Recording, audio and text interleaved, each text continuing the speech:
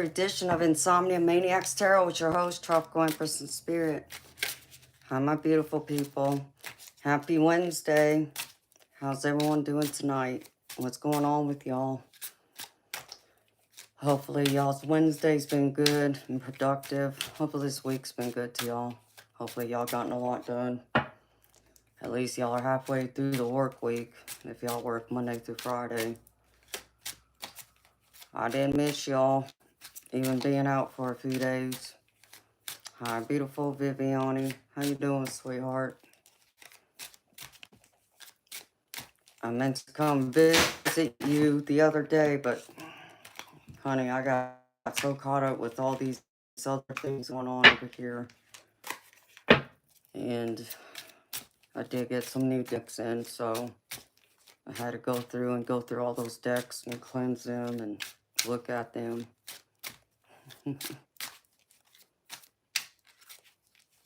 Oh, hi, Shelby. It's been a hell of a past 3 days, but it's over for now. Well, beautiful, I hope it's not you I'm picking up on. Because I know somebody been through something the last few days that I've been gone. Because that's what Spirit was showing me. Hi, Bob. How you doing, baby? Like, you've been going through any kind of, depression, just feeling hopeless, down on yourself, Shelby. Because if you have, then yeah, I picked up on your energy. Because I had one deck I wanted to use, and then Spirit said no, they wanted me to use a different deck. So I was like, all right, fine. So, and this might relate to you, honey. I don't know. I have to wait and see. I mean, because even from my one deck that I normally start with, the Oracle deck I pull from, I mean, I don't pull it out much just because it gets too low vibrational. Oh, wow. I don't even know what I saw, y'all. I can't even call it an orb. It was some kind of design. A geometrical type design over here in the corner. Like an orb, but it wasn't. It was like some kind of design. More than hopeless. It's a rabbit hole. Oh, jeez. Shelby. Well, I feel like it's going to get better, beautiful. You just got to hang in there. I mean, it was... Yeah, I mean, it's like a spirit orb, but it's not an orb. It was like a geometric design. Actually, you know what it makes me think of? It makes me think of like one of those mandalas. That's what it looked like to me. But it was like a light purple, almost like the color of my top. So, but yeah. So, I did. I had one deck in mind, and Spirit said nope. So, but I already pulled a spread, but, even to use tonight for Rebel Night, and they want me to pull from this other deck, so, I don't know. This other deck might speak to more of y'all who might be feeling kind of depressed, down, hopeless. It's that kind of tarot deck, so maybe I'll pull from it after I go through the general collective reading. But I know, like y'all I've been, when I've been shuffling this deck, I keep getting like 10 of Wands or 10 of Swords. I got even 9 of Swords. So like someone's in some serious anguish. Hi, Daphne. How you doing, beautiful? Missed you too, girlfriend. How you doing?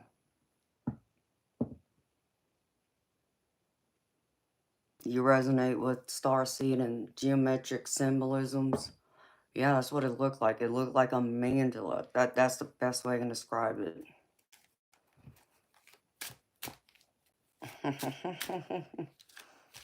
Yeah, I mean, we can all go down that rabbit hole, and then we would never find ourselves to come back up for air. So, I mean, beautiful people, I don't even feel like I can even pull from the spiritual symbols, because I feel like it's just going to pull the same thing, because, like I said, I was going to try and see what Spirit was going to show me with y'all, and even out of, my What's the Vibe deck, these two cards jumped out, Hopeless and Drowning.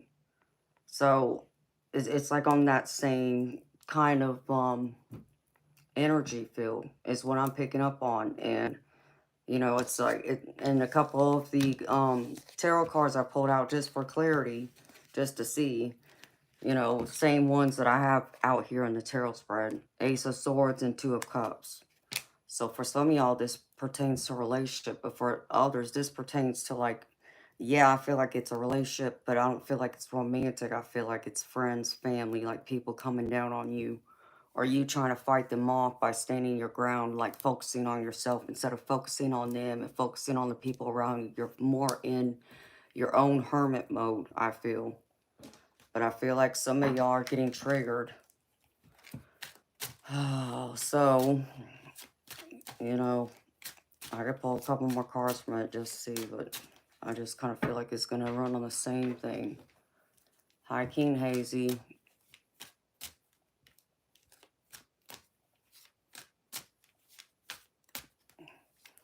Wow, Shelby, that's crazy. See, I can't make this up. Spirit confirmed it right here. Well, honey, just try and relax. I'll pull a couple more cards, see if anything else will come out of this deck, but if it doesn't, then I'm just going to go right into it. Shattered. Yeah. What else, Spirit? Can you give me anything else?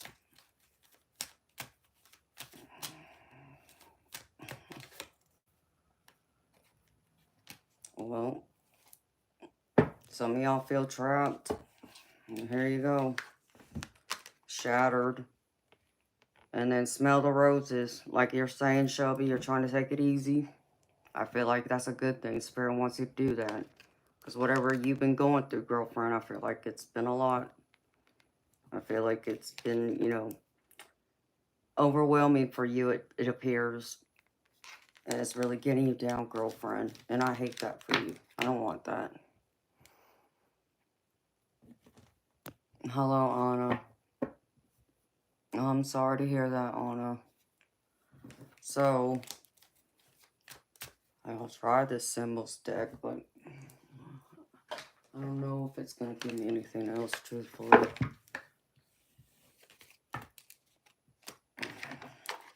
I do got a new Rebel deck, though. It's not a Rebel deck. It's called something else, but I think y'all find it funny. And I got a couple more coming that are the actual Rebel decks to go with the one I already have. So, well, that's good to hear, Anna. You got to speak to him.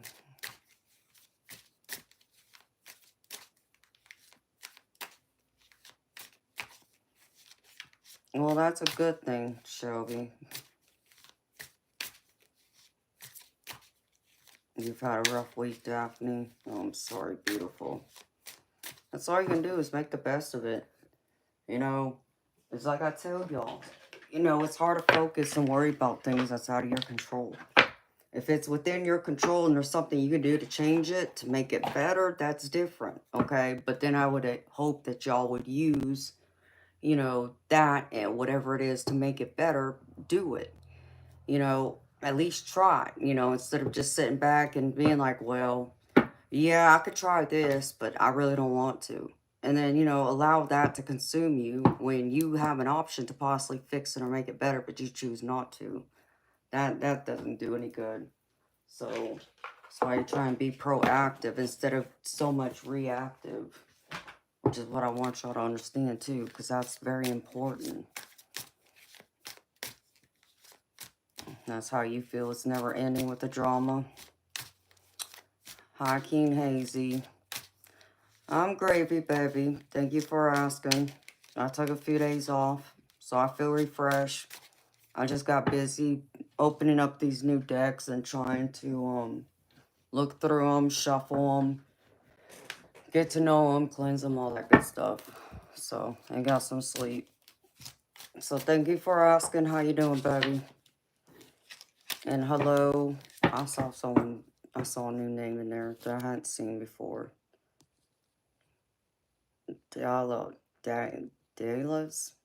Dallas Midnight Star Tarot. If I didn't say your name right, I apologize. Hi, honey. Welcome. Y'all definitely been triggered this week. Wow. Oh, I'm sorry, beautiful people. Well, maybe we can have some laughs tonight. Hopefully the laughs will help bring in, some fresh air. So, I mean, this just jumped out. So here's from my spiritual symbols deck. Gambler, confident, thrill seeker, bold and daring, enjoys risk, calculating, cool, and collected, lucky, lives life to the fullest, and adventurous. I feel like Spirit wants to remind y'all to take a risk. Take a risk on yourself and take a risk on life. Even when things get rough, just know that there's something better that's coming behind it. It's not, that rainstorm's not going to last forever. And I know y'all know that, but I know it's hard to, like, while you're going through it, it's like, is this ever going to end kind of energy, and and that gets you down. But then you got to remember the sun will eventually rise again. So I feel like Spirit wants you to take a risk. But for some of y'all, this is the risk on yourself. For others, this feels like a risk on a relationship. Like, I feel like someone I'm picking up on. I feel like you met someone and maybe this person didn't come to you correct. I feel like an immature energy around you with them, whoever this is. I don't know who this is. This is for one person. It's not for everybody, but I'm picking up a new energy, and it feels very childish and immature. And I feel like you're trying to walk away from this person and put up your boundaries, but I don't feel like they're wanting to walk away. I mean, I feel like they're trying to respect your boundaries, but I also feel like they're kind of like, walking away and kind of like looking back and seeing if you're going to call to them and tell them to come back. That kind of energy. So, well, Shelby, have you tried applying at a library, girlfriend? That's where I would go. And it's funny y'all mentioned fairies, because I do got a fairy deck I'm using. So, maybe, and I almost did pull that other deck. Maybe I need to pull that fairy deck out for some of y'all. Alright, Spirit, what else?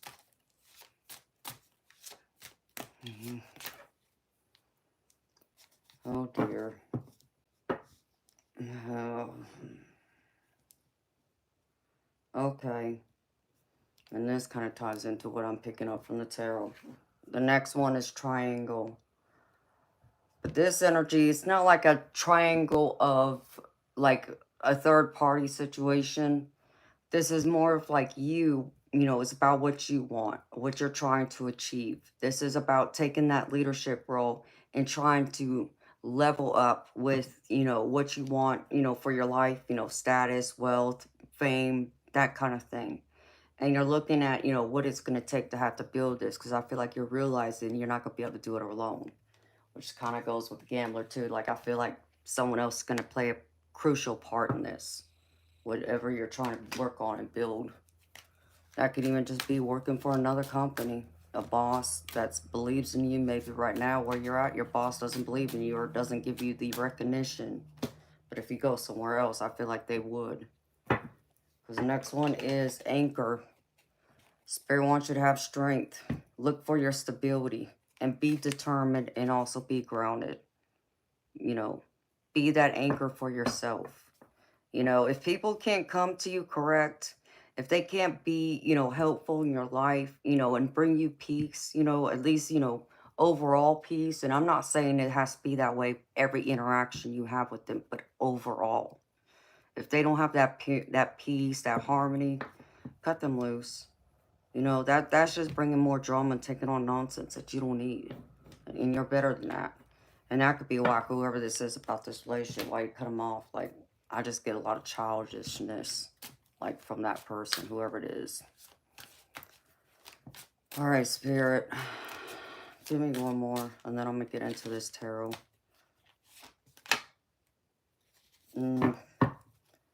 Yeah, I feel like some of y'all... I get the olive branch.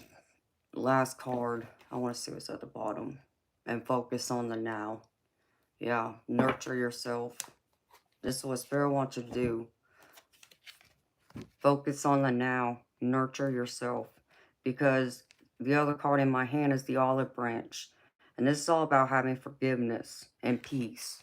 So, like, I feel like many of y'all are trying to find this peace now, wherever this is, you know, because I feel like whatever's been going on recently, the past few days, it's been a big disruption.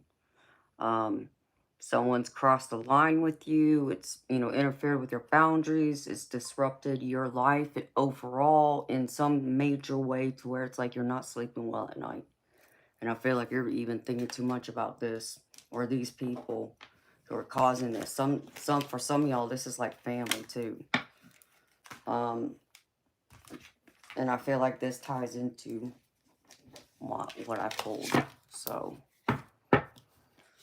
let's see. Let me put this up and just get right into this. So, you know, we can have some laughs tonight. All right. I'm gonna save the spirit messages for last. Something's telling me to do that. So I'm going to save them for very last. But I'm getting into the tarot, okay? So, beautiful people, this is a general collective reading. It's not a personal reading. So, please take what resonates, leave behind the rest. If something doesn't fit, please don't force it to fit. Leave it behind for someone else. All right? So, I feel like this isn't the recent past. And this is one of the decks that Spirit told me to pull from. This is one of my new tarot decks. And this is healing. So, for some of y'all are kind of the same practice as me. You're like in the spiritual community. You're either, you know, a tarot reader like me. Um, you do something that's more therapeutic, that's holistic instead of like the traditional medicine practice. And um, for most of y'all, though, this is about your own healing, going within. And I feel like you're trying to take that time out from life. And this is what y'all been trying to do, to deal with some inner demons. You know, like the Spirit's telling me it's time for you to go within yourself and face that darker side of you that maybe someone has triggered. And I feel like someone got triggered. Like someone ended up stabbing their knife in a wound of yours that you thought was healed, but Spirit's saying it's not. And here you are now trying to focus. Like you might be doing some type of meditation, yoga. Um, Others, I feel like, you know, it's going to be other things. It's going to be like going out in nature, listening to music, writing. Whatever it is that brings you peace and harmony and happiness. That's what I feel like y'all been trying to focus on. To get some of this energy out and to deal with your emotions in those shadow sides of yourself that I feel like someone triggered. And in a current energy right now, I get the Four of Cups. I feel like I said, this feels like someone trying to come in and offer their assistance to you and saying, listen, I can help you, you know, talk to me. I'm here, you know, and they're giving you suggestions on what you can do. And you're just kind of like, no, I'm not interested. It's that type of attitude. And for someone else, I feel like this is you going through this heartbreak. I feel like you're trying to heal yourself and you're trying to, you know, accept that this relationship isn't going to work. But I feel like this person's coming back, trying to. And you just got your arms out like, no, get away from me. You know, and you're going to go at it alone. That's what I feel like y'all are doing. Y'all are trying to be in y'all solitude. Because here's the Page of Wands. And this Page of Wands is like someone who may not have all the experience and have all the answers, but they're still determined, and you're determined to go it alone, to do what you feel is right for yourself. Because even with this healing card, I feel like for some of y'all, this could be a physical ailment of some kind. And I'm not a doctor, so please, you know, go see a doctor, because I'm not a doctor of any kind. But I feel like even for someone, this has to do with your physical health. And I feel like people are nitpicking at you, like telling you, well, why don't you go see this doctor? Or why don't you try this? Why don't you try that? And you're like, no, I'm not interested. I'm going to do this my way. And that's what this is. And that's what you're saying yourself. And you're telling him, listen, I appreciate you wanting to help, but I got a different way of handling this. And it's not the same way you would do it. Yes, I get that. But this is my way, my body. This is like my internal demons I have to face. So let me do this on my own. It's a singular energy. I get a prideful energy.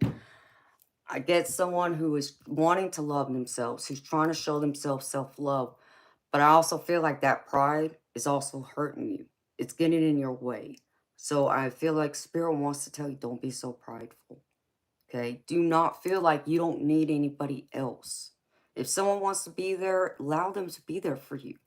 Do not feel like you have to be in, like, I get someone that's very like a divine masculine type energy, okay? And the divine masculine, this doesn't have to just be the guys, okay? My ladies, this can be you just operating in more of a masculine energy and feeling like, no, I got this. No, I don't need you. I don't want you. Get away from me.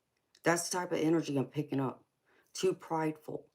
Like you feel like you got your own independence, and not saying there's anything wrong with that, beautiful people. I'm not telling you don't be independent. But being independent does not mean you can't just, not lean on someone either. We all need someone in our corner, for those times that late at night when we want to cry ourselves to sleep or we just don't know what to do. There's that one person in our life that we can reach out to and be like, hey, this is what's going on. Like, I just need someone to talk to. I don't need you to fix it. I don't need your advice. I just need someone to listen and understand, just allow me to get this out type energy. And sometimes that's all you need to do. And does that mean that the people like this, where you are in this Four Cups energy, someone trying to offer you something, does that mean that they don't mean well? No. Of course they mean well. And, it might mean, though, that you have to communicate and say, listen, I know you want to try and give me advice. I understand you want to direct me a certain way, but I'm not asking for advice. I just need you to listen. Just listen. Don't open your mouth, just please listen. And there's nothing wrong with that. But in the center of this, this is the other independent energy that's influencing this. Nine of Pentacles. And this is a singular energy. This is your independence. This is like that sassiness. Like when I first saw this card, I looked at them like, oh, that's me, baby, all day long. This is me right here. But this is you being very abundant. You know what you want. You're going to go after it. And you are taking whatever it takes, with you, but you're trying to do it on your own. And it doesn't mean that you can't and that you won't succeed, because I feel like you will. And you're trying to. But I still see like someone else over here is trying to offer their help. This Knight of Pentacles wants to come in and help you. But you keep saying no. I'm Miss Bad Butt, or if this is a guy, I'm a badass, excuse my language. Um, but that's your energy. So you're like pushing people away. So I feel like it's a turn off to some people, and in those, maybe to some it's you want it that way, but there's others that I feel like you don't want them to walk away from you. But I feel like this person right here, they're starting to walk away. I mean, they're backing off, but I don't feel like they're just backing off and giving you your space. I feel like someone's going to walk away from you. Like, they've had enough. Like they feel like they serve no purpose in your life, why be there? So they might do a disappearing act. So you decide, do you want to stand right here and be prideful, be strong, be independent, take all this, abundance that you have, your well-being, and focus on you and say the heck with everyone else? Or do you want someone to step in and help you, even just to listen? That's what Spirit's saying. You can't have it both ways, but that pride can also, like there's that saying y'all have heard, pride can kill a man.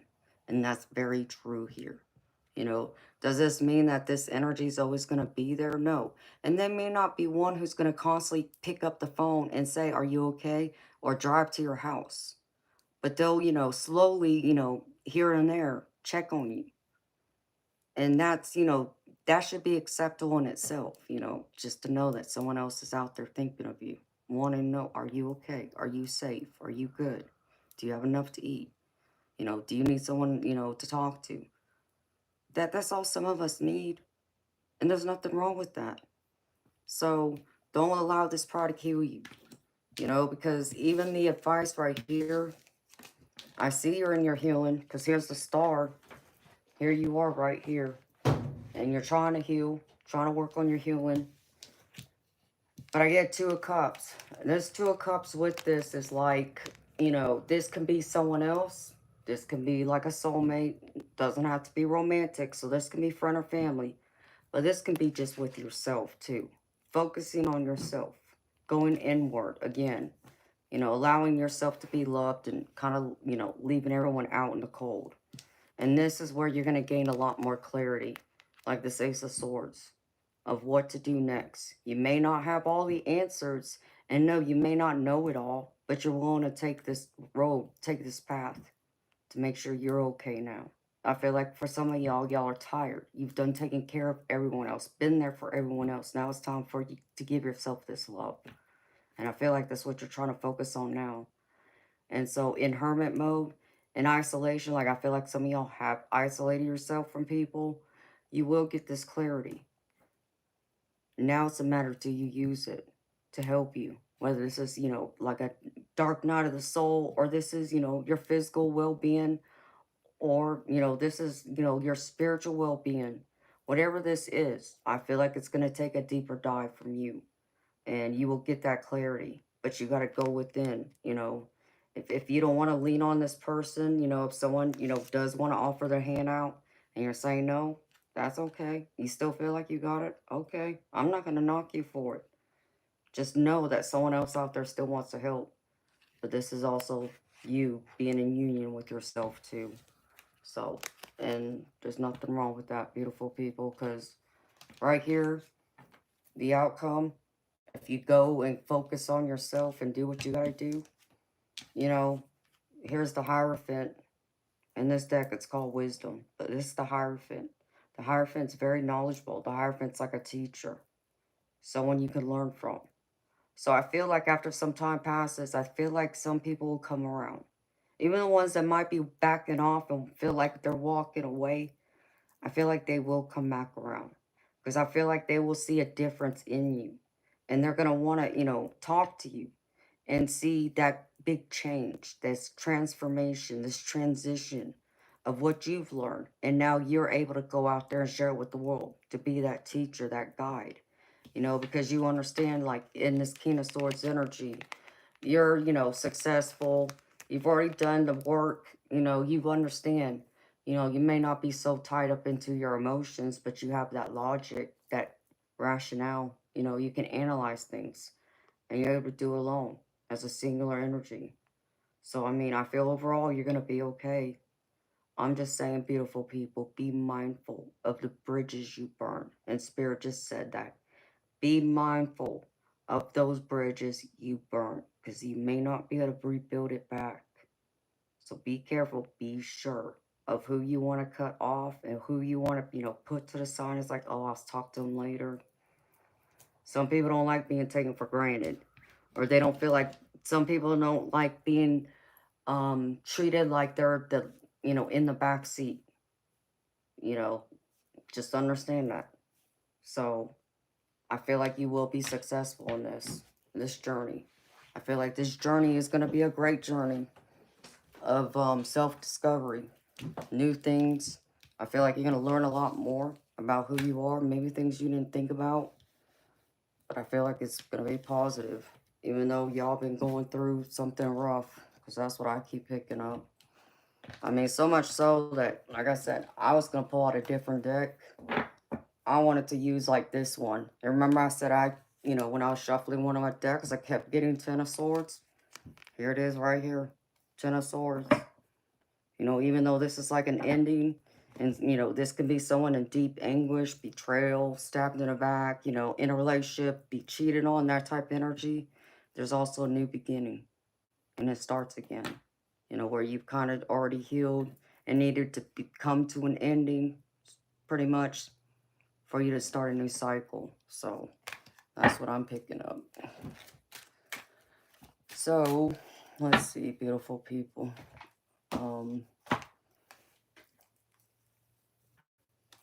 From the Guides of the Hidden Realms,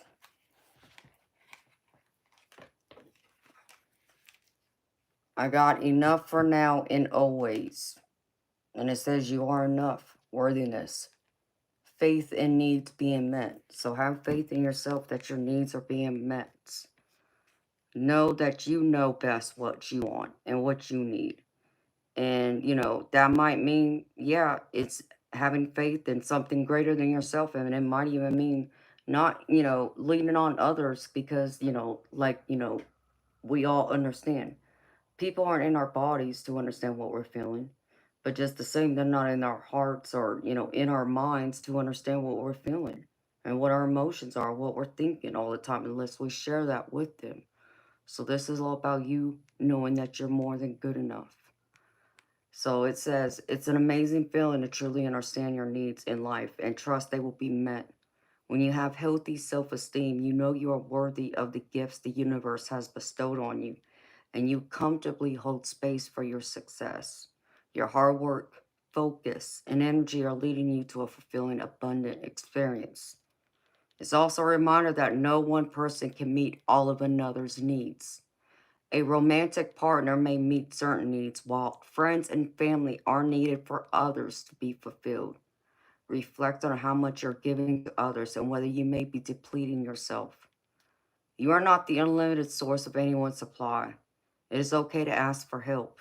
In fact, expect to receive it. You are worthy, and help is always available. You are in a time of win win. Focus on nourishing yourself with experiences that bring you joy. Doing so will give you the energy and knowledge to then nourish others. So, for many of y'all, like I said, I feel like, many of y'all got depleted, trying to take care of everyone else. And now it's like Spirit saying it's your turn. And I feel like many of y'all are starting to recognize and realize that. I feel like some of y'all hasn't been a choice. You just got too wiped out. It's like, I have nothing left to give you. I can relate to that. Instead of like, when you think of bankruptcy, you think of monetary, right? But then there's such a thing as spiritual and emotional bankrupt. So I feel like for many of y'all, it's been more of a spiritual, emotional bankrupt. You've been bankrupt. So it's time to refill that cup again. And Spirit wants you to know you deserve this and you're worthy of it. So don't doubt that. And the people who are going to be there, yeah, lean on them if you trust them. But I know for some of y'all, you don't trust them. You've kind of walked away. And y'all decide, what resonates for one will not resonate for another. But then I see y'all in this fiery energy because I pulled from my Goddess deck. And this is one of those shadow decks. Y'all will remember this. I used this last week, I think. Last week or the week before. And this is Boudica. Though we may be outnumbered, our spirit shall never be conquered. And that's like you. And you recognize this. You still have a lot of fight in you. A lot of fire in you. You're willing to stand up for yourself. And even if that means opposing others who don't believe the same way you do. You're standing on your own firmness, your own foundation, your own ground. If people challenge you, that's okay. They don't have to agree with you. But it doesn't always have to mean they're against you either. They just might see things differently from you. That's what makes the world go round. So, Spirit wants you to find inspiration to rise against the oppressive forces and fight for your freedom, is what it says. It says the challenges you have faced may have temporarily dimmed your light and shaken your confidence. But even in the darkest moments, your voice matters and your actions can spark change. As you gradually reclaim your spirit, remember to be patient and gentle with yourself. This is a journey of self discovery, and it takes time. So, know it takes time. Reclaim your confidence. You have the power to ignite the fires of change and create a brighter future. So, stand firm in your power. Spirit's encouraging you. They're not telling you not to, they're just telling you to also be careful, to not just push everyone away either. You know, Maybe, not everybody has all the answers, but who does? And it might not be the right answer for you. But it's always good to still have an open mind to be able to hear people out, hear it from their perspective, because there's still something in it you might be able to learn. You may not be able to apply it to the present, but maybe in the future. It might have helped you apply it in your future, or maybe, it could be something you can pass down to someone else. Help them, on their journey in their lives if they're going through something similar. So just don't feel like you're an empty void, an empty vessel that, you know, people can stample on. I feel like, for many of y'all, that's what's been going on. People have been trampling on you. And, you know, we only allow that if we allow people to cross our boundaries. So be confident. Don't allow people to cross your boundaries. And then I pulled from one of my new decks. This says, I deserve to say no to that which no longer serves me. And here's Spirit answer too. You deserve to say no. And there is power and freedom in communicating, you know, your wants, your needs. You tell someone no. If they can't understand it, well, that's their problem. But there's nothing wrong with saying no and loving yourself, because it doesn't serve your highest purpose. And by saying no, sometimes that's loving yourself. So, again, don't allow anyone else to question that. If they are, well, that's their problem. And let's see. I'll go through these quick messages real quick, and then I'll go pull the angel card. So, there you go. Shelby, talking about fairies. First one is, Spirit wants to remind you this is a journey. Know that this is a journey. And it means having pure intention. As long as your intentions are pure, you'll get answers. Because I get divination right here. Alright? So know that with these three right here, you know, you're going on a long journey. But you know that that journey is lifelong. It doesn't stop. You're just going to go down different paths, different roads on the way. But this will lead you to what you're wanting. Happiness, success, abundance. There's nothing wrong with, you know, wanting this for yourself. Even if that means turning yourself away from others. Say no more. Can't do that to me no more. You can't treat me that way. Or no, I appreciate the advice, but no thank you. You know, there's a right way and a wrong way to do it, to handle people. And sometimes people can be very crass, outspoken maybe, and they may not even realize it. They may not realize how it, you know, the tone, they may not realize the words, you know, they may not realize how it affects you. Well, try and communicate that, is what Spirit wants you to know. Don't be afraid to stand up for yourself. You know, that's part of this healing journey, right? For us to heal, be right here in this healing, you know, even if it means we gotta be alone like this and ignoring the world. But also make sure, instead of ignoring it, that you speak your truth too. Alright?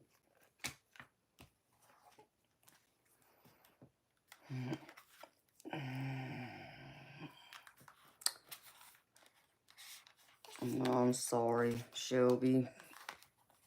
Okay. So the angel card I got is Metatron. You have a divine calling. God and angels are recruiting you. Where you are is where you have been strategically placed. Trust that what you are facing now has everything to do with what you are here to heal. And that it will lead to a life that is aligned to meaning and purpose. You're here to make a difference. And it must begin with where you are right now. And the positive affirmation is, I am ready to fulfill the call of my soul. I am ready to fulfill the call of my soul. So, for many of y'all, I feel like Spirit's calling y'all. You know, in order to help others, you kind of got to heal yourself, right? You can't just expect, you know, to jump right in it and not have already gone through your own healing. To, you know, offer yourself up to others who could really use your guidance, your advice. So, think of that too. And you never know. Making those connections, you might be what, you know, each other needs. Helping each other to heal. Not just have it one way either. Look at it from both ways. There might be something there they need healing from. They might need advice and are unsure. They could be struggling just as much as you. That's what you don't know. And you may not know that unless you ask or open up to them. Because some people aren't going to open up to you until you open up to them. There's that stubbornness too. And that pride that many fall into. And that's what I have for y'all, beautiful people. For the general collective reading, again, take what resonates and leave behind the rest.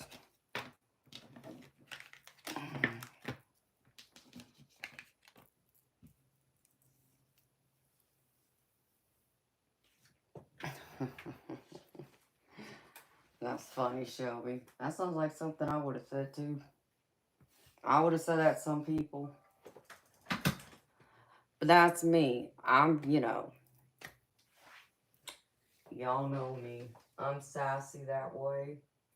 And I know it's hard to be that way with customers, but, and if in case y'all forgot, I used to wait tables. And I had to be that way with a few customers over the years. They would come in there with all these crazy demands, and it's like, I'm looking at them all crazy. I'm like, what? No, I'm not doing that. Okay, well, let me talk to your manager.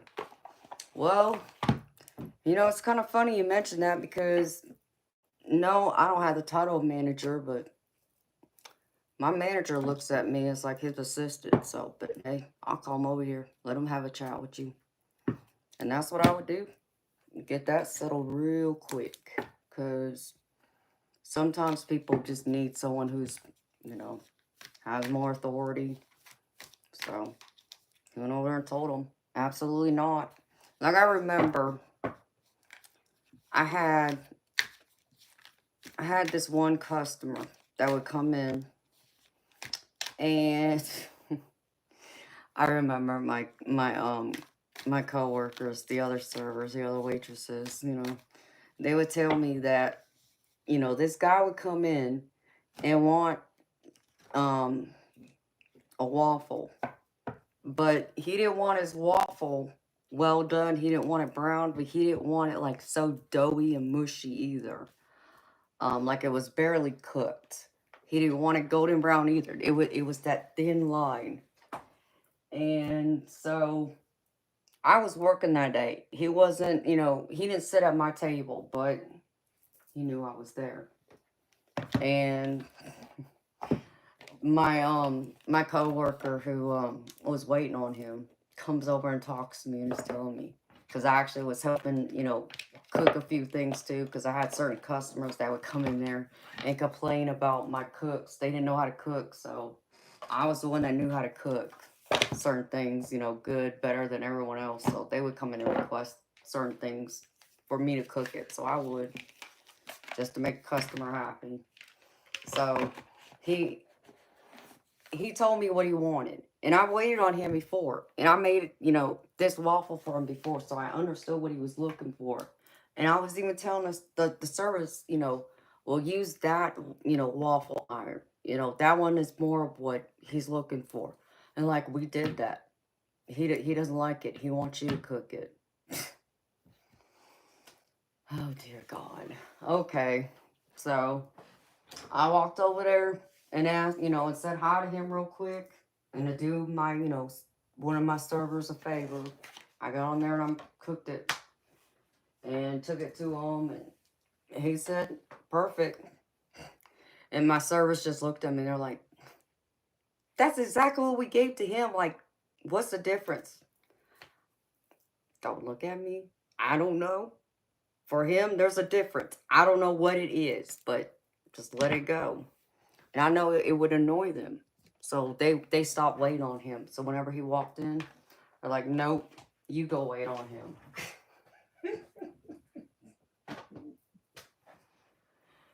But yeah, I get it, Shelby. I must give it some kind of razzle dazzle. I mean, I had no clue. Because then I even had, I had a mama that would come in there with her kids. And her son, he was young, probably like 11, 12 years old. Same thing, wanted a waffle similar, wants it doughy though. He didn't like the way the rest of the servers or how the cooks would make it, so They come sit in my section just because they knew I knew how to cook his waffle and his other food the way he wanted it.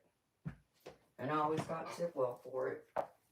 So, you know, I try to give them what they, you know, want. But then I had a customer come in there one day. Got a to-go order. And, what was it? They ordered like a steak to go. And I just laughed. It's like, I would never do that, but whatever. Got a steak and something else to go with it. And so, you know, already had the to-go order put together for them when they arrived. And they went through and looked at it and bit into it. And then they're like, oh, well, I need some A1 sauce. You got any A1 sauce? And it's like, well, yeah. I mean, in the bottle. Well, I need that A1 sauce. Okay, well, you're going to pour it in the container with the steak before you leave? No, I'm taking the bottle with me. Oh, no, you're not. No, it's not yours. It belongs to the restaurant. Just because you want it doesn't mean it goes home with you. So I suggest you either pour it on that plate, or I can get you a little cup container you can pour it in, but you're not taking the whole bottle home. But she demanded to take that bottle home. I said, no, it's not happening. Well, I'm not paying for it then. Okay, well, you don't get your food. Get out of my restaurant. Bye. And she walked out. Oh, well. I don't play. Nope. You know, there's certain people you can't, allow them to come in there and make demands like that and act a fool. And they need to be put in their place. And my manager knew. He knew that I wouldn't have gone off like that. You know, I was firm. I was assertive. You know, I'm sure I had a deeper tone to my voice, a little annoyed, but wasn't going to let her get away with it. That's for sure. Come in here and make them crazy demands. What's wrong with you?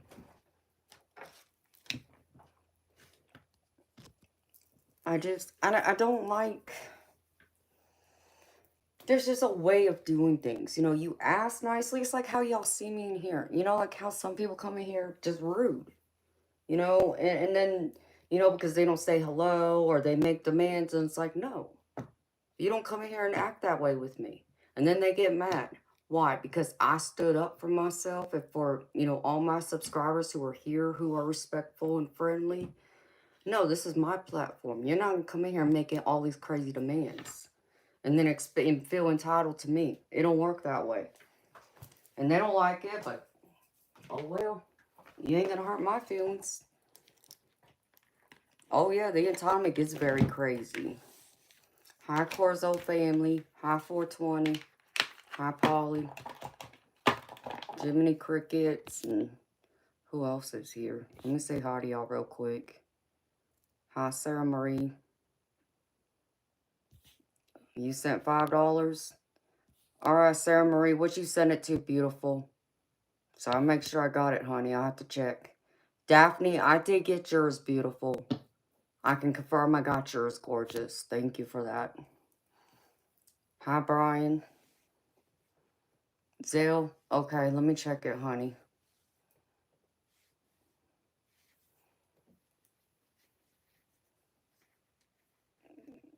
Anna, just send it through Zelle. All you got to do is go to the Zelle website on your bank account and type in my email address. That's all you got to do, beautiful. And Bob just put it in the chat.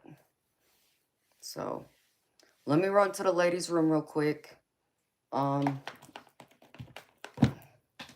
then I can come back and get this started.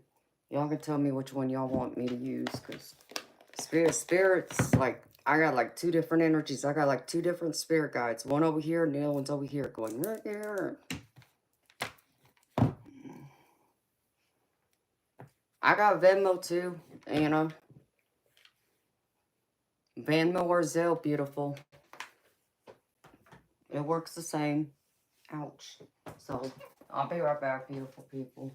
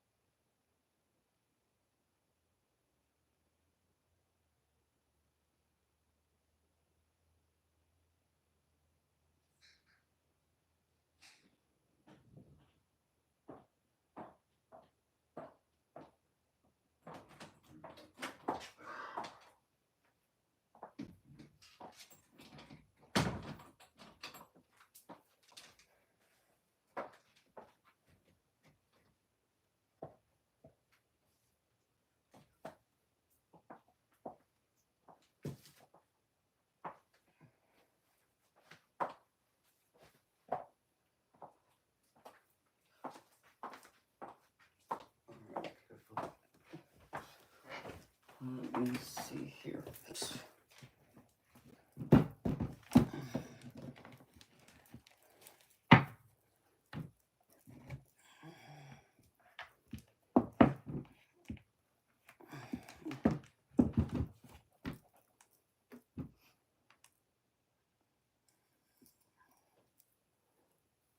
Okay, Sarah, I got yours too, beautiful. Thank you.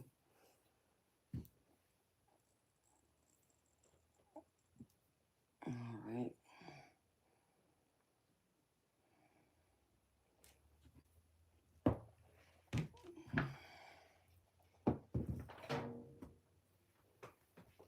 I got a new funny deck too, y'all, since it's Rebel Night.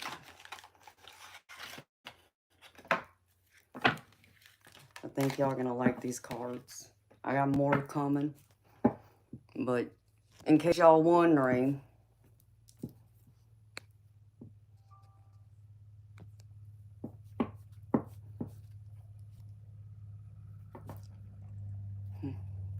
look at this, y'all. So these will probably be funny. It probably has, I have the just the regular one, and I even got one that's the romantic one for couples. So this will be interesting. I think we'll have some fun with this. Okay, let's see. Spirit animals, Daphne.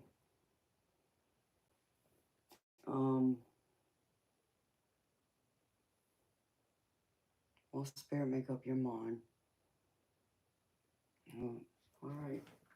All right, spirit, I got it. Demanding tonight.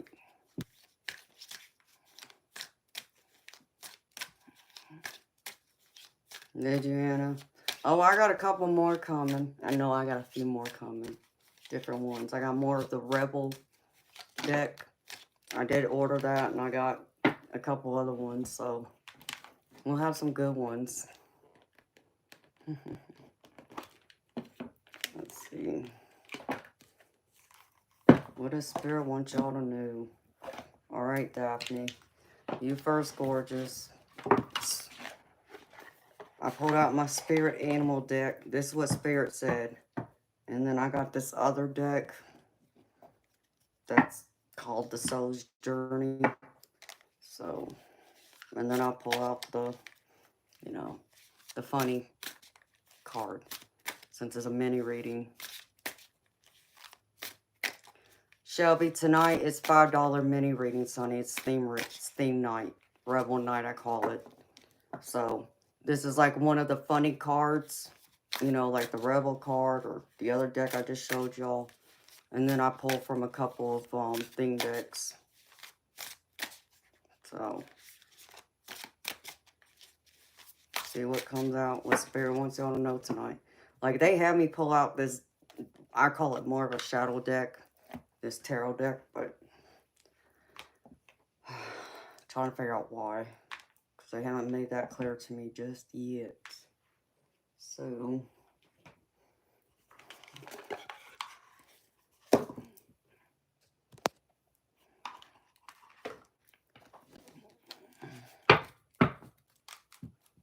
Matthew, you would never be that lucky, and I ain't that desperate.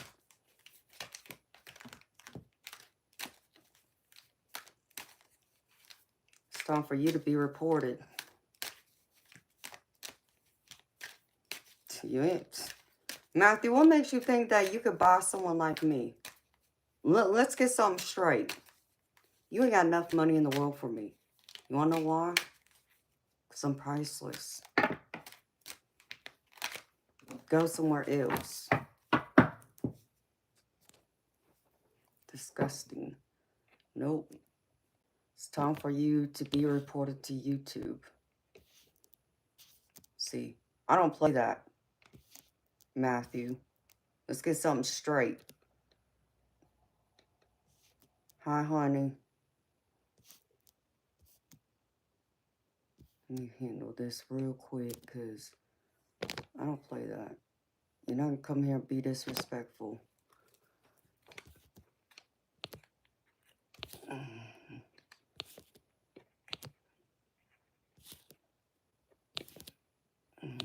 is it?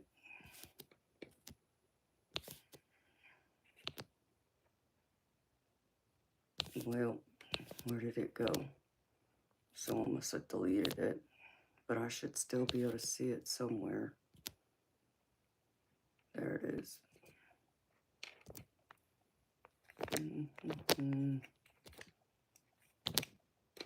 Come here acting a fool and being disrespectful.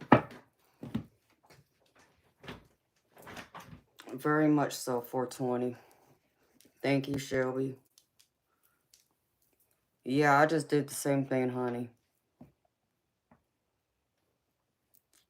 Jiminy Cricket, stop. Stop cussing in my stream, baby.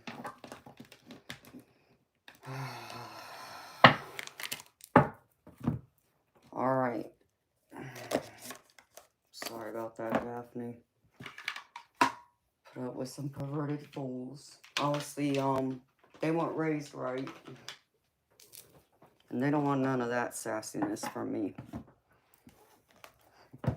Because God knows I can be very sassy. Hi, Karen.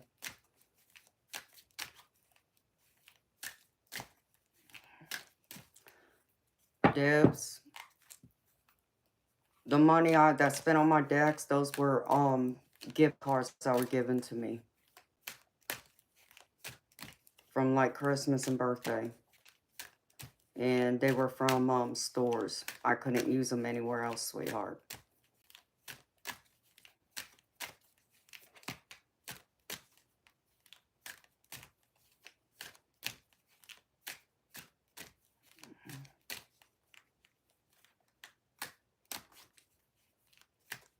Thank you, Robert. Hi, Karen. Thank you, beautiful. And I know that, but some of them need to be reminded to not come here and act a fool. Is that right, Red Mimis? Time for you to be reported to.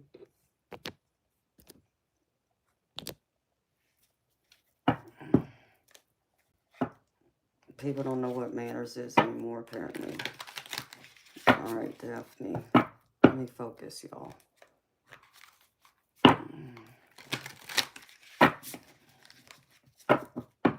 Let's have some fun with this one deck.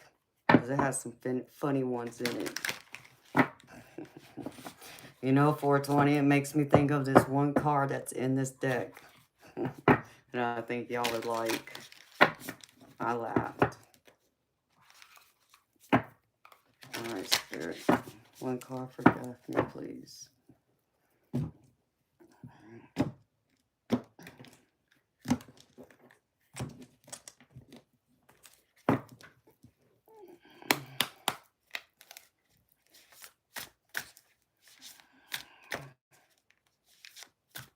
Hello, baby girl. How you doing, sweetheart? Debs, most of them don't know what to do. You know, they just want to come in here and get some attention because they obviously ain't getting it at home. And nobody else will give it to them outside of the house, so. Alright, Spirit. One card for Daphne, please.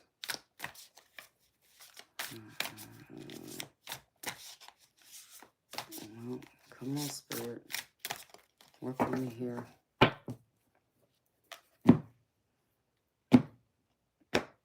Alright, NJS. And of course, because I still got this stupid hole in my freaking floor. Okay, beautiful people. Show me, Spirit, for Daphne.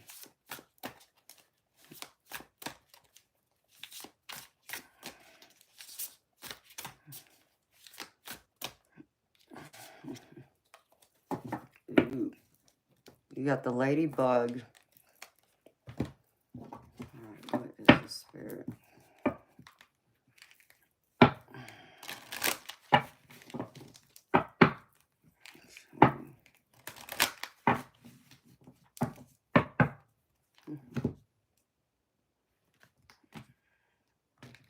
You're making it rain today, Jiminy Crickets. That's cool.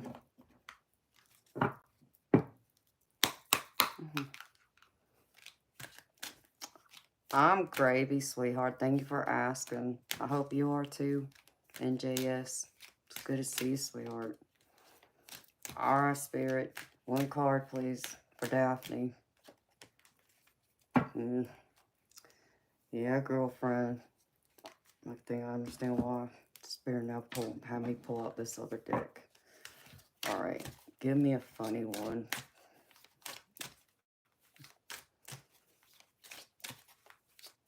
Or Daphne, I guess I should ask you, beautiful. Do you want a funny card from the regular deck, or do you want it from the romance deck? Because there's two different types. So I'll give y'all the option. Or do you want me just to go with what speaks to me? Well, hello, Alan. I'm just doing mini theme readings, honey. How you doing? Whichever spirit tells. Okay. Well, I guess I'll pull from this one then.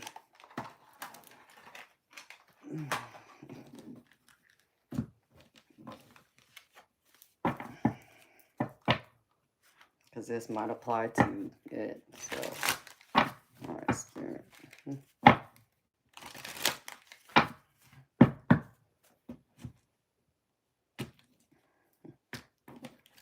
Move this box now. Spirit, show me one card for Daphne.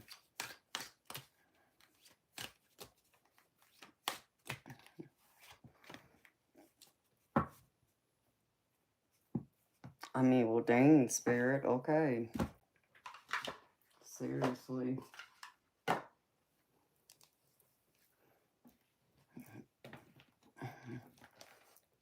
Rude. That's what I want to say. Spirit, you're being rude.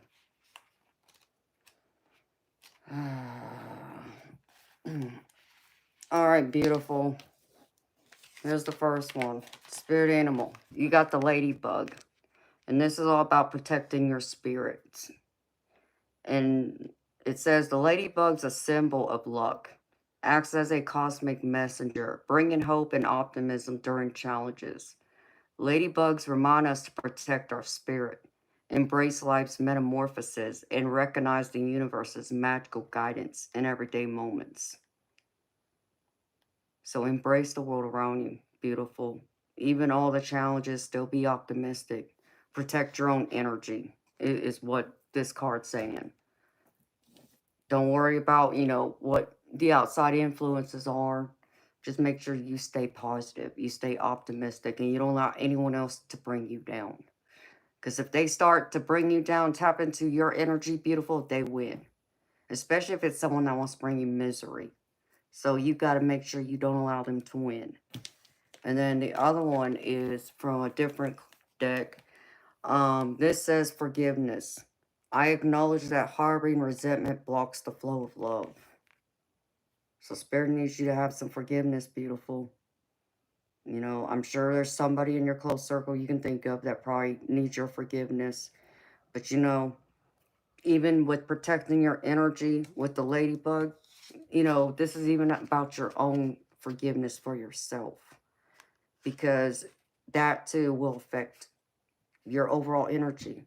Being this ladybug, you got to also make sure you remember to forgive yourself too, besides others. So you protect your energy, you keep your energy positive.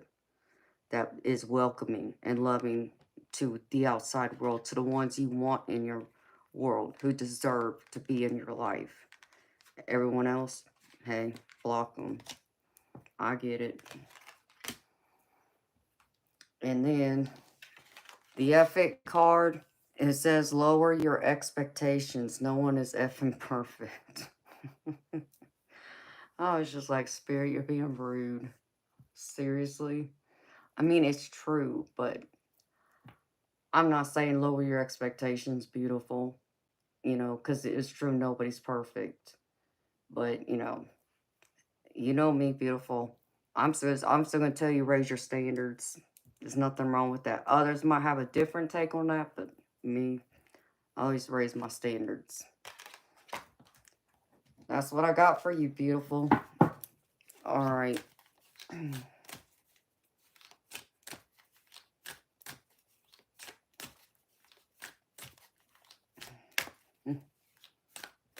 Yeah, Polly, that's a good point. It's okay to forgive others, but it doesn't mean you have to allow them into your life. You know, and by allowing people into your life who you may have to forgive, doesn't give them a free pass to treat you any kind of way they feel they can. Like, especially what they may need your forgiveness for. Because by doing that would be lowering your, you know, your expectations, your standards. And I'm not saying do that either. You know, you can still forgive someone and not allow them in your life. Or put up that boundary. You know, it's like, no. You know, you hurt me, you did this, or you had your chance. You don't get to come back. This isn't a revolving door. We're not playing musical chairs here. Kind of energy. Yes, Bob, it did.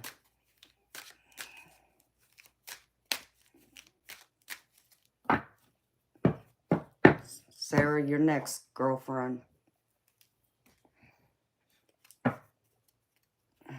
All right, Spirit. What's animal spirit for Sarah Marie?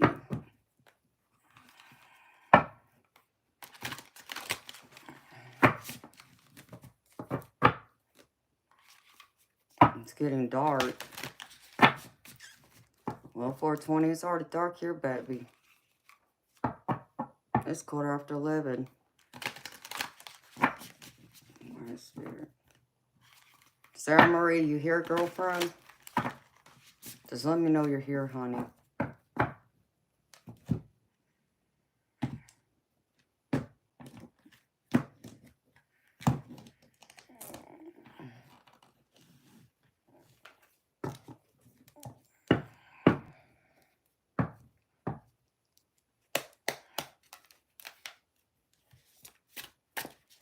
I'm not going through and repeating what's saying on those cards, Jiminy Crickets.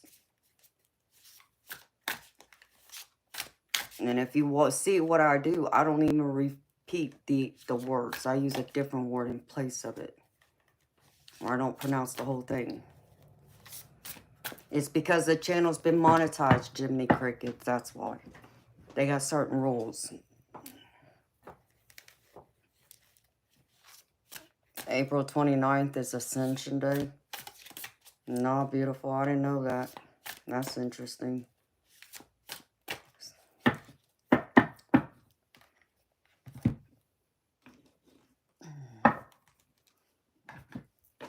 Sarah Marie. Speak up, honey. If not, I'll do you, Anna. Because I think I got yours too, honey. Just remember, y'all got to be here for y'all's reading.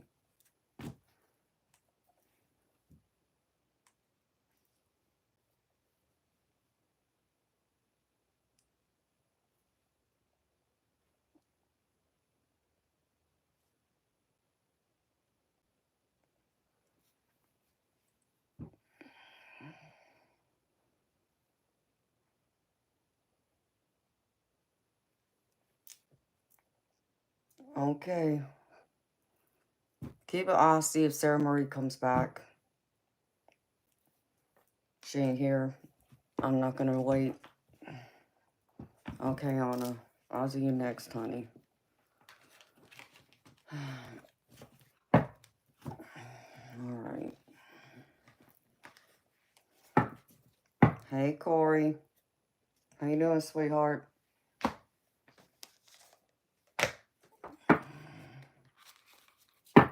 You're welcome, Anna. Thank you for the donation, girlfriend. Appreciate you.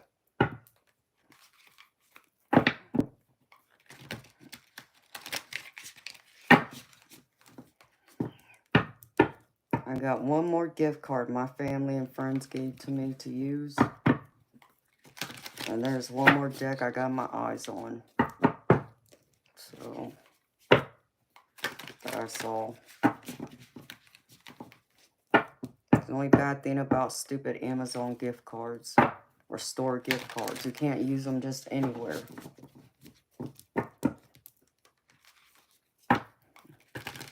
Alright, Spirit. What animal spirit is enemy to hear?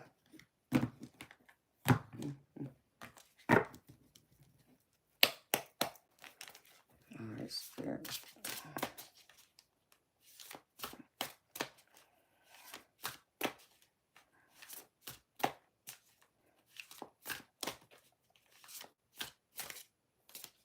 Yep.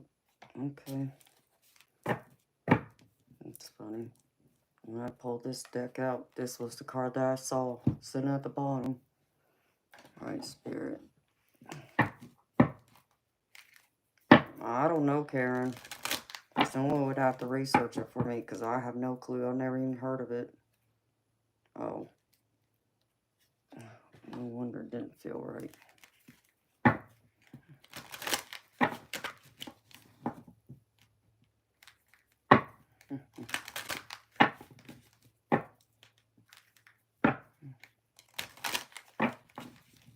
Hey, Darby. How you doing, gorgeous?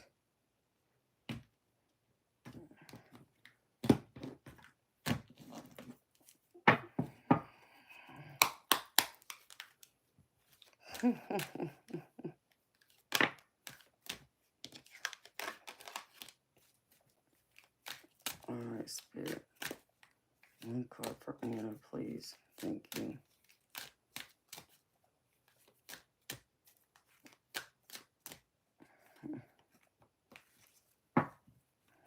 Alright.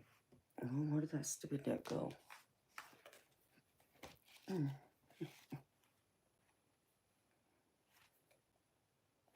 Condor.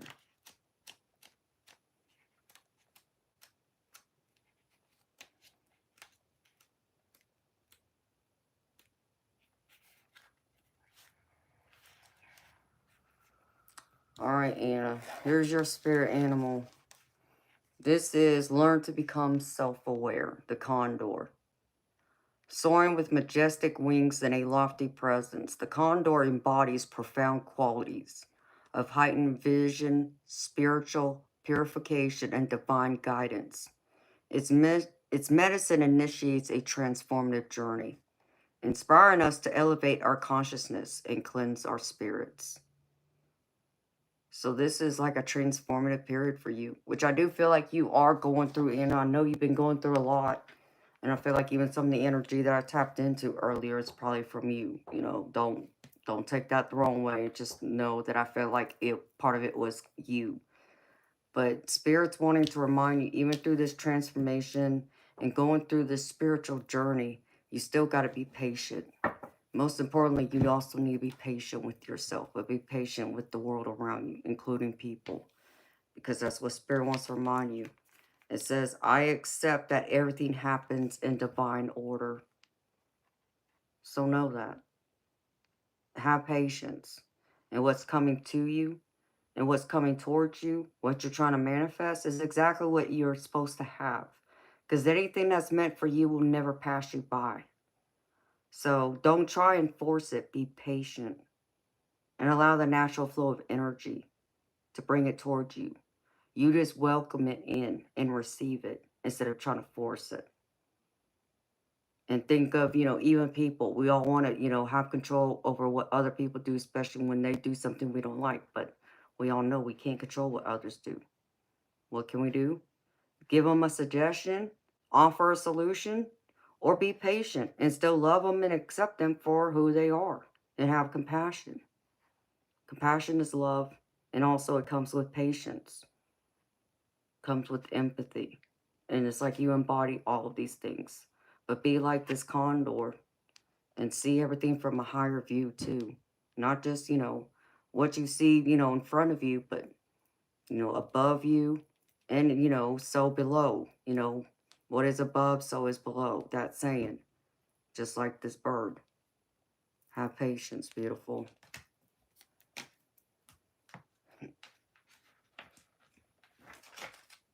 All right. And then the epic card. I do love this deck. I left my behind off when I got it.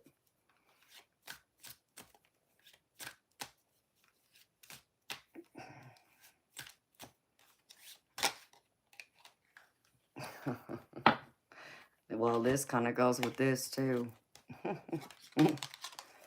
There you go, Anna. The epic card. You will effing conquer this. And that's right. You will conquer this. Just like this bird, you will conquer this with great patience and great visualization. Be open to receiving instead of forcing. And believe that, girlfriend. All right.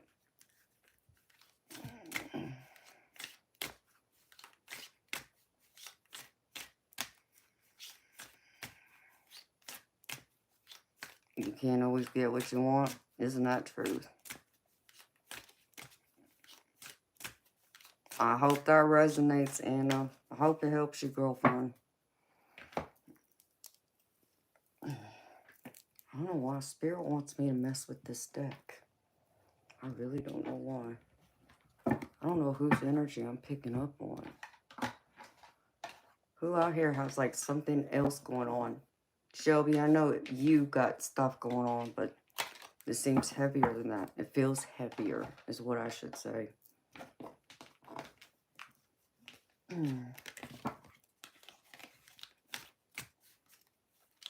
I'm glad.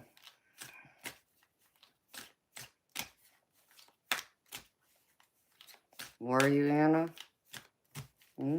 Well, the condor. Look it up, beautiful. Does it resonate with you?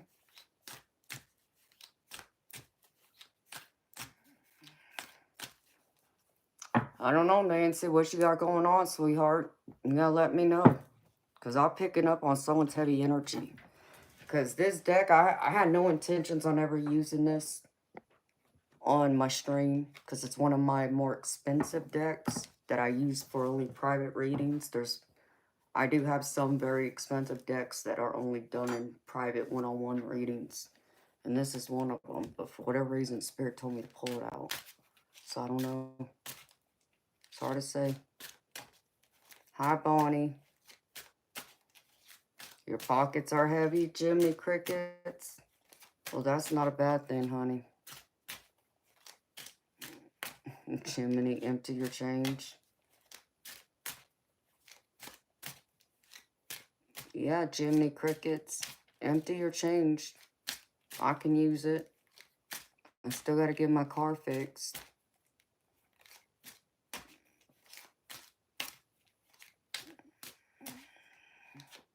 I'm sorry you're not feeling well, Bonnie. I hope you feel better soon, beautiful.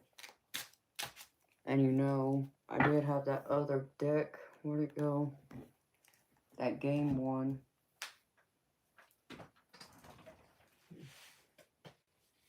Let's see if I can find it. There are too many decks everywhere.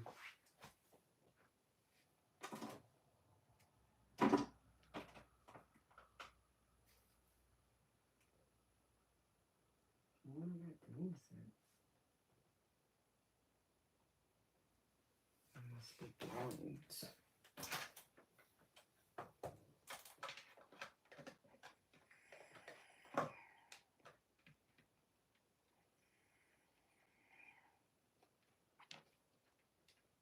Oh.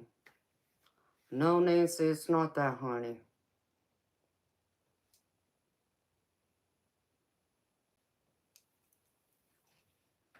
Oh, well, I'm glad, Anna. I'm glad it speaks to you, beautiful.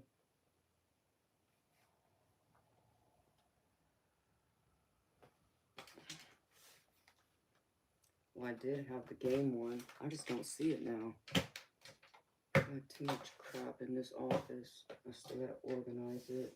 Or I should say reorganize it.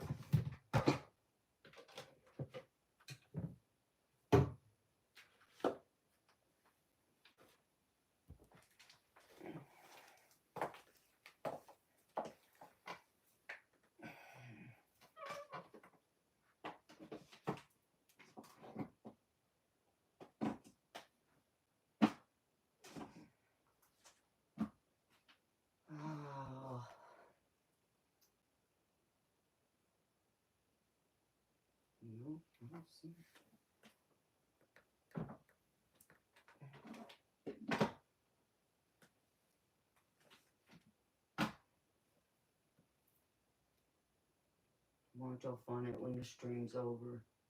It'll be like right there underneath my nose. I don't think it's here.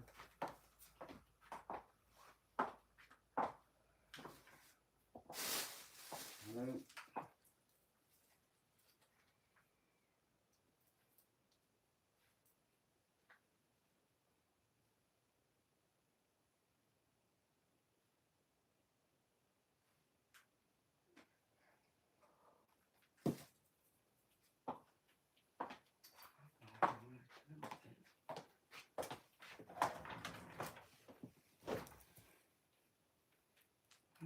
It's sitting anywhere.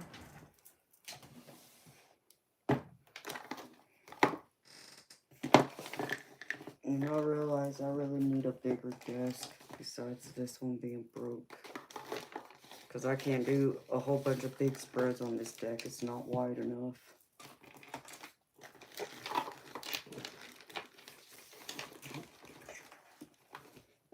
Now, there's some messed up. This messed up spirit.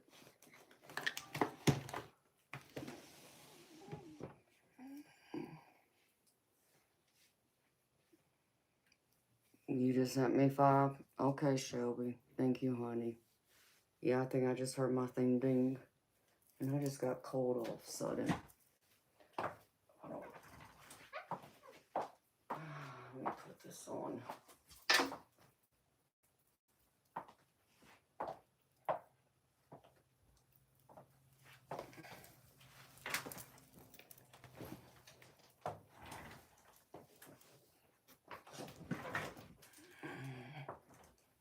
Now I'm gonna be annoyed if I can't find that other freaking deck. Because we have some fun with it too.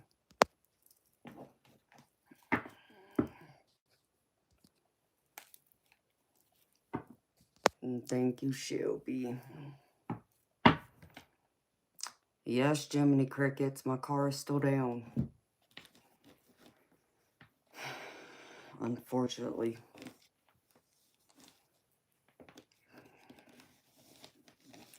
Unfortunately. You know, and I guess I probably won't have a car Saturday because he's going to a dance recital, which, naturally, are you gonna come? Like, we've already had this discussion. I ain't going nowhere. I gotta work. So, baby girl, don't be that way. If you're underage, you don't need to be here. Okay? This is for 18 and up. And there's legalities why you can't be in here.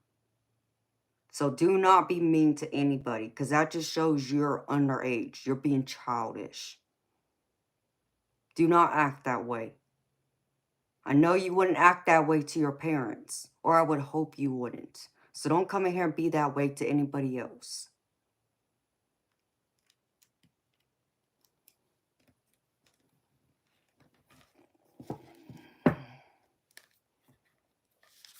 It's time for her to go. I'm not going to tolerate the nonsense. Don't come here and disrespect people.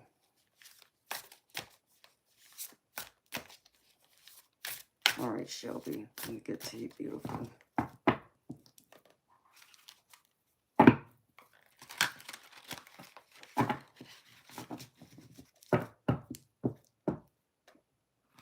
Thank you, Darby.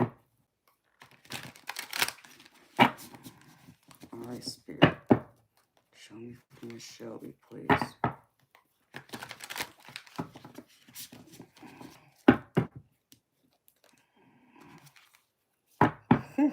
Oh, Lord, Darby. Man, them mother hormones must really be coming out.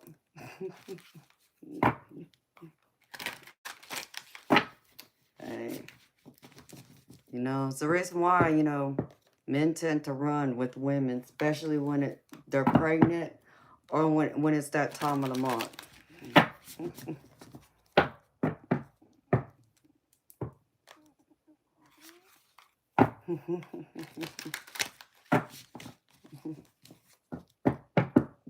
Hello, Big Slim. Thank you.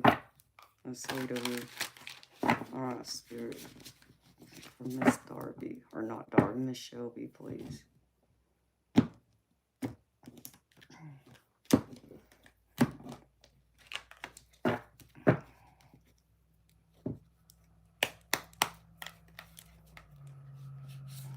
Welcome back, Shelby.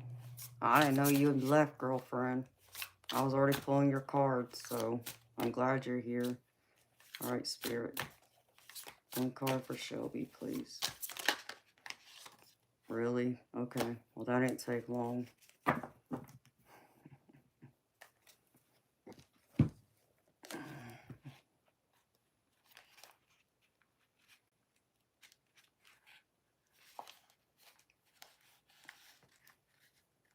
Oh. Now I understand why it popped out. Okay, Spirit.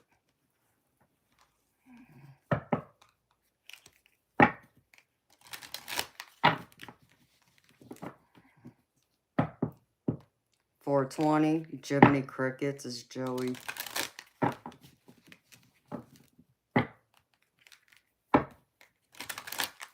Spirit. One card for Shelby, please. Thank you.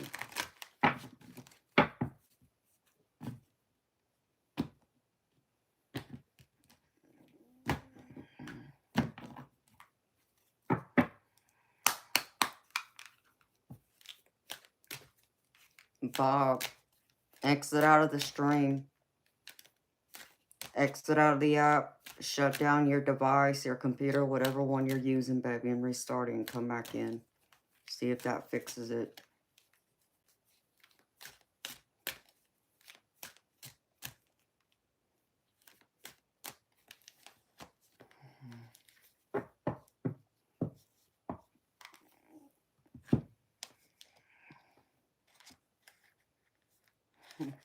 Wow. Alright, Spirit. Can I get one card, please? For Shelby. Give me a good, funny message, Spirit. Some of these messages are bland, but there's some good ones in here, I know. One message, Spirit.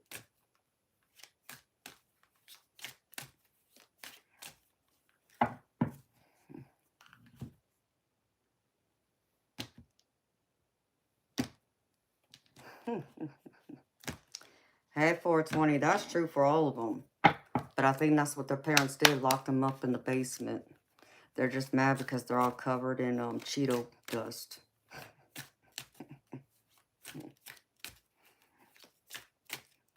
The parents won't even wash their bed sheets for them. No, that's messed up, Spirit. Really? Alright. It is what it is. Alright, Shelby. Oh, I love Cheetos. I can really eat some Cheetos. I haven't had them in a while, though. Alright, beautiful Shelby. Here you go, girlfriend. You got the octopus.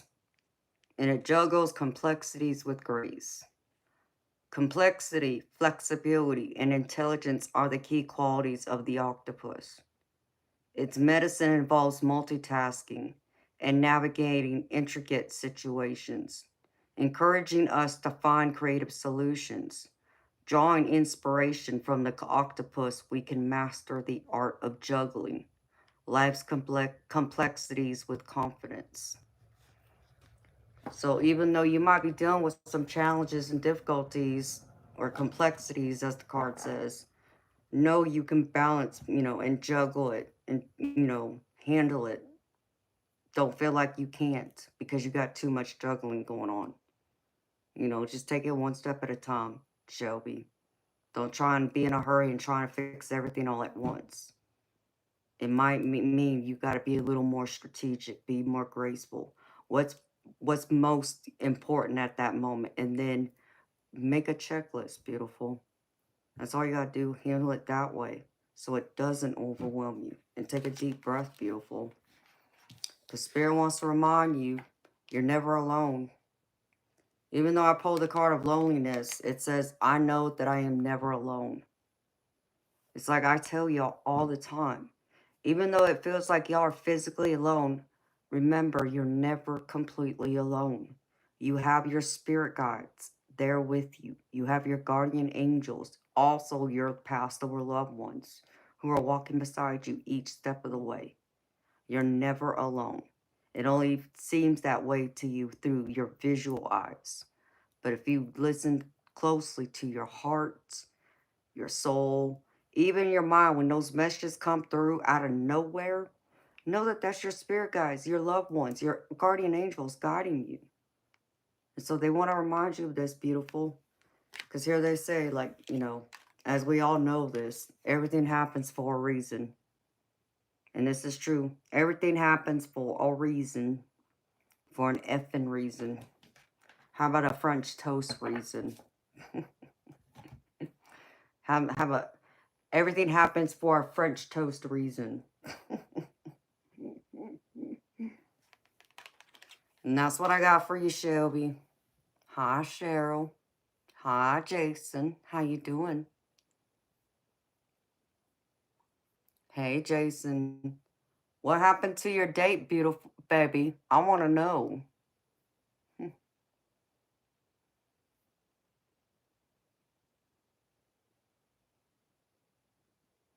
That's right, Darby. You keep telling Hazel that. She knows. She sees. She hears. Man, I would love to play with Hazel. What you mean you're under attack, Cheryl? What's going on with you, honey? That's not good if you're under attack. It went really well, Jason. Well, I'm happy to hear that, baby.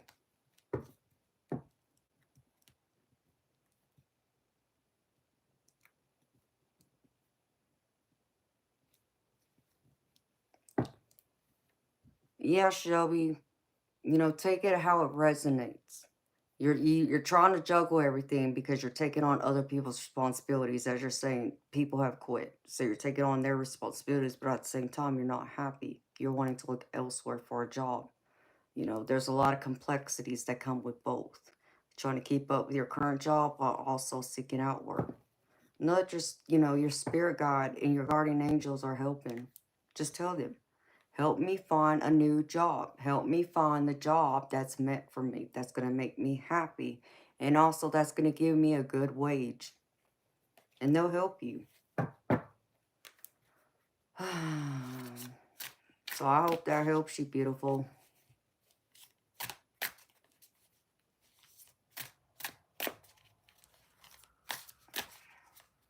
Well, that's awesome to hear, Jason.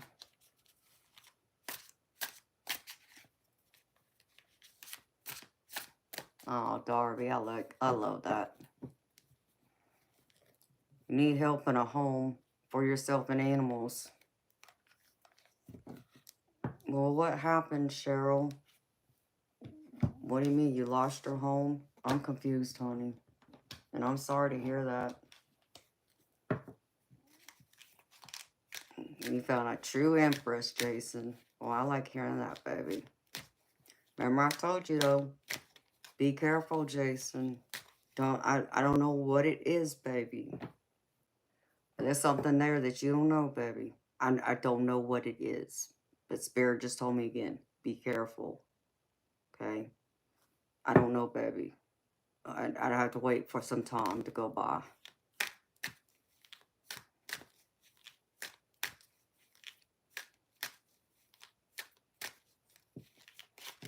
Shelby, you know how you tackle that? You take it one step at a time, beautiful. Okay, you understand the objective, what you want. You want to find a new job. Okay, what kind of job do you want? One that you know you can get, you know, based on your experience and also your education, your credentials, right? And then do a search. Okay? If there's nothing popping up in your area, spread it outward. And even do some other researches online. See where you would more likely be able to find a job. You know, because I know years ago I would get like these notifications about, oh, well, we can offer you a job here in like Nevada, for an example. That kind of thing. You know, you'd have to move out of state. Do you want to pick up and move? Would they had offered enough? I don't know. You know, I would just see those kinds of things come across my notifications sometimes.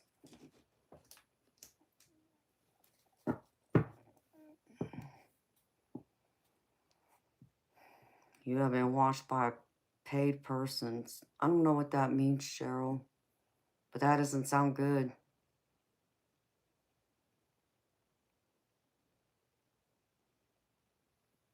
I don't know who's been paying whoever to watch you. That sounds stalkerish, creepy type. Oh my gosh, Jiminy Crickets. You're too much. I'm sorry you're exhausted, honey.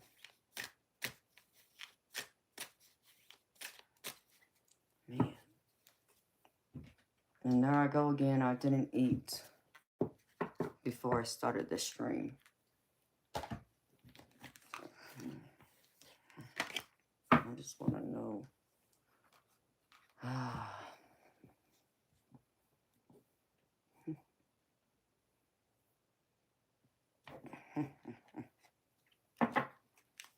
I know you are.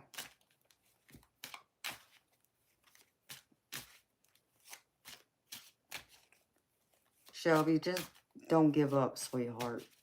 I think that's the other key you need to know, is to not give up on what it is you're searching for.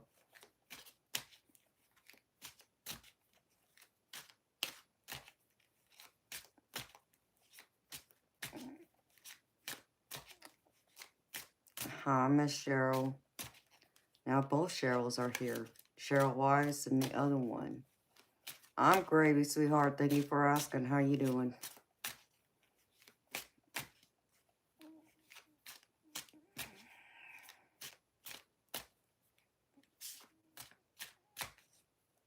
And that's smart, honey.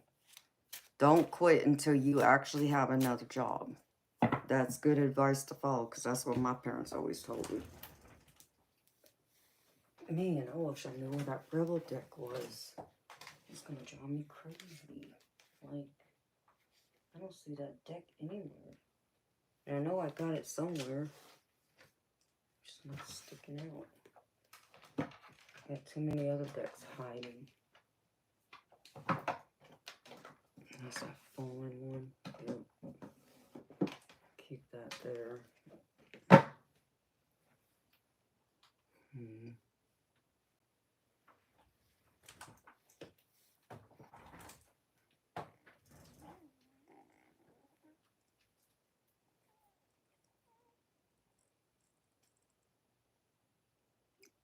Sure, Jiminy Crickets. Okay. Let me go get my bag of beef jerky and some cheese.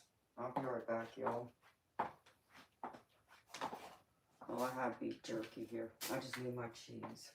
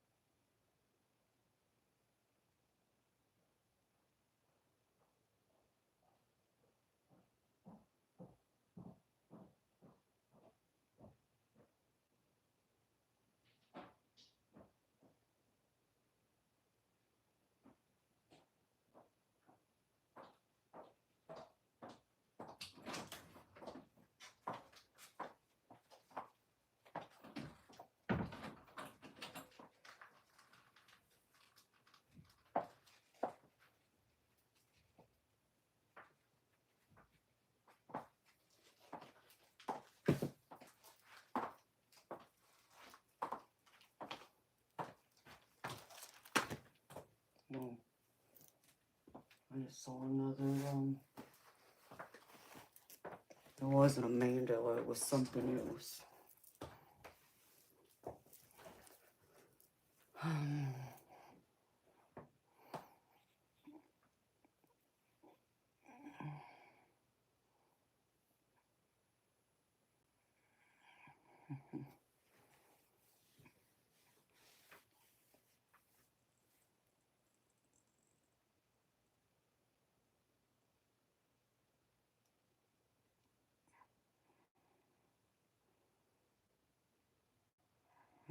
Darby.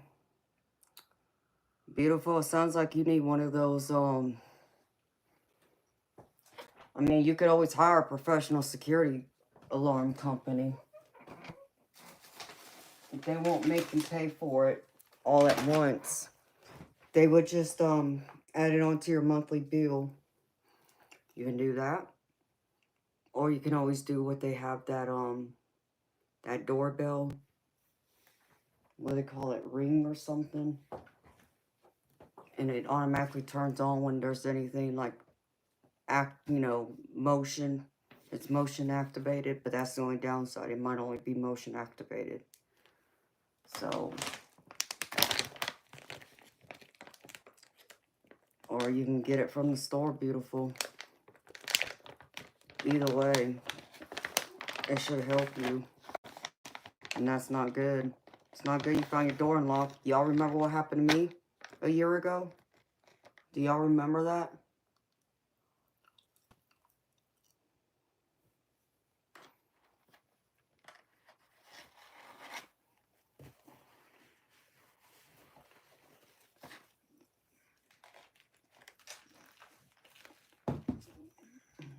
A year ago, hold on.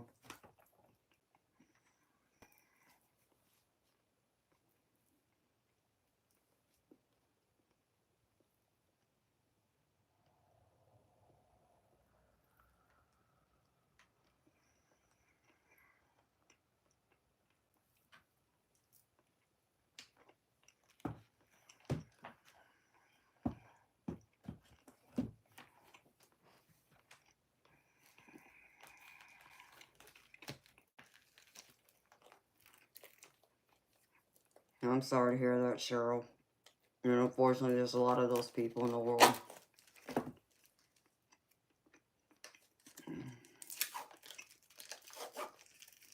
I'll show you.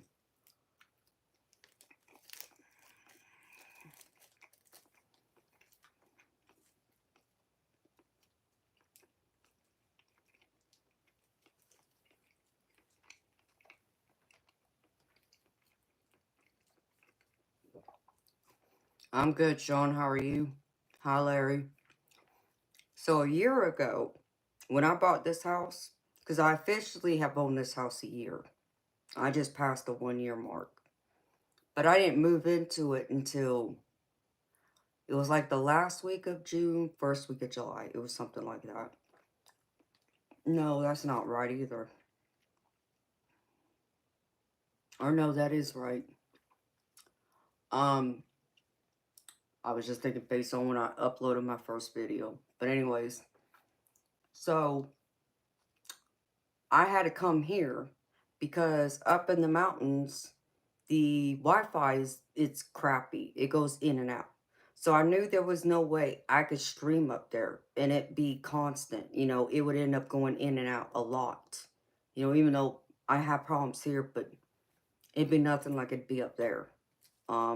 Even connecting it to a home Wi-Fi. So I knew I had to come here and set up the office and all this and that and live here. And, well, my significant other stayed up there in the mountains in the other house. So I'm here by myself. And I still had to drive up to the mountains at least twice a week because I was still going through my physical therapy for my shoulder after having the rotator cuff repair. And so one day I went up because I knew I had physical therapy. And I locked the door. I locked both the doorknob and the deadbolt. Left. I came back the next day. I unlocked the doorknob first. And without even touching the deadbolt, turn the doorknob, door opened. What the hell? And I know I locked that deadbolt. I'm very, finicky about that because I had a deadbolt in my old house. So, no. But I blew it off. I'm like, maybe I think I did, but maybe I actually didn't. So, it was probably about a couple weeks later, same thing. But this time I decided I was going to stay the night up there instead of trying to drive back here because it's 2 hours one way. And it just didn't make any sense. To go up there, take the 2 hour drive, be at physical therapy for an hour, and then have to turn around and drive back 2 hours, No, I didn't feel like that time, I needed to stay the night. Plus my cat was missing me, which is Toby, and I missed, the wildlife. So, well, before I left the house, like I was getting ready to open the door and lock it behind me, something told me to go back inside and grab my jewelry box. And I don't know what it was, but Spirit told me to go get my jewelry box and take it with me and make sure I had my pistol. So I grabbed all that, loaded up in the car, closed the door. This time, I made sure that deadbolt was locked first. And, so I locked the deadbolt, turned the doorknob, pushed it. Yeah, it's locked. Then I locked the doorknob. And I get in my car and I go. Come back the next day. Unlock the doorknob first. Just to check, make sure I unlocked it. Door opens. I didn't touch the deadbolt. I knew then. Somebody been in my house. Who the hell's been in my house? And I remember I even called my real estate agent. I said, this may sound crazy to you, but I'm telling you, someone's been in my house. And I explained what had happened. And so we felt like it was more than likely the real estate agent. But could have been the builder.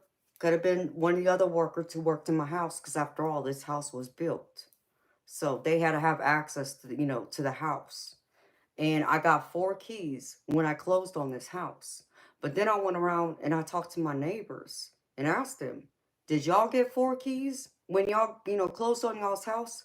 Some of them said they got 4. Others said they got 3. Someone's been keeping keys or having other keys made. So someone was in my house. And I know that. So what do you think I did? That whole week, I didn't sleep a whole lot. But I promise you, every time I did go in that bed and I lay down in it, I had my pistol laying right there in bed next to me. I was not playing. And so I had to tell my insignificant other, I need him to come down. I need him to change those locks because the other downside that I don't like about this house is it has windows right next to both, both the front door and the back door. And so if someone were to break that window, they can easily reach over and undo the deadbolt. I said, no, no, no. At my old house, you had to have a key, both to get inside and also to unlock it from the inside. So it's key on both sides. I told him I needed that.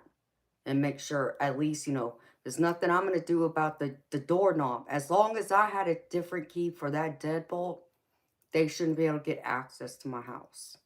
But I just found that insane.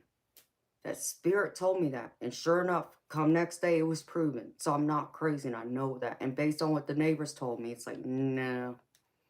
So I went around and told them.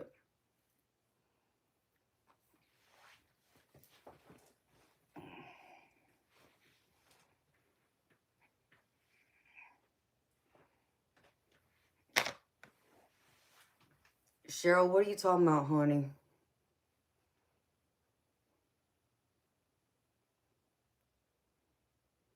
It scared me, though. I didn't sleep for a few days, y'all. And everybody's like, what did you have, cameras? No, I only been in this house like a little over a month. I didn't have a chance thinking about putting in no security system yet. So, that was the best I could do then. So I feel better now, but yeah, beautiful people. I did not feel that comfortable. And there were some streams where I talked about it. It was crazy.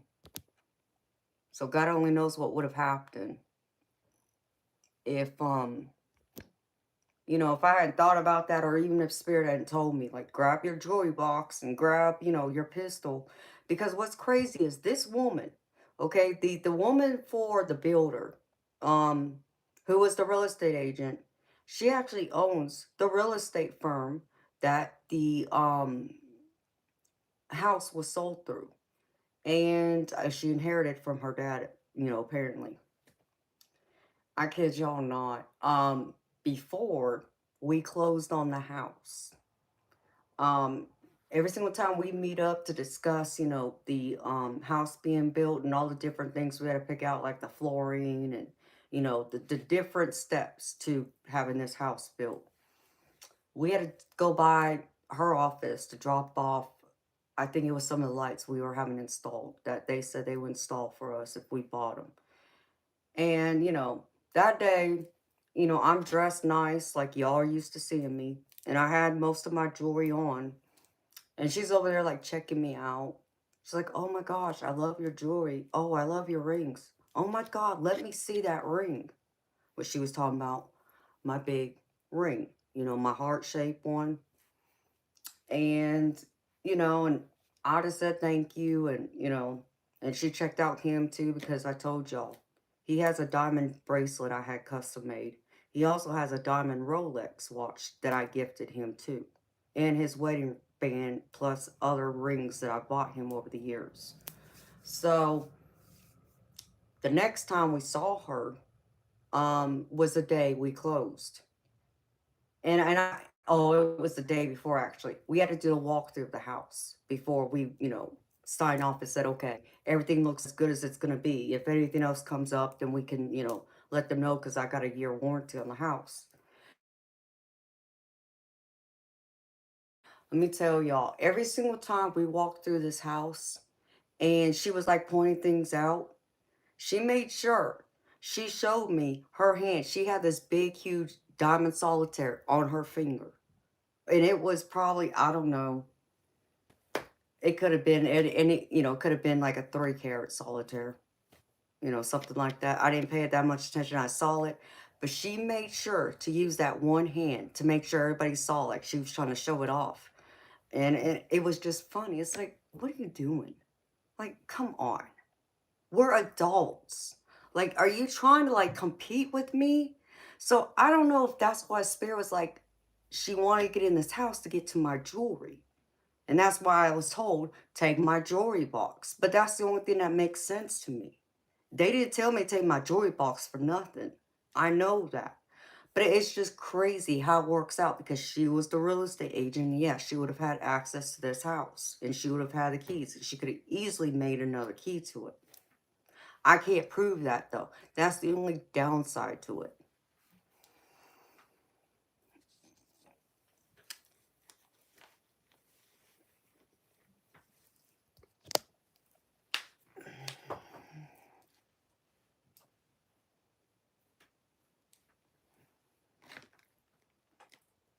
420. Yeah, I would have told him to take a hike. And he's still in my house. See, my house, my name's on the house.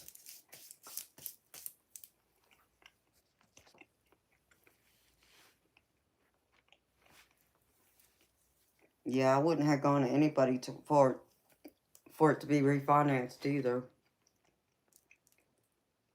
I would have reached out to my bank first and asked them if they had any refinance options.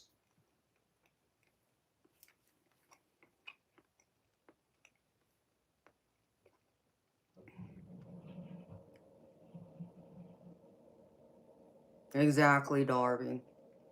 And Spirit, I know Spirit was watching out for me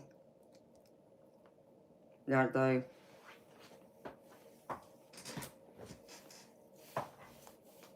Because y'all would probably freak out if y'all knew how much my jewelry's worth.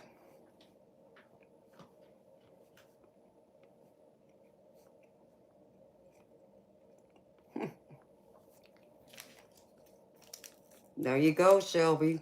And the star came out in the general reading, girlfriend, when I did it for y'all. Some people are crazy.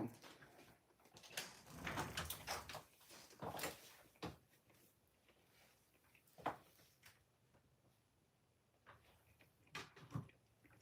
still don't see that deck anywhere. Like, let me see.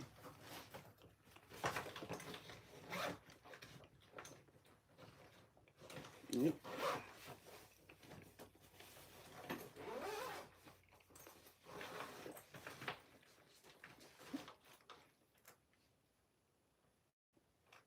That's just funny.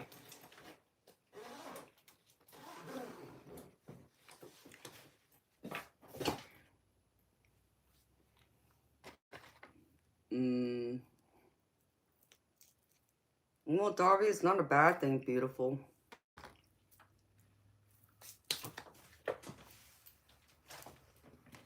Reminds you to have hope. Be confident, be comfortable, healing, that kind of thing.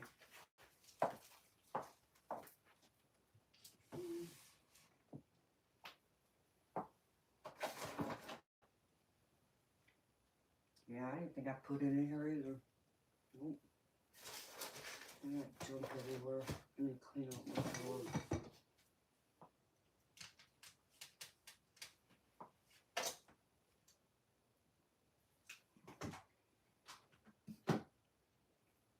That deck is hiding somewhere.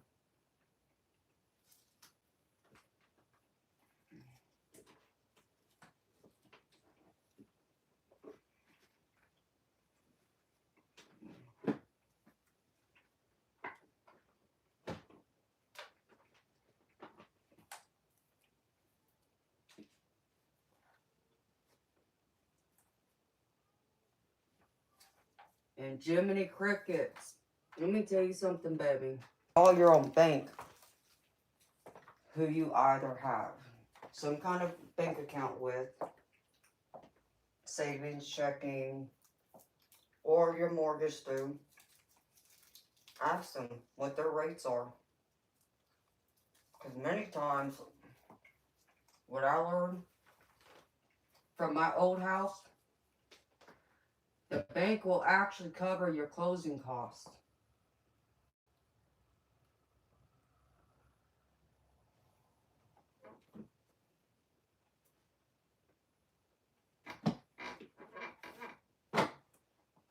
So it's like a win-win. You get a lower interest rate,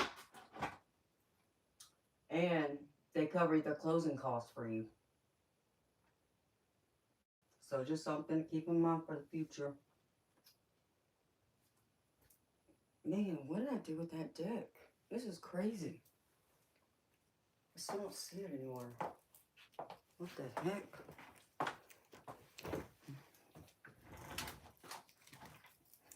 Yeah, I wouldn't go through like one of those brokers. I would go through the actual mortgage company.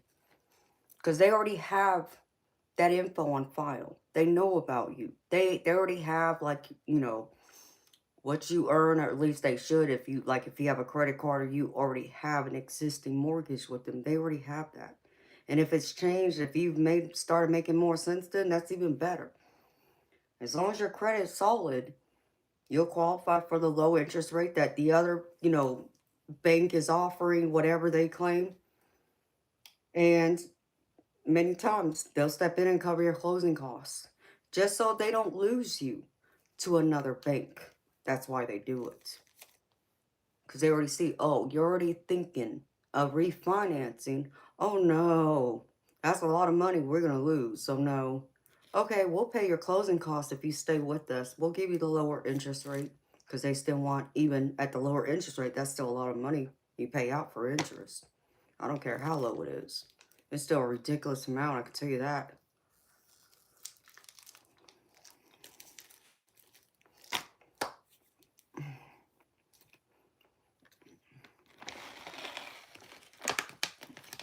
Cheryl,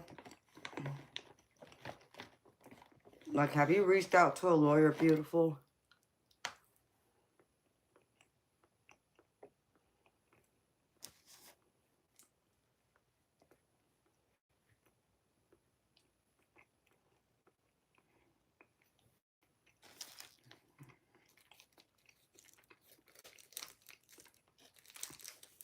Not necessarily Gemini. It depends on how the contract's written out.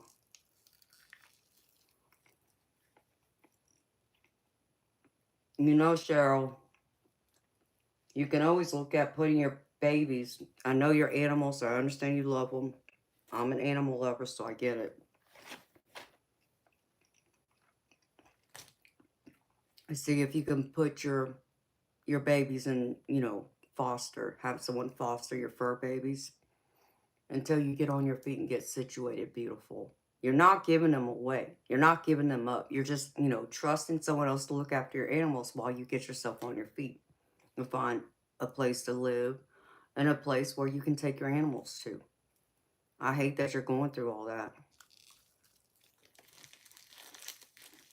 It's not easy, beautiful. Cheryl, I don't know if you know this. I mean, I've talked about this more times than I can remember, but in case you don't,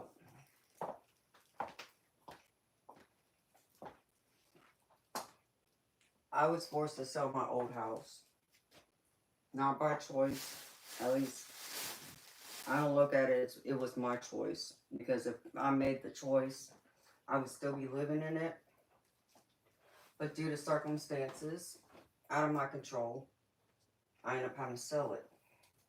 It was either I sell it and keep the money that I had already paid into that house, plus the equity it had built over the years, both by what I paid towards the principal plus the house going up in value. And so, you know, like I said, I didn't want to do it. But unfortunately, circumstances forced my hand. And I remember I could have sat there, I could have crawled in the corner and cried my eyes out and say, pity me, like I'm fixing to lose my home and where am I going to live?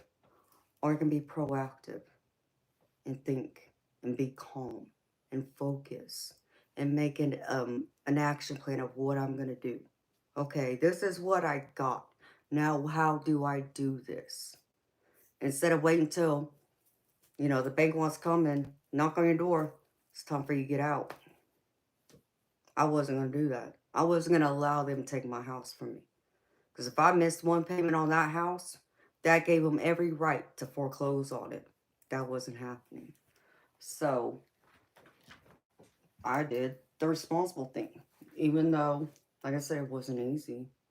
And I surely got, a lot of pushback from my insignificant other because he didn't want to do it.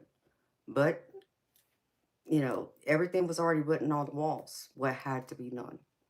So, and it surprised me because, I remember even telling everybody, it's like, if I'm meant to stay here, Devon's going to find a way to get me to stay here. And it's going to be pretty easy and it's going to make perfect sense. Or they're going to make it so easy for me to walk away. It's going to be one or the other. So, and I'm going to trust that. I'm going to trust this is happening for a reason if I have to leave. Okay. And that's what I told my family. And, a couple of close friends. They all worried about me. Well, where are you going to live? I don't know. But what I can tell you is that I'm going to trust in the universe. That if I'm not supposed to be here, they're going to make sure I understand that. Okay? But if they need me to still be here, they'll figure out a plan to get me to be able to still stay in this house and not lose it. Well, I ended up listing the house on the market, and I think it was less than 3 weeks later, I got a few bids on that house. And naturally, I took the highest bid. And I got offered almost 3 times more than what I paid for that house. Okay? I never thought that house would sell, especially in the housing market we were just in. Interest rates are high. Who in the heck's going around buying homes? Like, pay that high interest rate is ridiculous. It doesn't make any sense, right? It's not really a buyer's market, but you can't really say it's a seller's market either. It seems to be a stalemate, depending on which side of the coin you're on. But for me, I ended up winning in that. Less than 3 weeks. Never dreamed that would happen, but it did. That was the universe's way of telling me I wasn't meant to be there anymore. There's someone else, there was somewhere else I needed to be instead. And I had to trust that. And so I did. You know, did I know exactly where I was going? No. But knew the next thing I needed to make sure I had movers to get my crap out of the house, put it in storage, and then where do we go from there? Well, thankfully, I was blessed to have some in-laws who lived close by, who had another home on their property that I could stay in to help me back on my feet, get situated, get my shoulder fixed, and then figure out the game plan from there. So I lucked out in that. I know how lucky and how blessed I am for that. And I'll never, forget it. I will forever be in their debt because of it. Even though I gave them money to stay in that house, but it wasn't like it would be staying in my old house. So, you know, um, when it came time to build this house, I didn't want to be here. I didn't want to move here. I can tell you that. This is the last place I wanted to live because it was too far away from my baby brother, and I didn't like that. I didn't like the idea of having to drive an hour and a half, 2 hours to get to him. Um, but it was the only place that made sense because of the cost. Plus, I was getting a brand new home built from the bottom up. So it's not like I went through and looked at a house that's already standing. No, there wasn't even a concrete slab on this property yet. And I went and looked at, the other houses they had built right before. And I wasn't really feeling it at first. I looked at it, it's like, but I can't see myself living in this house. Um, and I even remember I said to my family the night before, even including the ones in heaven, my parents, if I'm meant to be here, show me. Give me a sign. This is where I'm supposed to be, but I need that sign. Sure enough, that morning when I woke up, I got a song played in my head right off the gate. And it's a song I knew. That was my mama coming through, telling me yes. This is where I'm supposed to be. And this is even before I drove to the property. And then on the way there, enter into the county my house is at. It's a different county than the one I was living in. I see this big, huge sign, political sign for somebody running for local office.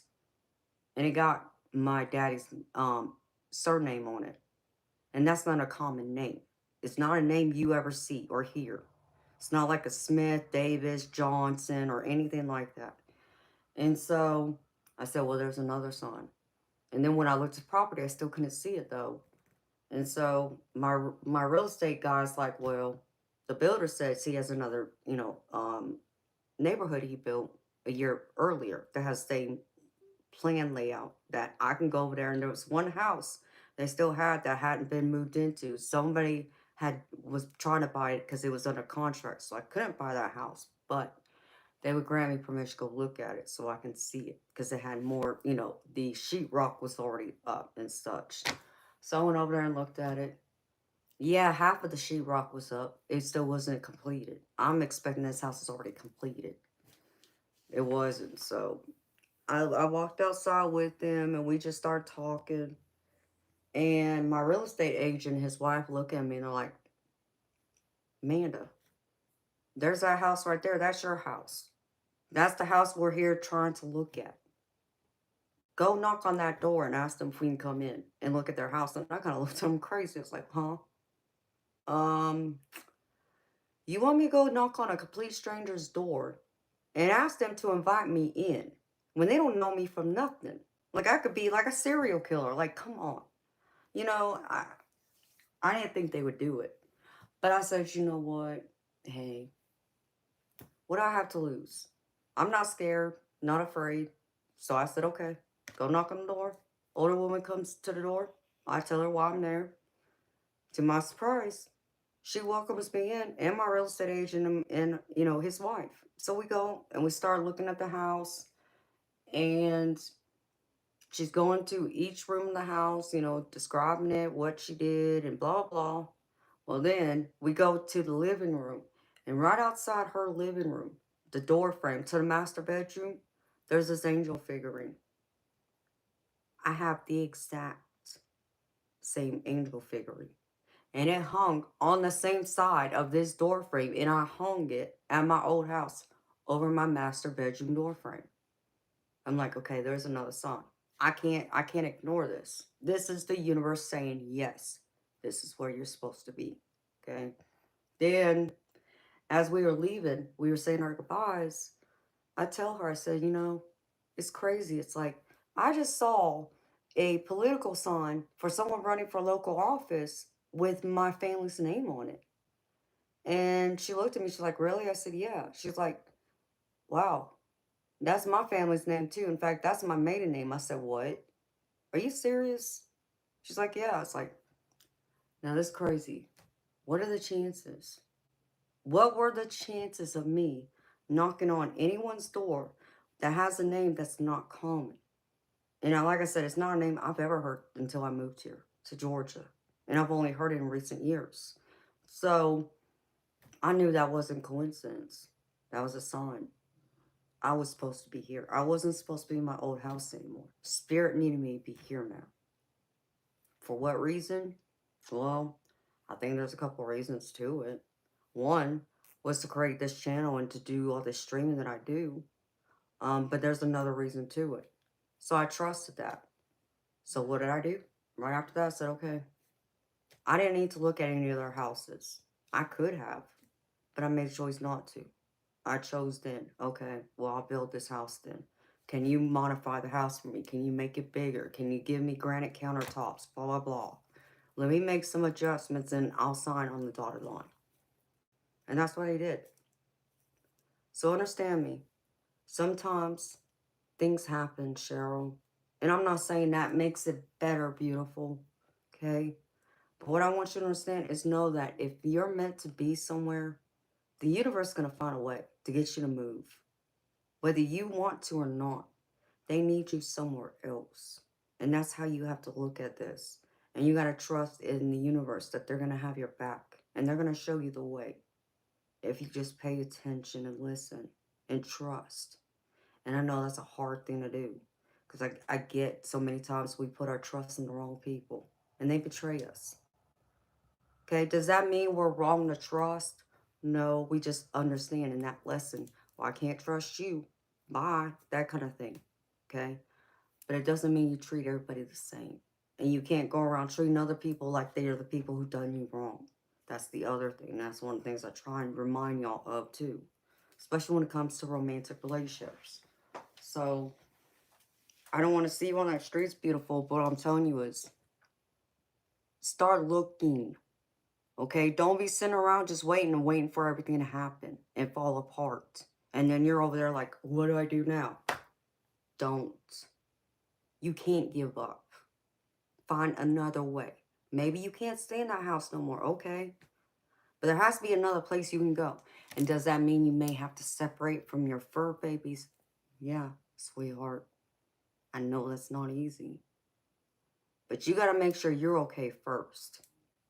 Because in order for you to make sure your fur babies are okay and they are with you, well, you got to make sure you're okay, right? You got to make sure you got a roof over your head.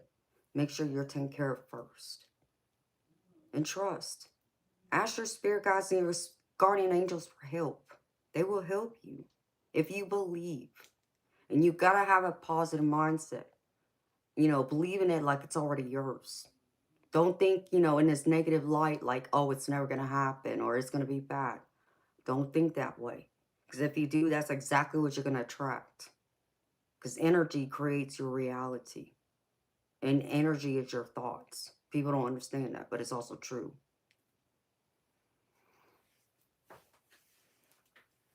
Don't lose hope.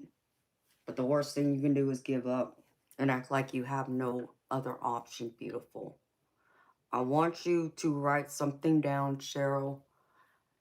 And this may help you. I don't know. I can only tell you it's helped me in those times when I would question or I would get annoyed, frustrated, lose my patience, that kind of thing. I'd have to go in the mirror every day. And I do this till this day. And say to myself in the mirror, everything's going to work out perfectly in my favor. And I repeat it until my spirit truly believes it. Like I own that energy. I feel it within my being. Does that mean that, a house is going to suddenly appear out of the sky for you? No. But it also changes your mindset.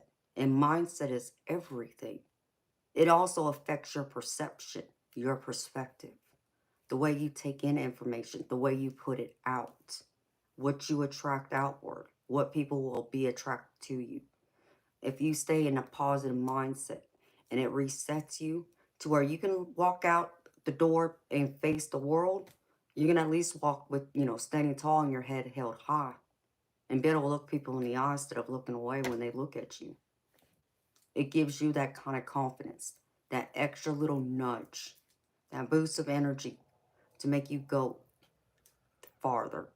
Because sometimes it's not the short game, it's the long game.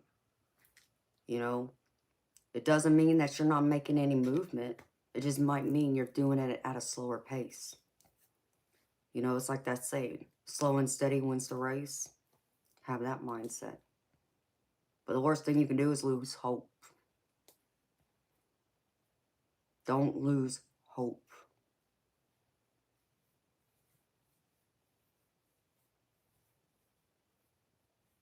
Yes, Shelby, I know that song. Okay, Karen. Well, thank you for being here, beautiful. Have a good night, honey. But I'm still looking for the other freaking deck. Like, this don't make any sense. It's like nowhere. I'm overlooking it somewhere. I know it's here. Because I meant to pull it out too before I started my stream. Yeah, I rushed.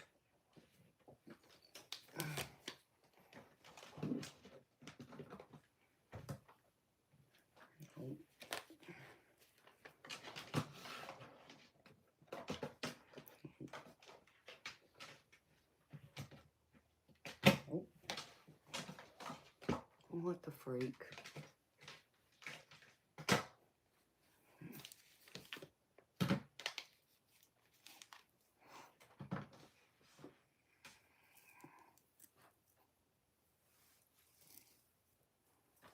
Yeah, make sure you're safe and happy. I don't know what a stupid deck went. Dang it. I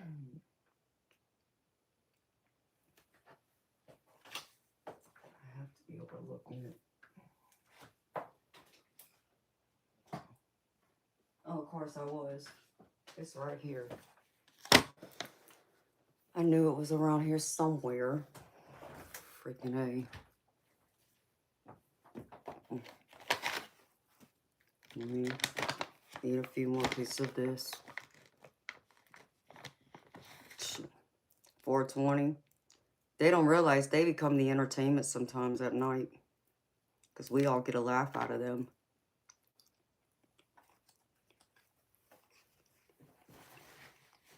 When they become the topic that we make fun of them.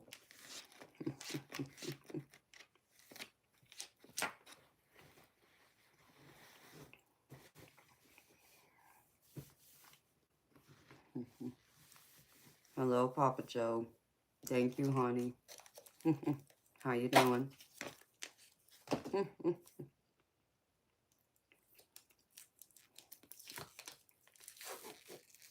I did find the Rebel deck. The game one.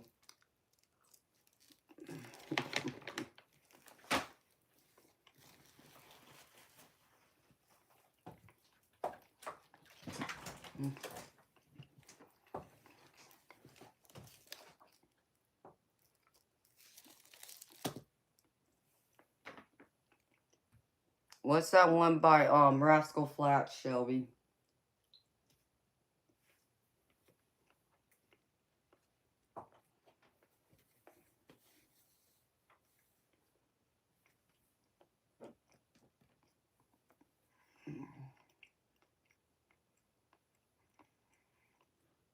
Okay, Jiminy Crickets.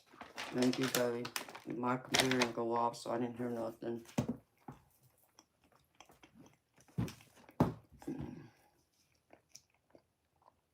Have a good night.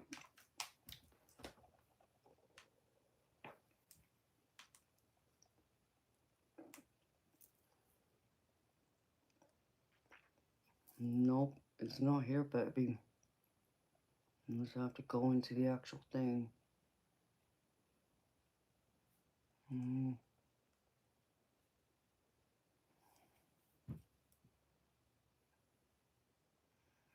Still have to go look at that. Crap, I forgot. Let's see.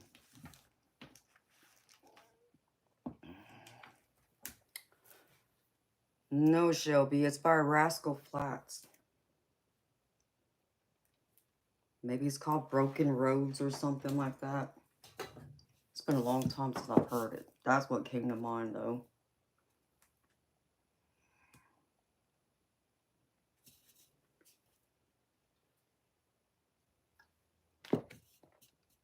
There you go. Yeah, that must be it.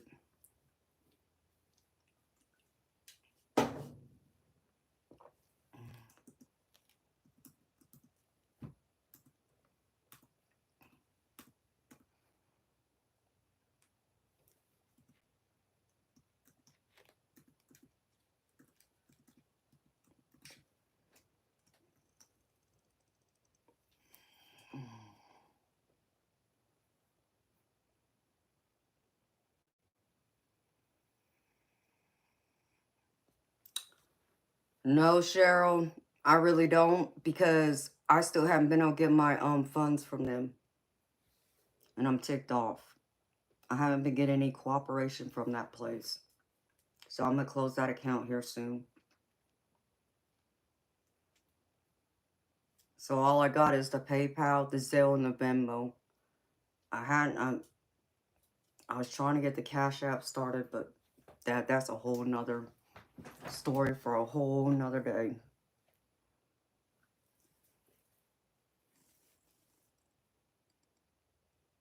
Okay, well, yeah, Jiminy Crickets, if you're still here, baby, it's not here. I don't know what you did, Jiminy Crickets, but it's not here.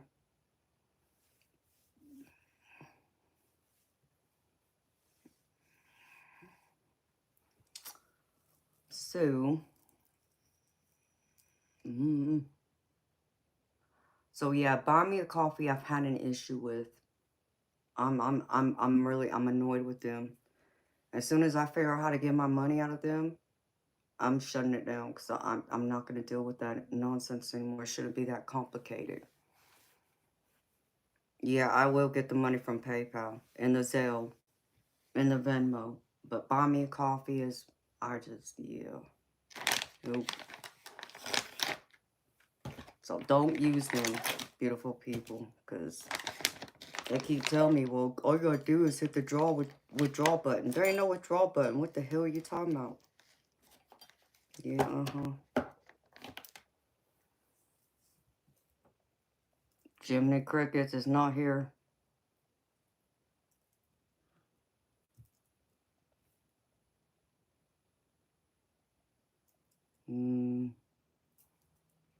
Unless you send it to the other one.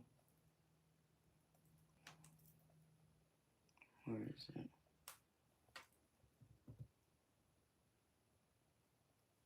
Oh yeah, hello.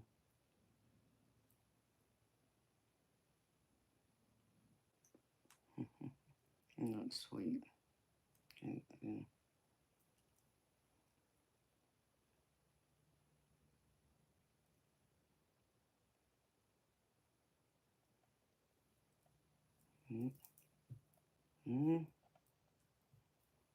Not there. I don't know.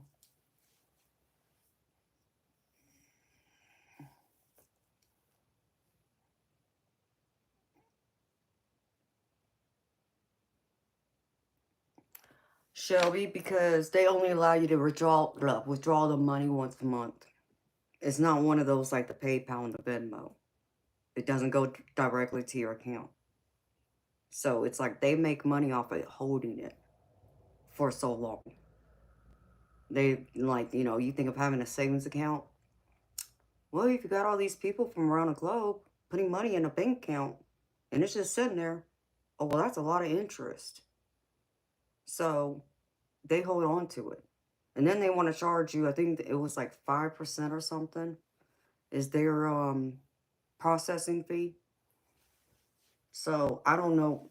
Like I said, honey, I got to find out now. Because I'm getting very annoyed.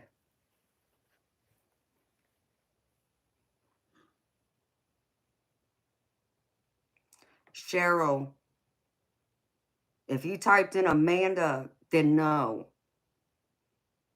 You know, my email address starts with M, not A. Think of Amanda, but take the A off. And then it's E, and then Panda at Gmail. And you'll find it. Because I had others using it. And I've gotten it. So, it'll go through beautiful. Why the link's not working, I don't know, are you using a computer? Because sometimes I think mine's like the mobile one.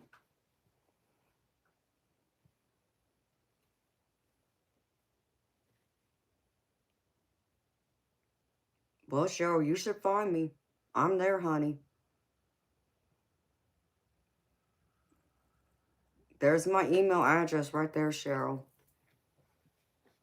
I've had 3 people donate tonight, beautiful. So I know it's working. So I don't know what you're doing.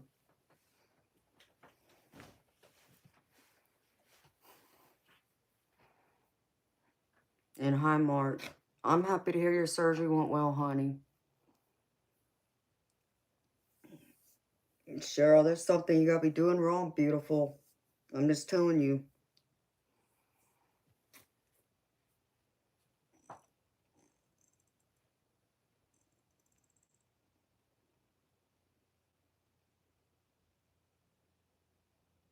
I mean, hell, try to even copy what my mod Bob put in the chat.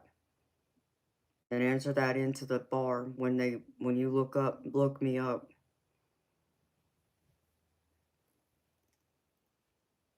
It's either that or PayPal, Venmo, or Zelle. But the other one, no, I won't. I already told others not to use it because of the BS I've been dealing with. But anyways, well, Mark, I hope you continue to heal, baby. I hope you continue getting better. That's not good to ever have experienced that, and I already know, honey, because I've had back surgery myself. Yeah, Cheryl, Moonfox Night, that's a prime example. She sent me through the links tonight. So she can tell you it works, honey. I know it works. Like I said, I had 3 different people send it to me.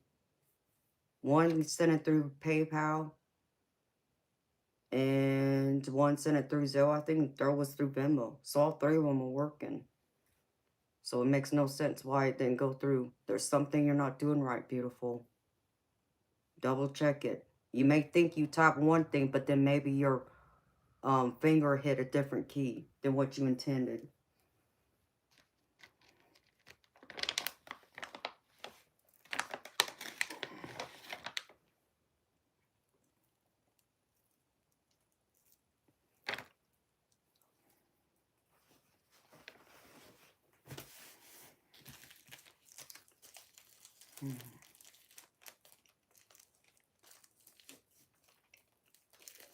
You're welcome, Shelby. Thank you for the donation, honey. Sweet dreams to you, girlfriend. See you tomorrow. Tomorrow I'll do the regular full in-depth readings. Tonight's just for me to have some fun with y'all and to slowly get me back into working gear again.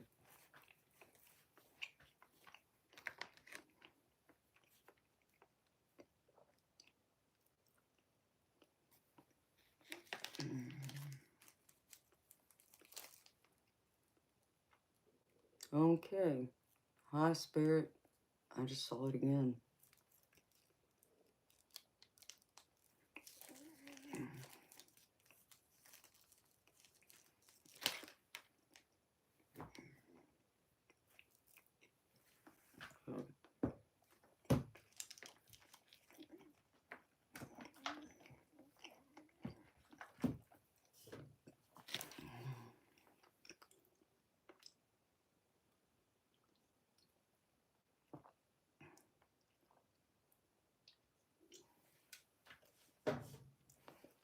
You know that one card I always pull out and use that y'all gotta remind me to pull out for the trolls? It came from this card game. And I remember when I first got this in the mail, not even thinking. I just automatically, when I get a deck in my hands, I shuffle it before I even start looking at the images.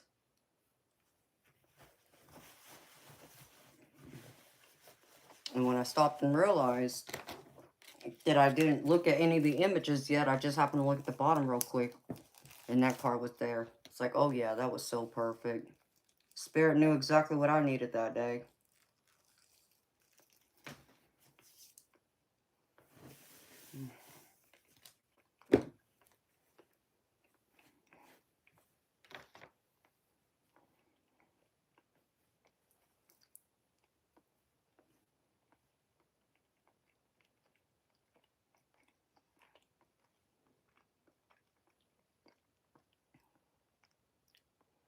Okay, Cheryl. That's fine, honey.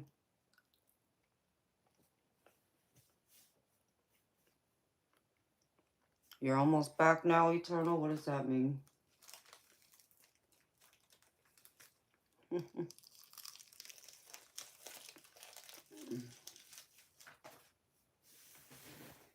Mm-hmm.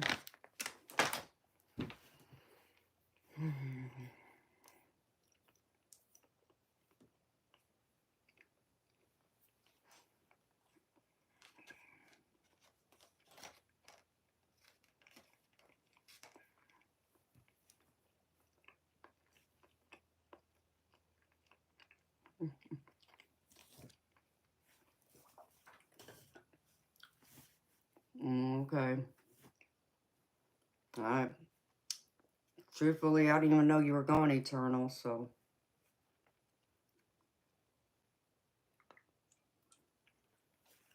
I know I saw you say hi at the beginning, but... I didn't know you weren't here. That's what I tell you. Half the time, I don't even know if you're here, unless you tell me. Or you say something. Did you?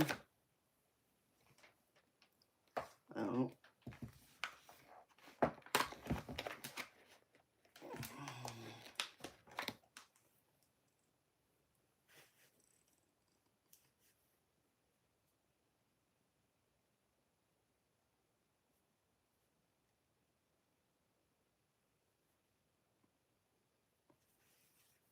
Oh, the one from earlier? Okay. I didn't know that applied to tonight, baby. You didn't specify. That it is, Bob. Oh, in chat? Well, I didn't see it either.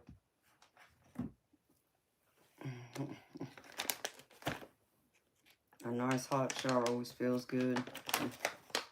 That's probably one of the things that I love about my showers. It has that bench in there where I can sit down if I really wanted to. Okay, that looked like a heart. High spirit.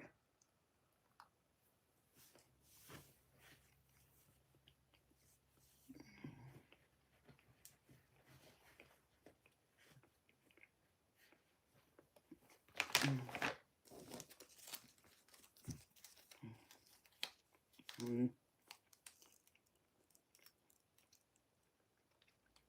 That's nice, Nancy. I don't watch any of that stuff, so...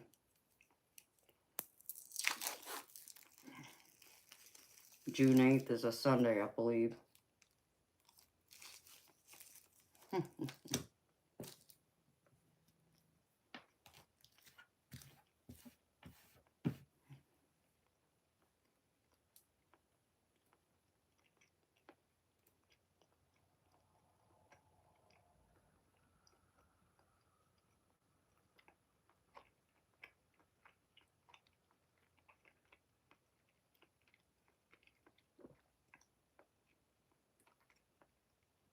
Hmm.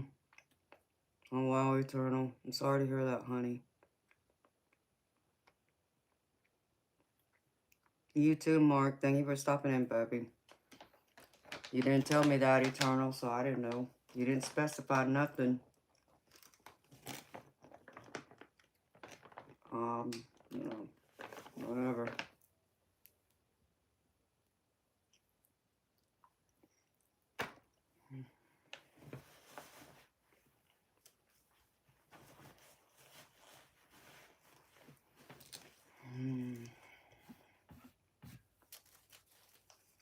I'm deeply sorry to hear about that.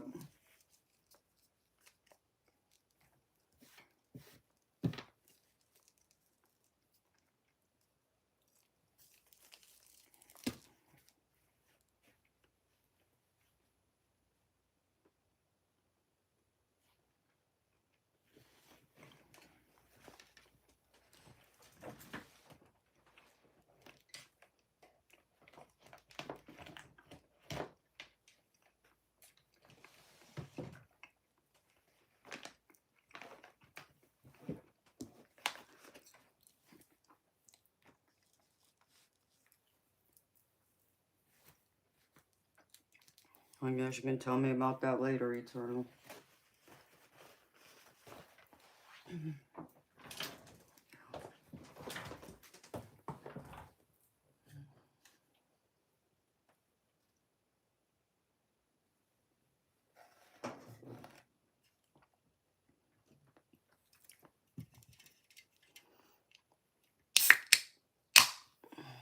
Okay.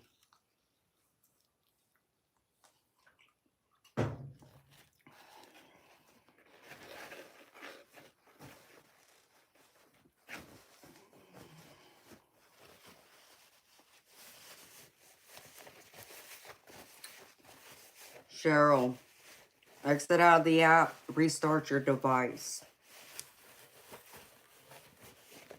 That might fix it, honey.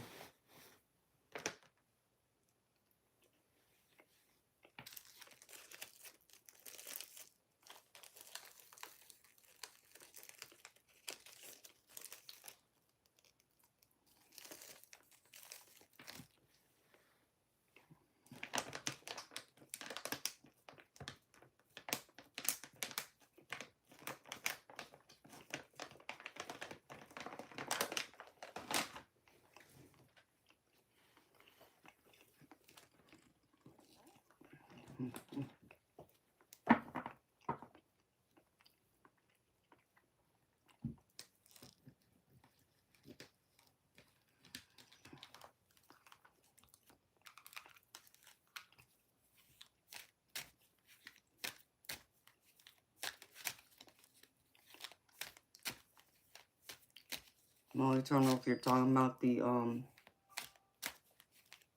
YouTube.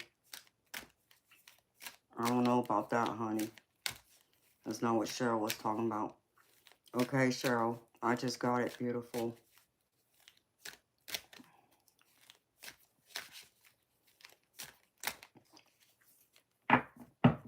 It went through, Cheryl.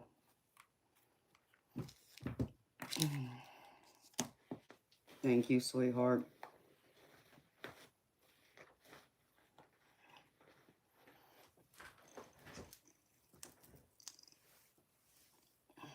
I'll eat the rest of this cheese later.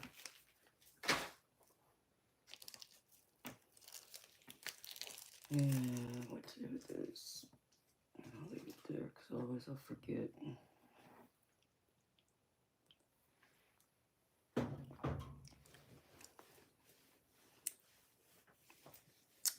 Yes, Cheryl, I got it, honey.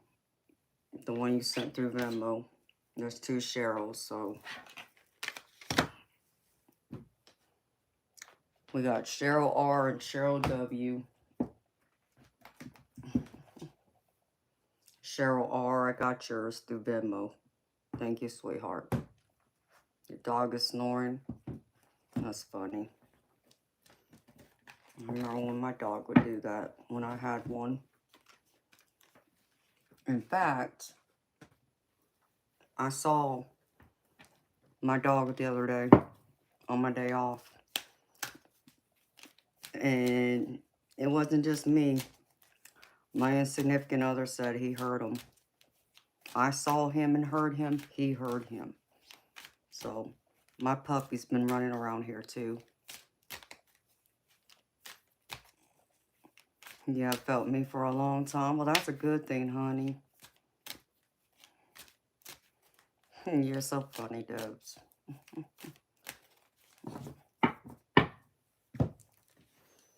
I need to get it. I should have pulled out my hoodie instead.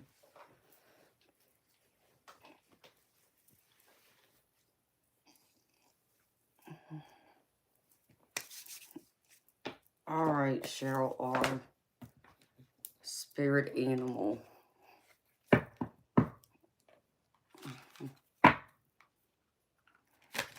You didn't name them? Oh, well, I had a name for mine.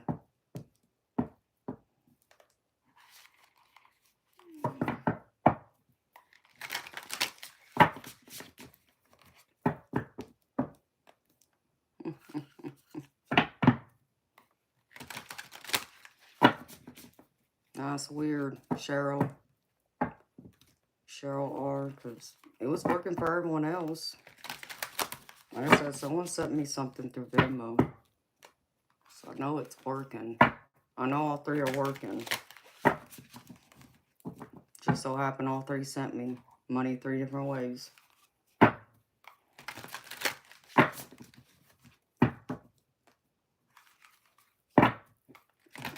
Cheryl R. Spirit animal. Spirit for Cheryl R.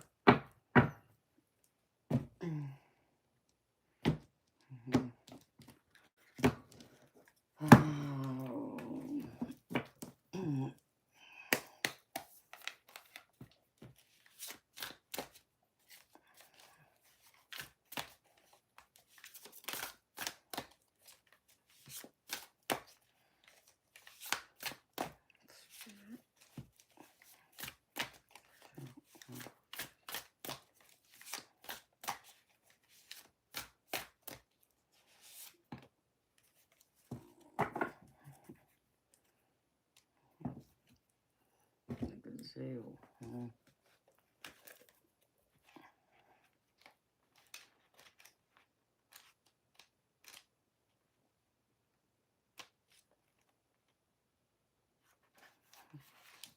No, that's beautiful. Okay, Spirit.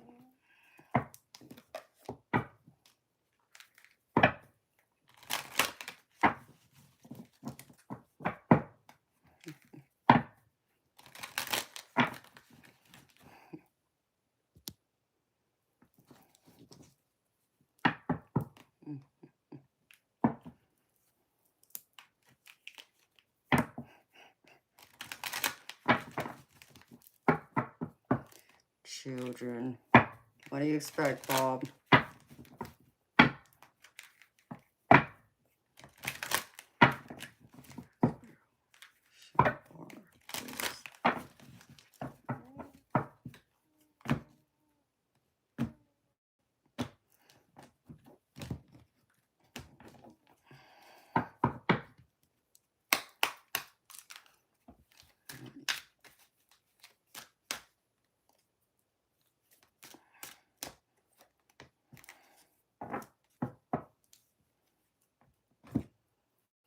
Yeah, this goes well together, I think.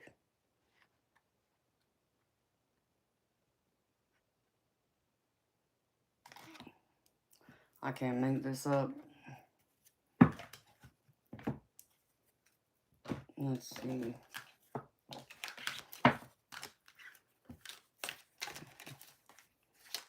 One card, Spirit.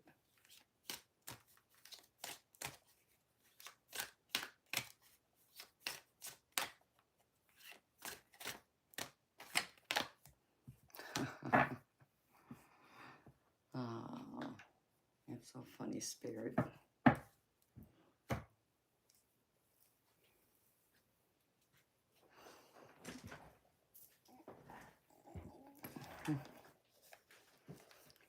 Okay. All right, Miss Cheryl R. You ready, beautiful?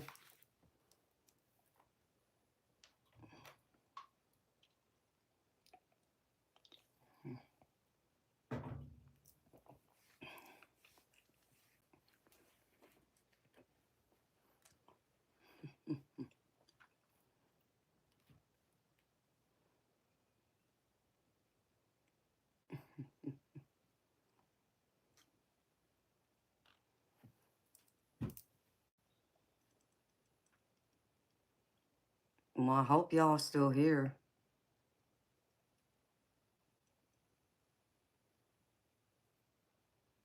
I hope my stream didn't freeze.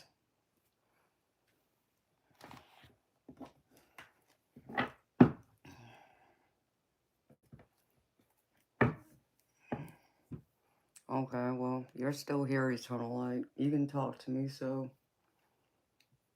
What I mean... I'm just saying because I'm waiting for Cheryl R. to say something. To let me know she's still here.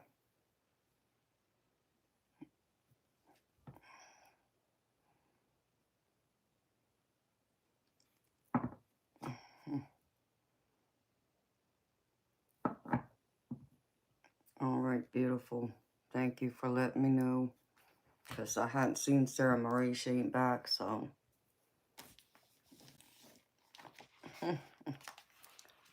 Alright, beautiful. Here's a spirit animal I pulled for you. You got the gazelle. And this says, carry yourself with elegance. A paragon of elegance and swiftness. The gazelle serves as a reminder to approach life's hurdles with a poised demeanor. Its nimble movements inspire us to dance through life's unpredictable turns, trusting the ebb and flow of change. So make sure you always carry yourself in high regard, even through life's difficulties and changes. Allow it to be a reminder. Because the card that came out with it, it's like Spirit wants to remind you to remain confident and secure in yourself.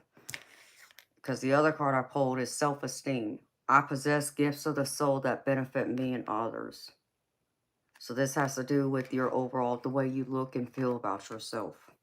Both combined. Be elegant. Have high self-esteem. Believe in yourself. And know you possess all the gifts, knowledge, and confidence for both yourself and for others. That's what Spirit wants to remind you of. And then the effort card I pulled for you says, Deja vu, your habit of attracting crap is back. This one's too funny. I saw this at the bottom of my deck earlier when I was shuffling this deck. I have another good one in here, but this is one of the ones I like. When I kind of browse through it real quick.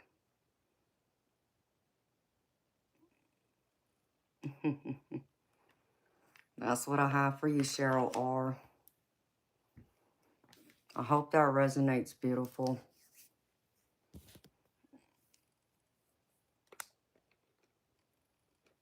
Hello, dead villain.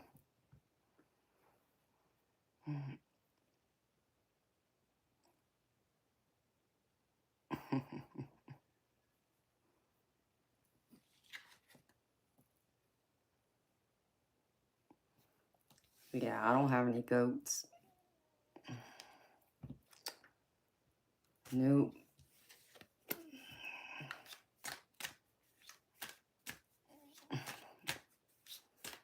Hey, man, crap finds you. Hey, beautiful, I get it. If it often seems to find me, too. It seems to land right on me at the worst times, too. It's like really, Spirit, like, out of all the times, it has to happen now, like, but that's when you get challenged.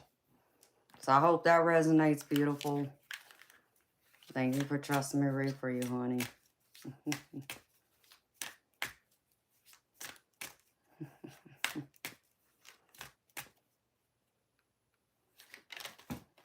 Wow. Oh, here you go. I'll give y'all... This is the one that I was looking for. That always makes me laugh. And this one I was just shuffling in and it came out. What does that say?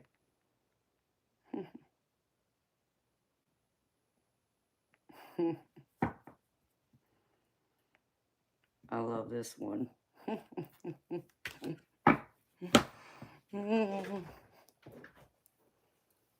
Aw, thank you, Eternal.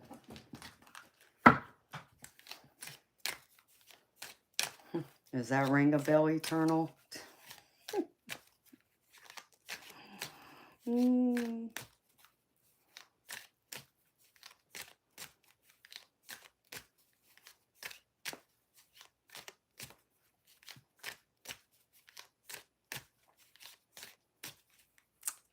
I don't know, Bob. You know, Cheryl, well, I can't make this up knowing that card came out, the Gazelle. But beautiful, I hope you continue to recover and you get well through that physical therapy. Stay determined, beautiful. It will happen. But you know, you want to walk like you're elegant. Well, first you got to start with the internal. You got to think, have that mindset, have that concept. Believe you are. It's your self-esteem. If you believe it within, like in your spirit, your heart, and your soul, your body and your energy will radiate that. It may not make sense to some people, but I know it'll make sense to others. Hi, Champagne.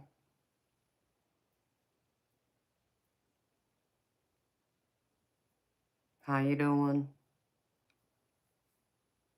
Well, I don't know why it's buffering. It must be YouTube.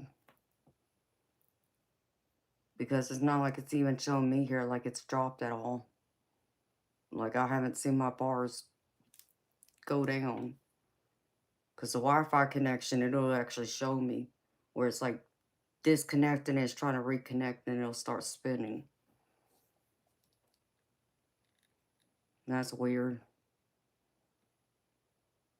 Well, I'm sorry it's doing that, y'all.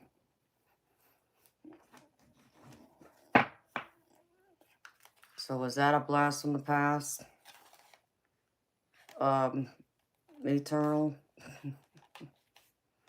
Just a simple fact that it came out when it did?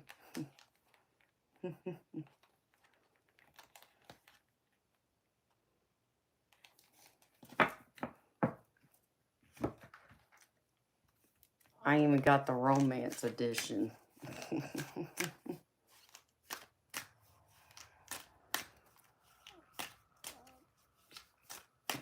Yeah, beautiful. Just believe you will. And it will happen. You just gotta believe, honey. The mindset really sets it all. And I think that's something that I've had to learn, but I would forget. And then something would happen, and Spirit would have to remind me of it all over again, because I would forget. But it'd be just like when I had my back surgery.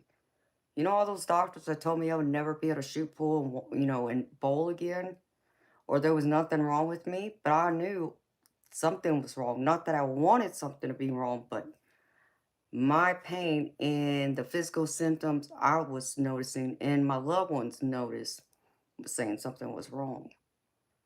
And I knew I just needed to find the right doctor to help me. Most people would have given up, especially as many years as I went through, struggling with all that, ungodly pain. And having the door slam on my face left and right. Telling me I'm either crazy or I'm looking for drugs. Not actually listening to me and taking the extra time to try to figure out how they can help me. They instead just judged me right out the gate. I didn't allow them to deter me or to stop me. I knew I would end up better in time, and it did happen. And I ended up bowling and shooting pool again, even after my own surgeon said I wouldn't. Because why? Because I believed and I knew I would. I knew it wasn't over for me. I knew my desires, my wants to want to bowl and shoot pool again were very, deep, high, fiery energy, a lot of passion. I was determined. And with all that determination is what made me more determined to never give up on finding the doctors who was going to help me. So that's how you got to look at it. You just got to be that much more fiery determined. That you will walk, but walk in an elegant way as you describe it. Believe that and you will.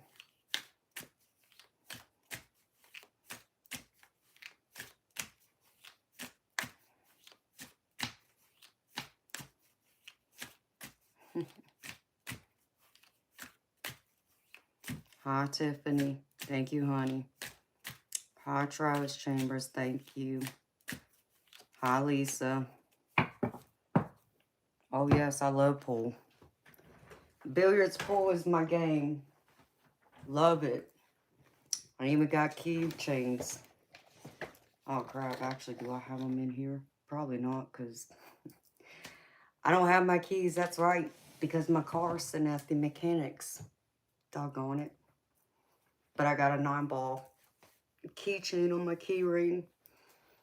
And my pool cues are in the corner. But yeah, I love to shoot pool. And I love to bowl. Those are the two sports I compete in. So, I do. Very much. Good night, Daphne. Sweet dreams to you, beautiful. See you tomorrow, girlfriend. Thank you for stopping in, and thank you again for your donation, honey.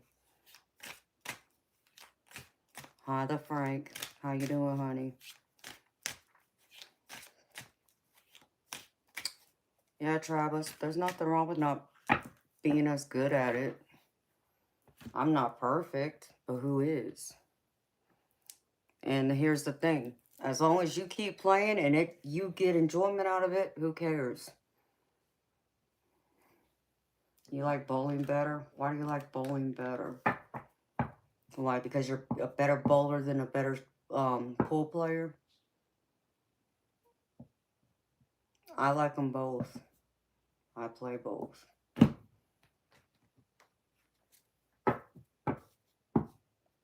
I'm pretty good. And don't even take this the wrong way, y'all. I'm just saying. I seem to be pretty good with the with sticking balls, and that's all I'm gonna say. And y'all get y'all's heads out of the gutter, because y'all know exactly what I'm talking about.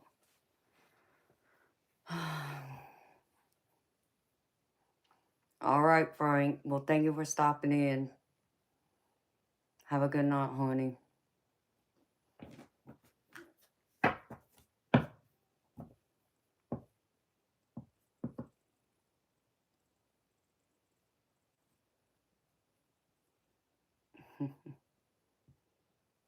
I mean, Travis, it makes sense if you stop and think about it. You would enjoy something that you're better at than something that you're not, or you don't feel like you are. But it just takes time and practice and patience. You know, I met a lot of people over the years at the pool hall shooting pool, and they weren't good. They barely ever shot pool, but they weren't afraid to come out and hang out with me and play. And they would learn, and I would take my time with them, and I would teach them, and I would help them, and even my stepchild, in fact, she learned from me. She learned between me and her ex-boyfriend how to shoot pool.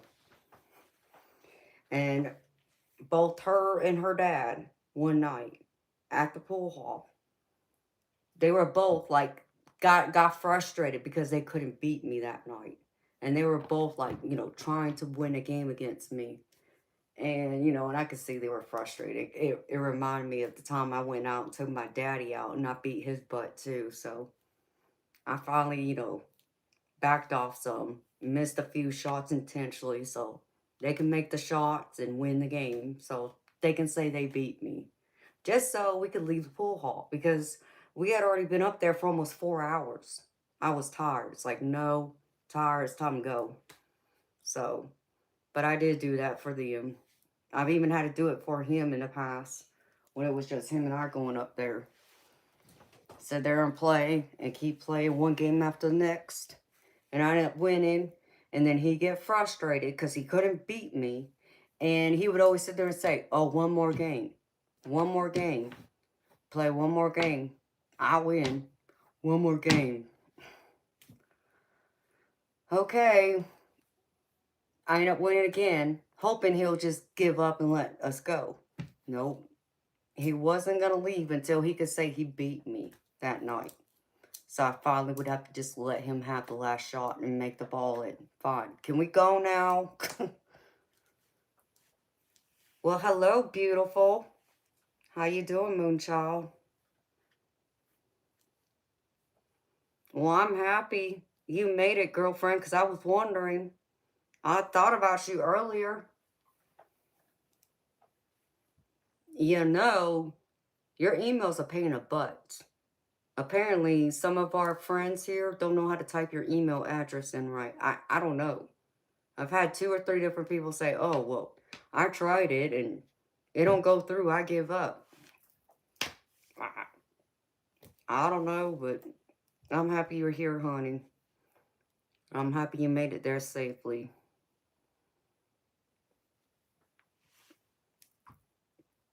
Don't ask me, beautiful. A couple of people that you told me to send it to, I did. One of them, they tried it the first time, and I don't know what they did, but then I told him, it's the right email address. I double checked it. I know it's right. And they tried a second time and then went through. Well, the other one tried sending you an email, and they come back, it didn't go through. Okay, did you type this? Oh, did you take her, her chat name out of, the email address? Oh, I guess I gotta do that. So supposedly they tried doing that, and I don't know. It didn't go through, so I don't know. It's like I know it works because I've done emailed her a few times. So I don't know what they're doing wrong.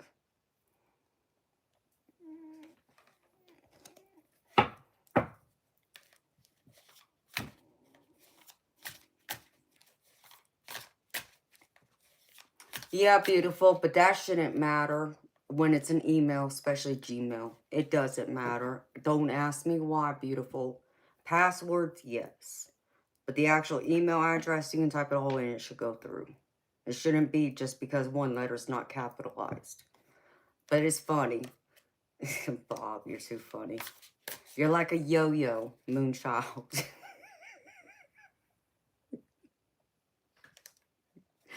uh,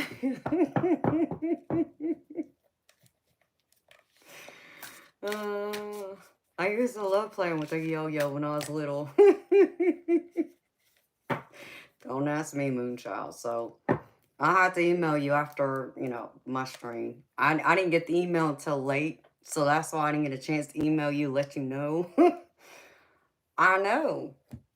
I know they did. That's why I'm like, I don't understand why other people are having problems. So it's not just me. It's like, I know they message you like, I don't know. I have no idea.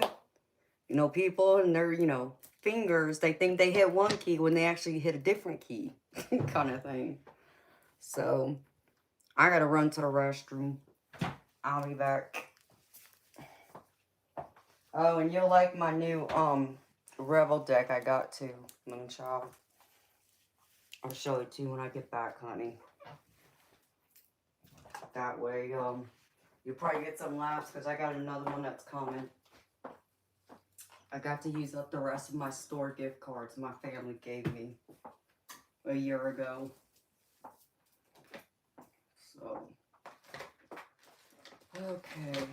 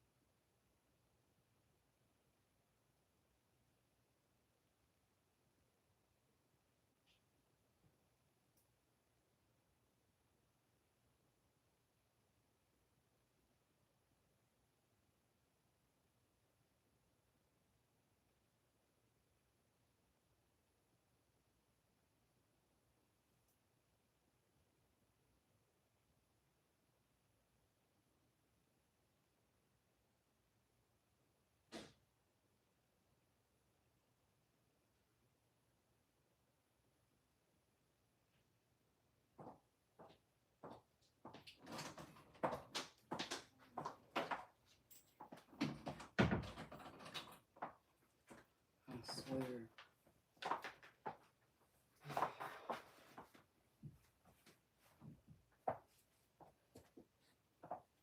Every French toast time, it don't matter. Like, that man don't listen.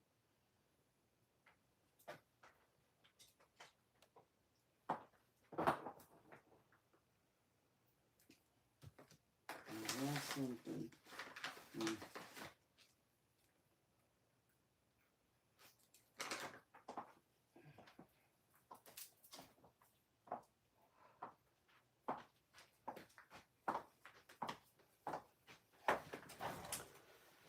I don't know why he waits until I'm streaming. Like, every freaking time. He needs something. He needs me to do something. He waits till I'm streaming. Okay? It's not like I got up at 8 o'clock and started, you know, and I had to jump in the shower and get dressed and, you know, be ready in 2 hours. No. I've been up since like 4 o'clock. So he had every bit of 5 hours to talk to me, to do something, right? Nope. He waits till now. Like, I don't get it. Oh, and let's see. Him and his stupid junk food.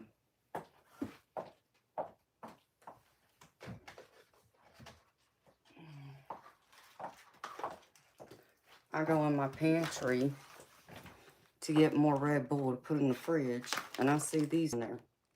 He's not supposed to have these. So what I do, I bring them in here. And so, and then he's like, oh, well, I need to order something for my heart and kidneys. I don't know what it is. Maybe it's some type of vitamin. I have no idea. He's like, but they won't approve it until you can approve and say it's okay for them to charge the card. Wait a minute. Like, what is it that you're buying? Like, but you're eating this crap? Like, come on. Doesn't make any freaking sense. I don't understand. Hey, Nicole. Oh, feelers. No, I'm not, but apparently you are. With a name like that. You wish I was all trans. Because you would never ever be able to handle a woman like me. You wouldn't know where to start. Even if I gave you a roadmap with instructions. And no, don't take that to mean sexually either, because that's not how it's meant. You know, Bob, I would just report him. Because all them stupid trolls that want to come here and say some nonsense like that.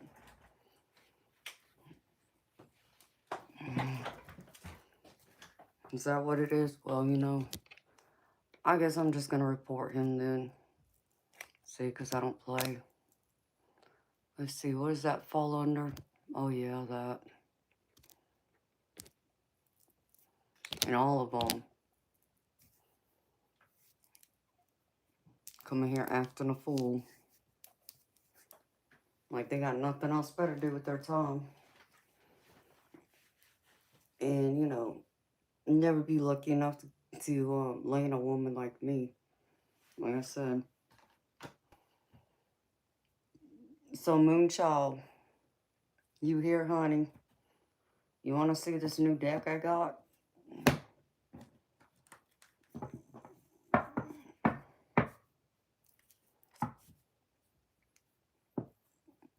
Moisty, I don't know who you're talking to. But if you can't type out in a complete sentence where I understand, you can get going too. Here you go, Moonchild. Like my Rebel deck, but it says this instead. And it's funny because I got this one and then I got the romance version to it too for like couples. That's what I've been using. This is one of them. Anyways. It got some good ones in it. But I got another one coming. That's the other one. Hey, Moisty. You can make fun of my grammar, my word usage all you like. That don't impress me none. So you can get lost. Oh, in fact, you know, Moisty, I always love it when the divine always arrives right at time. Perfect timing. You want to know why? Because a card jumped out just for you. This is just for you, my Moisty. And I'm sure you're not that moist. You wish you were. Even with extra butter, you still wouldn't be moist enough. But you know, I'll let somebody else find out because me, not interested. But here you go. This is straight from the divine for you, Moisty. This is what the divine got to tell you tonight. Tell all y'all trolls and perverts who want to come here and act a fool with me. See, you don't get to come in here and act a fool with me and get away with this. This is my platform. And I suggest you remember that. And if you can't be respectful and have some manners, then get out. Because I don't need people like you in here. You're not coming here and be disrespectful to me or anyone else in here for that matter. See you, bye.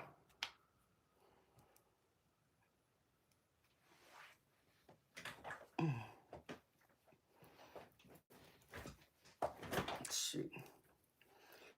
He don't need to be timed out. He need to be bounced out for real. Talking some nonsense. I mean, come up with a name like that and you want to talk about my word usage? It's funny, you want to make fun of my word usage, but yet I got, you know, student of the year specifically for English. Oh, I know. That surprises you. Because the way I speak. Well, you know, I'm a Southern girl too. I can't help that. We have a funny way of saying certain things. Hey, Scott. How you doing, baby? I was just thinking about you when I stepped out and used the bathroom. I must have manifested you, baby. How you doing? I'm gravy, baby. Thank you for asking. What about you? Hello, Paloozy. Something Paloozy. How you doing? So, yeah. I got those. I did get some other decks, too. And, you know, Scott, is everything okay with you, baby? Y'all Yankees all done speak of funny? Yeah, I guess to you, I'm a Yankee too, Bob. Huh? I mean, I guess, you know, but I mean, California doesn't have an accent, but they do have certain terminology they use that kind of gives them an accent. Like one of those surfer dudes or a valley girl, you can say, but I'm not one of those.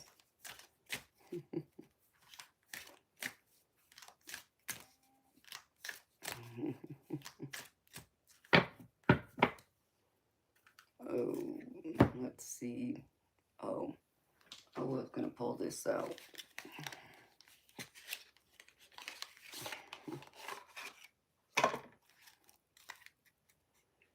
We haven't used this in a while.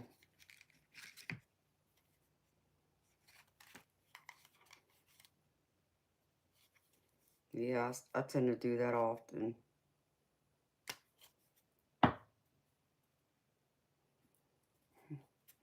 You know I'm a Johnny Reb. Y'all crazy. Y'all so funny.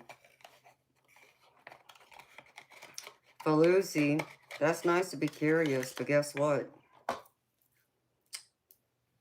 Curious, you know, killed a cat too. And you see, my services cost money. So unless you're gonna pay me for my services, no can do. Sorry, but not sorry. You know, as my spirit guides would tell you, their messages are for free. But me, being the medium between them and you, no, I'm not. Big difference. And there's the other one I was thinking of. This is something. Eric and Scott, I swear. I walked outside because I saw something. I don't know why. I thought of both of y'all. It's like, because I was thinking of shutting the stream down. But Moonchild popped in. And it's like, oh, but wait. Scott and Eric haven't popped their head in there yet. And this about the time they do. So here y'all are.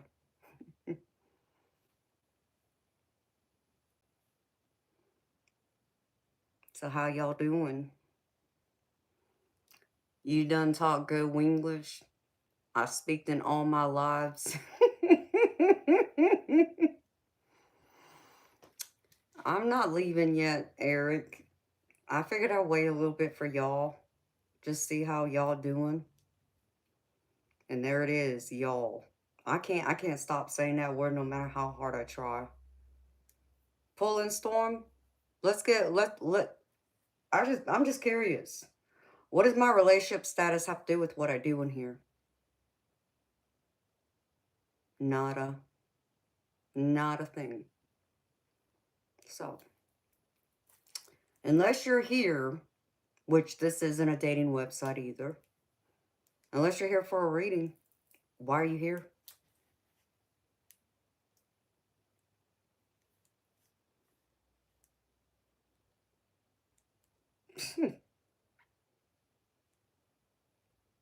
Here it comes. You know, you guys over there that want to come here act a fool, be perverted, talk the way y'all do. And y'all wonder why y'all single. Because women that have respect for themselves won't tolerate your disrespect. Because they got higher self-esteem, higher self-worth, higher self-value, higher standards. That's why you're still single. So if you're looking for a wife, good luck. I suggest y'all change y'all's attitude and learn how to come to a woman correct. Because understand me, I'm not one of those street women that's going to tolerate your disrespect. Okay, you either come to me correct and you might get the sweet, dreamy mermaid, or you come to me incorrect and you get bit by the shark. Well, you don't want the shark, promise you that. So, apparently, your parents didn't teach y'all right how to treat a woman, how to be respectful, have manners, that kind of thing. Good luck with that.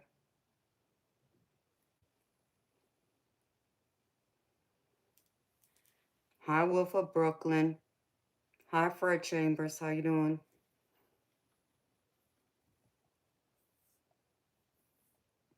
Truly, Eric. And and it reminds me of one of these cards I pulled out earlier, and it always makes me laugh.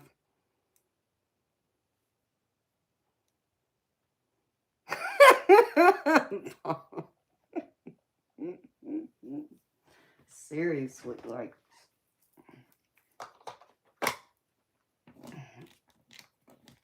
And for all y'all out there, who, think y'all can marry me or would want to marry me, Y'all wouldn't be able to afford my ring.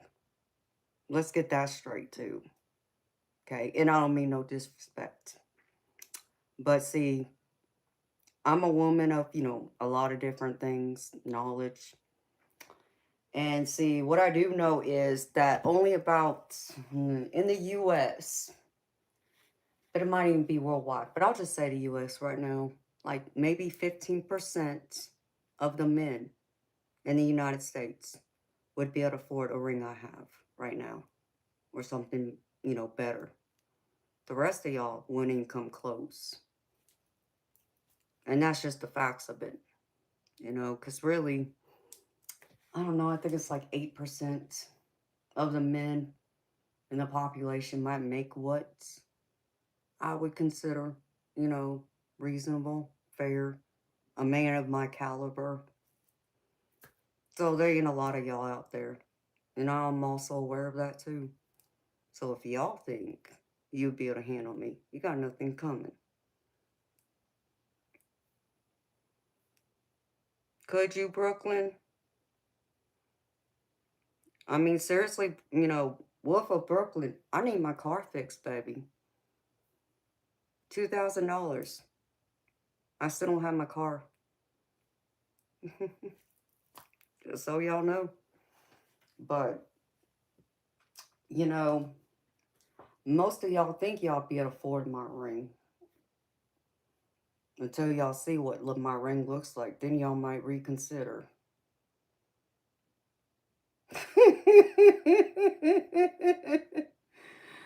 Oh, so crazy. Exactly, Eric. See, I'll show y'all my ring. And this is only one of my rings, but this is the biggest one I have.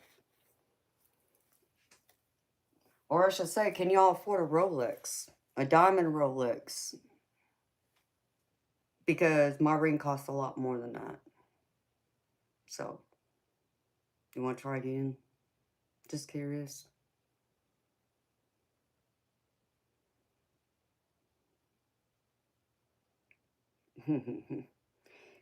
Faluzi, let me tell y'all what my parents always told me. Love is great, and God knows I'm a hopeless romantic. Oh, I genuinely believe in love. But see, my parents also had some logic to them, and they always told me, love don't pay the bills. So,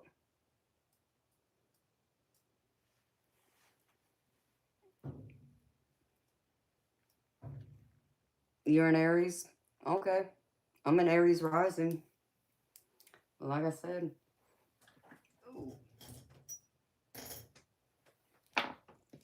And this ain't fake either. This is my ring. Y'all think y'all can afford that? More than likely not. And I know this. But y'all keep talking.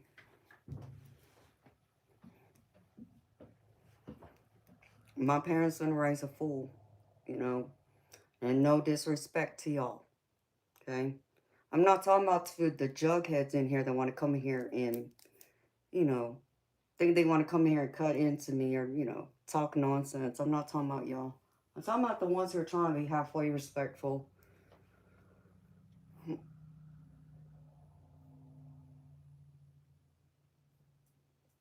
Bling, bling. That's right, baby.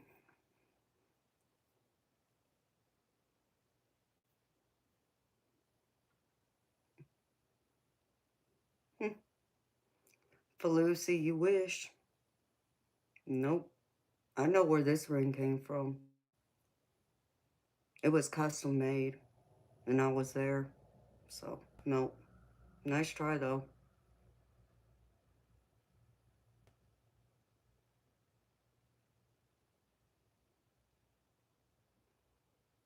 Exactly, Moonchild. That's what I find always funny. They always think they can handle a woman like me until I show them what it means. And they're like, yeah, uh-huh. It's always crickets after that. Always. Talking some nonsense. You know. See, I didn't fall off a turnip truck yesterday. And I surely didn't fall out of a coconut tree this morning either. So, it's always funny. I always think they can afford something like that. Okay.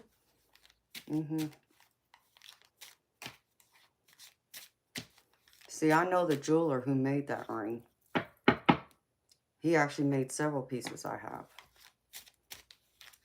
So try again.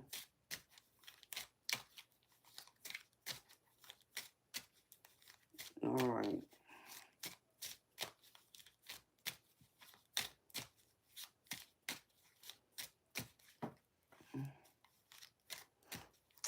Hello, Winter Bass. How you doing, beautiful?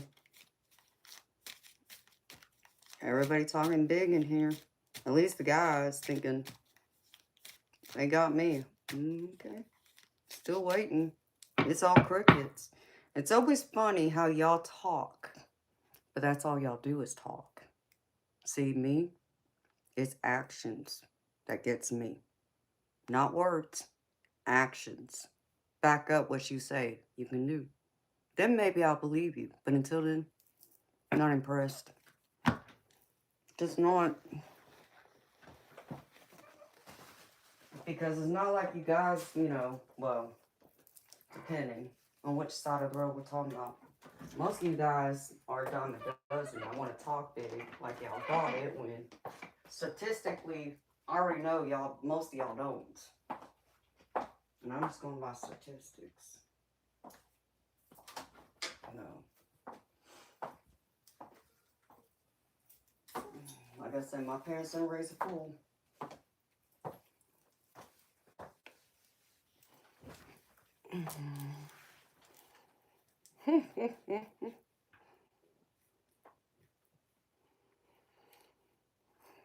Hi, Rick Jones. Uh-oh, SpaghettiOs? Maybe. Actions do speak louder than words. And I know my girl Moonchild will back that up, and so will Bob. Exactly, Winter Boss. You beautiful, you know how this works. Like, y'all keep talking. Keep talking. Do you know how many times I've had guys come on here before you and do this all night long? Really? Yeah, I'm not impressed. When they actually do something, okay, you backed up your words, got it. You know, I understand. Until then, that's all it is. Talk is cheap. Anybody can do that. It's the actions that not everybody can do. Big difference. Oh, yeah, Faloozy. See? Because you know. Because you know you're not talking to a stupid woman now. Because I'm not one of those, like, you know, late teens, 20s type of women. No. But thank you. You know, I mean, I guess it'd be an insult if you really thought that someone like me, you know, unless you're trying to give a compliment to my looks, okay, thank you. But to my intelligence, no. I'm much older. Much older.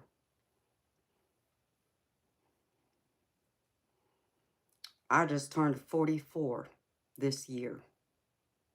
So, I'm not a fool.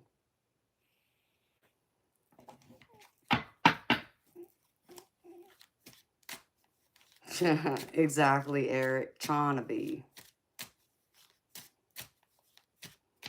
Acting a fool. Exactly. With Cheeto dust all over them. Amen, Winter Bass. Isn't that truth, girlfriend? We are 40 and fabulous. That's right. Our parents raised us right. I know that. See, because, yeah. You know, like, you know, Beyonce likes to say, you know, don't think you're irreplaceable because I can have another one of you tomorrow. But actually, I can have another one of you tonight. See, big difference. And I know that too.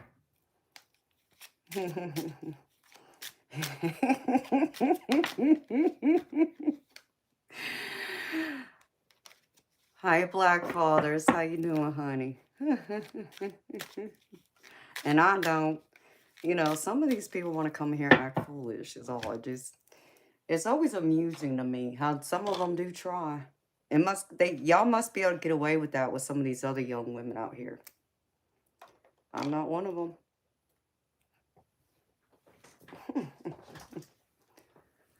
Oh my goodness.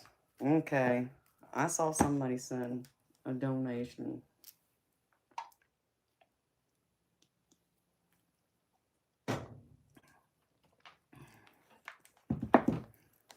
Just make sure you clean up that Cheeto dust before your mama catches it all over her bed sheets. She ain't gonna like that too much.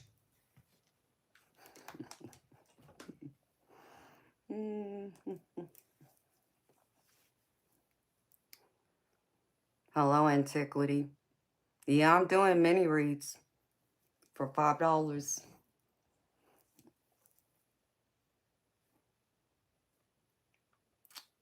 Okay. I'm doing thing night. It's Rebel night is what I call it. I pulled from 2 of my thing decks and 1 of my Rebel decks for some laughs. Okay, Lane. I got your donation, honey.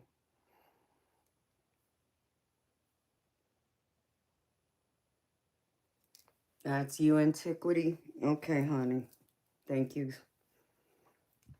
So I got Spirit Animal.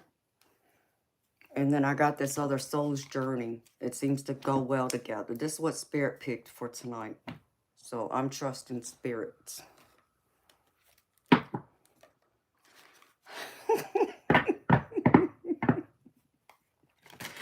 I love you, Winter Bass. Isn't that true? That's exactly what it is. And then, like I said, I got a Rebel deck for laughs. This one's not called a Rebel, but it's pretty much the same type of deck. It is funny. Alright, Spirit.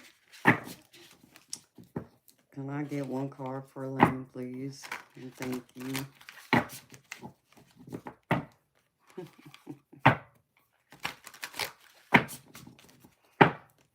Okay.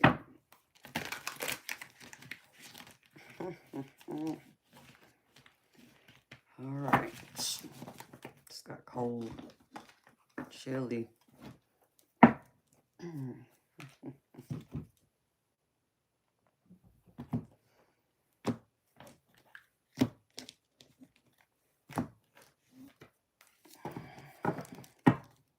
Spirit Animal. Alright, Spirit. Can I get 1 card, please, for Antiquity?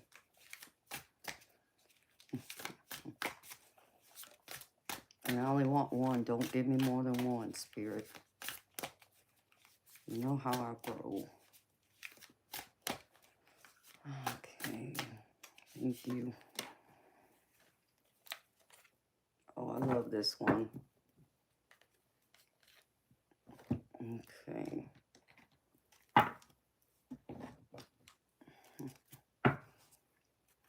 Let's see.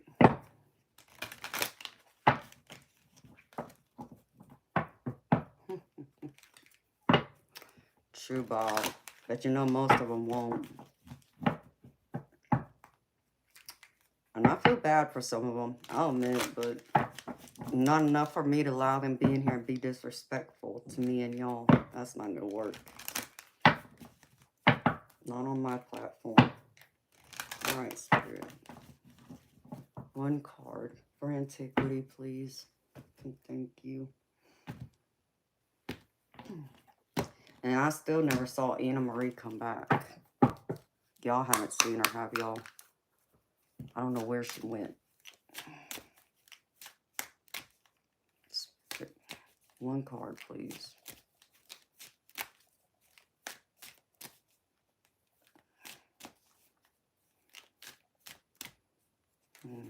Thank you.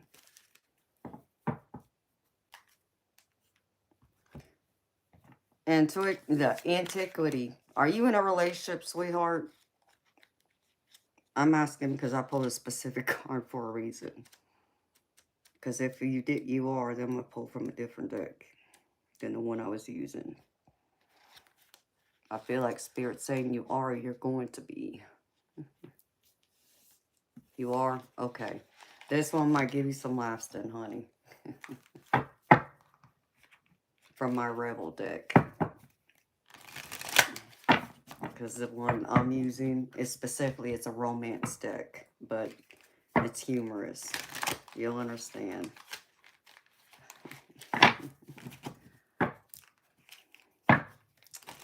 Alright, Spirit. Can I get one card for Antiquity, please? Make it a good one, too.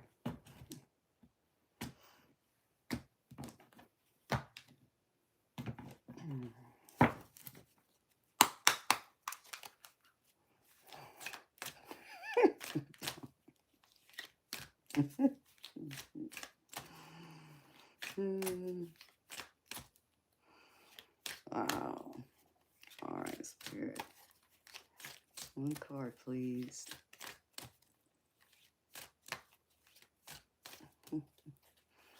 That one.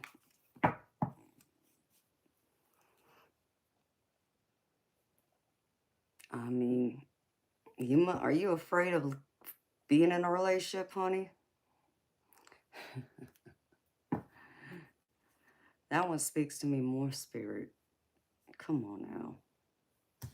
Mine's this one. All right. Antiquity. Oh, thank you, Scott. I appreciate you, baby. All right. Antiquity. Spirits tell me give you two. So I'm going to do this because they, I don't know. I think they kind of come together. So I'm trusting Spirit. You're married? Okay, honey. Well, this might still give you something funny. I mean, it might make sense in your relationship, in your marriage, you know. Never know. We all go through them ups and downs, right? High Spirit. Okay. The spirit animal I got for you is the elephant. Look at this big, beautiful, majestic elephant. And this is all about cherished, meaningful connections. And it says, with its profound wisdom, unwavering loyalty, and unparalleled protective instincts, the elephant serves as an illuminating guide on our life's path. Rooted in ancient wisdom, it imparts lessons on valuing deep connections and standing steadfast in safeguarding loved ones. So this is all about cherishing those connections and making a true commitment to your path of love, which, like I said, I can't make this up because the card I pulled from a different deck here, sweetheart, is love. And it says, I commit to the practice of seeing the good in all things. Right here. So Spirit wants you to commit, like this elephant. Cherish the love. Cherish the moments. Cherish those connections. Make it long-lasting. And don't allow anything to stop you from, you know, putting yourself out there and giving love to people. Whether that's to your spouse, if you have kids, you know, if you have siblings, parents, aunts, uncles, cousins, friends. Don't be afraid of love. And that love will come back to you. I feel like it's what Spirit wants to remind you of here. What you put out, you will receive. You may not receive it in the same time, but it will come back to you. So don't ever be afraid of it, because the Rebel cards I pulled, and like I said, one's from the romance deck and the other one is from the regular one. So Spirit wanted me to give you both these, so I'm going to. First one says, put your French toast heart out there in love without fear. So put your effing heart out there in love without fear. And that's true. You know, that, you know, even though it may not sound funny, but it's also logic. It's also, you know, a way of being, because, you know, you can't love, you know, if you're always afraid of being loved or giving love to people. And then the other one, this one made me laugh.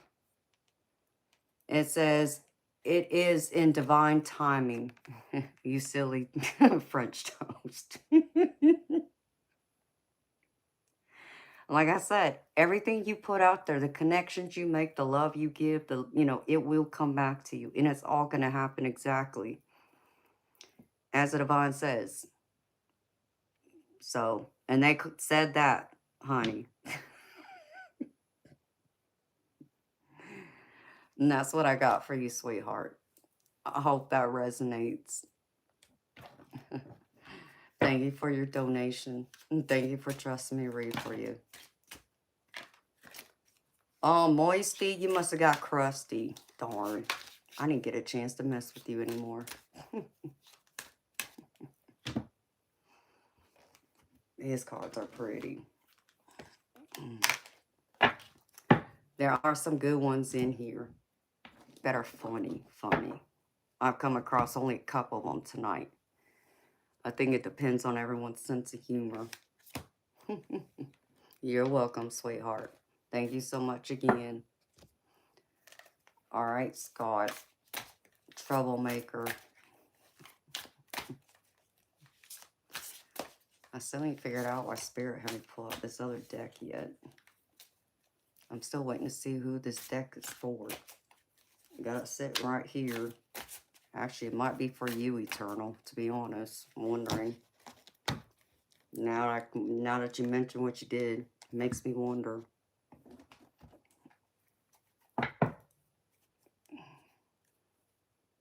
Man, I must have been picking up on your energy earlier. That was some strong energy.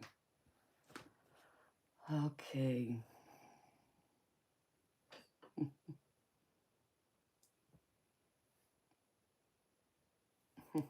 Thank you. All right. Here we go. Nothing. He just had something go on, apparently, on my days off. And I didn't know about it.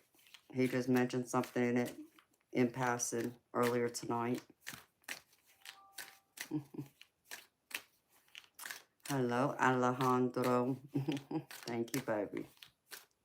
You'll be after Scott, baby. All right, Scott. What spirit animal do you get tonight? Did Eternal Light one? All right, Moonchild. Well, if Eternal's still here, I don't know. I have this tarot deck, and it's one of my more expensive ones, but it has a lot of skulls on it. So I might speak to him, but Spirit told me to pull it out earlier. They wanted me to even do the general collective with it, and I said no. Told them no, but then they told me another deck to use, so. All right, Scott.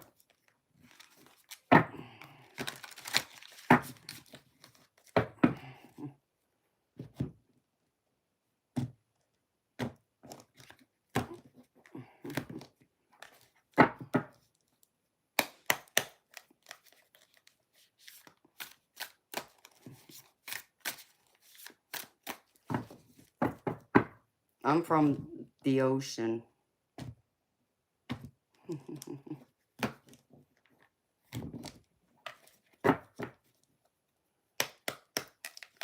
All right, Scott. Man, I'm already getting hot. I need to take this thing off. Oh, dang. I mean, Scott, I just drew the same card for you. The Majestic Elephants. Because you sent a tip, baby. I'll pull another card for you here. Let's see. Can I get another card, Spirit, for Scott, please?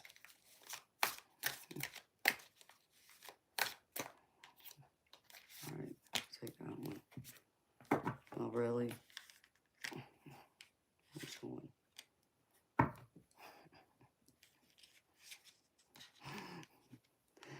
I love this one. The look on its face.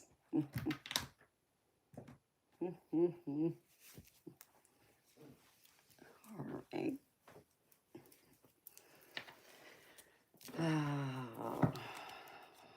What does this mean, Scott?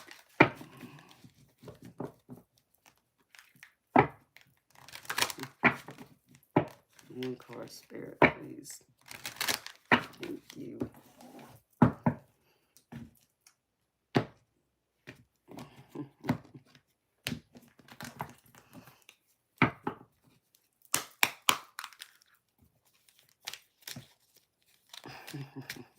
You're funny, Eric. Hey, it's not my clothes, baby. It's just my top. Well, my coat. Oh my goodness. It must have been all that Red Bull I drank earlier.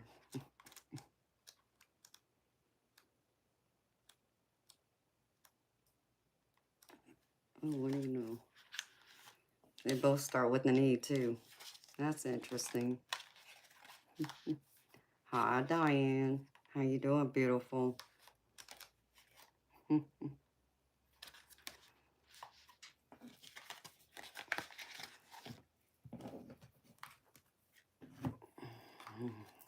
I wonder. No, Spirit said this one.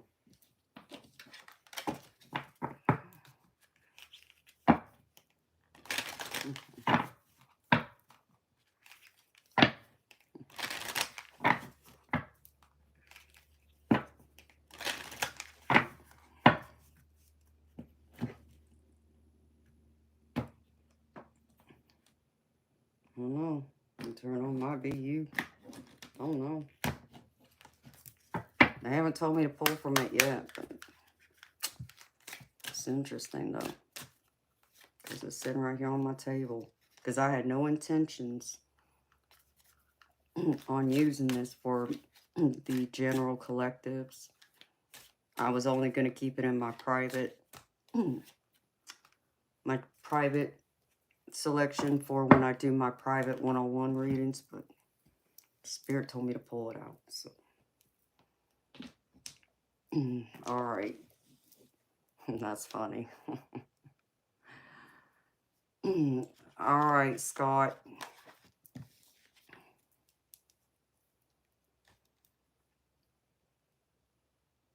Oh, well, I'm happy to hear that, Diane. You've been able to rest, beautiful. That's good to hear.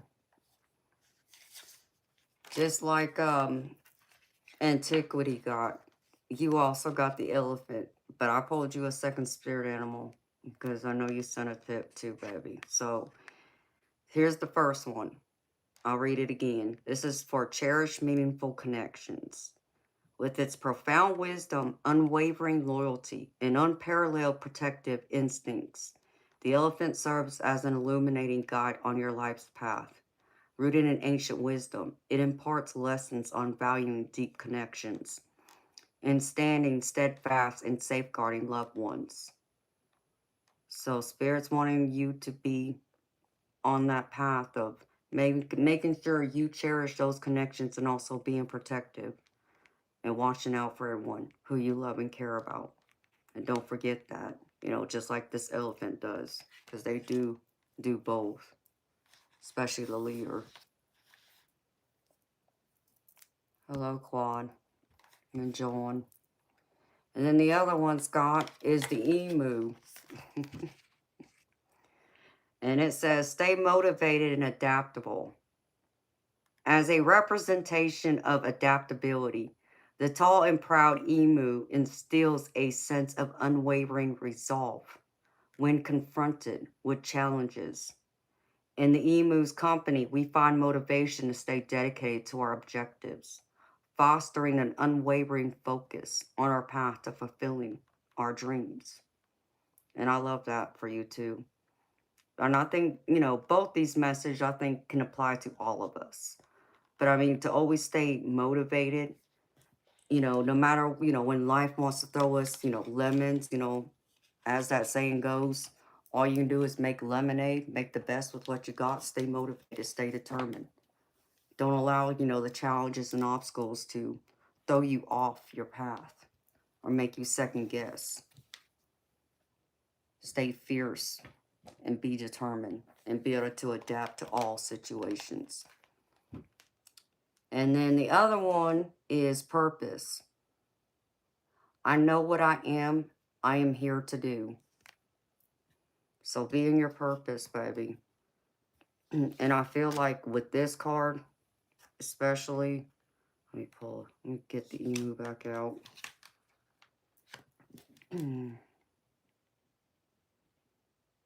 Oh, come on, card. Oh, don't matter. But with the emu especially, you know, to stay, you know, determined, you know, being able to adapt to all the challenges, you know, reminds us that we are on our purpose and in our purpose. Just keep going. So know you are here for that righteous purpose, what this emu is guiding you on. Along with the elephant, you'll have your loved ones there to keep those connections close and to help safeguard and protect the ones you love on your path. I love that. And then the epic card. Here's what it says. Total BS, turn around now.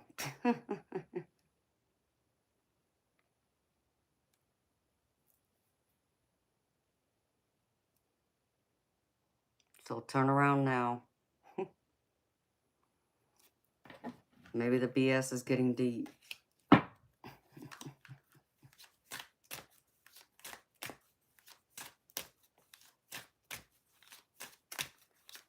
Well, excuse me, Bob. Now you're starting to sound like Moisty. I'm going to call you Moisty Crunch now. Just for that, baby. Okay? I hope that resonates, Scott. Thank you, baby. All right. You're welcome. All right. Alejandro, are you here, baby? Let me know you're here, Alejandro.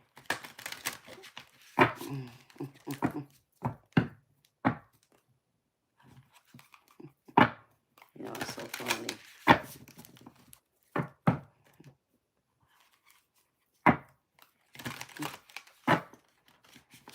Let me put this one back in there, too.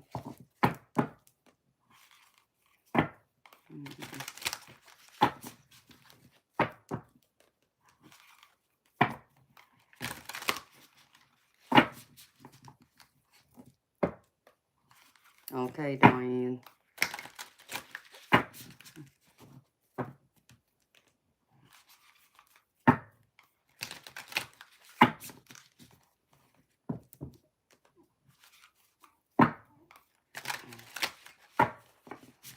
All right, Alejandro. If you don't speak up, baby, I'm going to skip to Eternal. And then you're going to have to speak up. Let me know you're here, baby. You might be lagging, too. I don't know.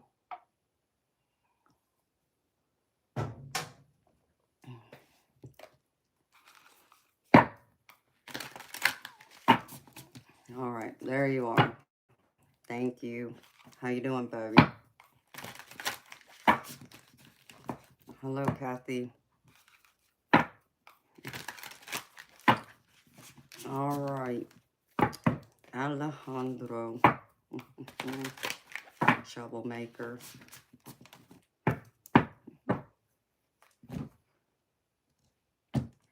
Well, I'm happy to hear you're doing good, baby. It's always good to see you. I'm happy to hear you feeling a lot better, too. All right, Spirit. Can I get one card for Alejandro, please? And thank you for your donation, Alejandro. I appreciate you, baby. I want this king right out.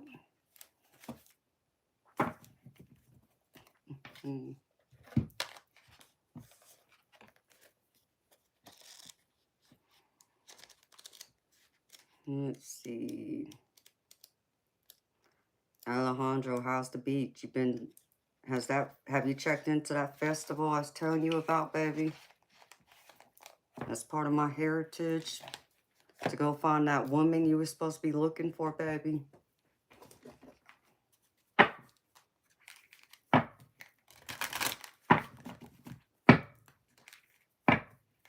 Or let me guess, Alejandro, you forgot, baby. And it's okay if you did. It would probably slip my mind too, baby, if someone didn't send me a note.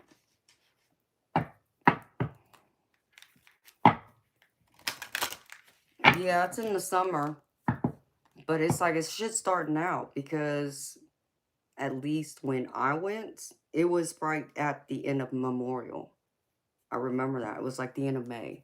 But I think, or no, it wasn't. Correction. I stand corrected. It was 4th of July when I went to it. So you still got time, baby. But yeah. Like I said, the different temples have the different festivals at different weekends and different locations. So you can always go to more than one. Oh, well, there's nothing wrong with that, baby. I mean, I hate to hear that you haven't been to the beach, but... Are you going to Jamaica soon? That'll be nice, baby. If you enjoy the beach. It'd be good to go hiking, too.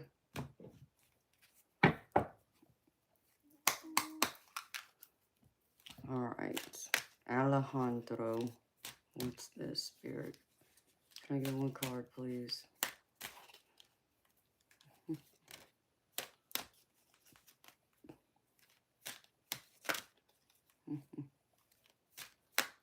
Alright, spirit.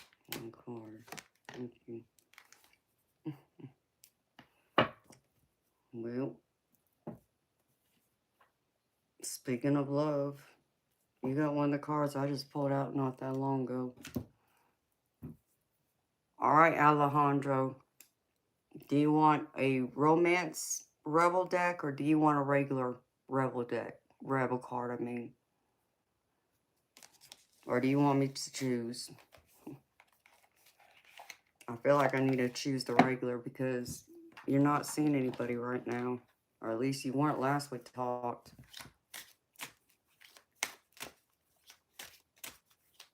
Okay, baby.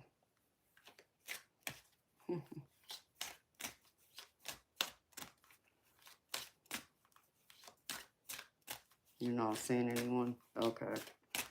I'm sure this deck would speak to you just because of past relationships, but I'll go with the regular one.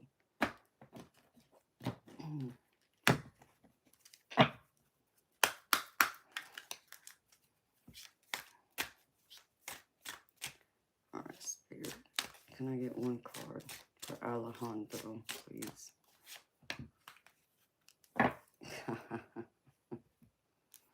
Really? Alright, baby. Alright, the spirit animal you got, Alejandro, is the buffalo. Express gratitude for life's blessings.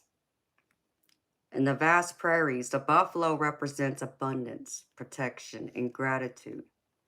Its spiritual energy connects us deeply with the earth, reminding us of our place within the intricate web of life.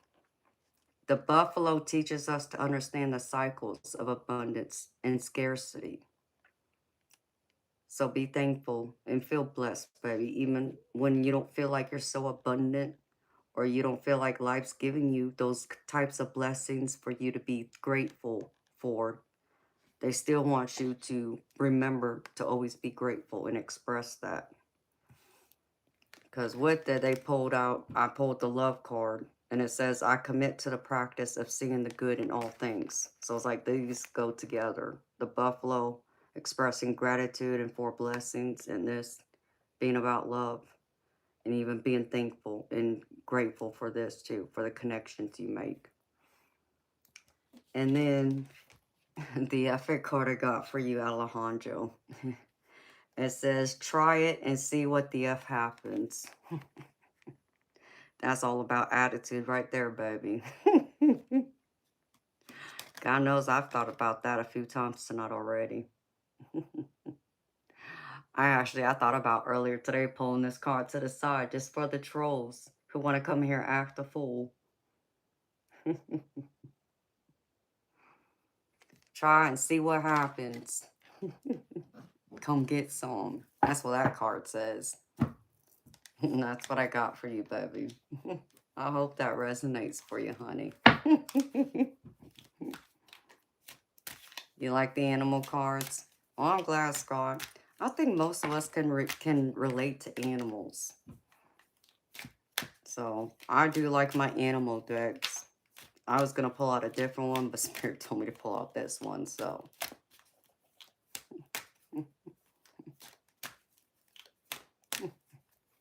You're welcome, baby. All right, Eternal. You're next, baby. Are you still here?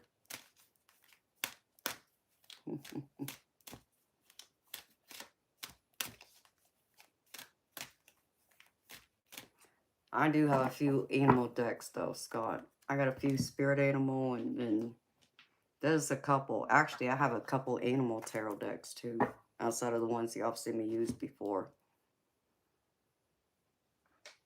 He's here for eternity. Yeah, Eternal's normally here. Unless he gets distracted doing something, or someone could be in his ear talking to him. I was going to I'll use that here in a minute. Eternal, eternal, eternal, where'd you go?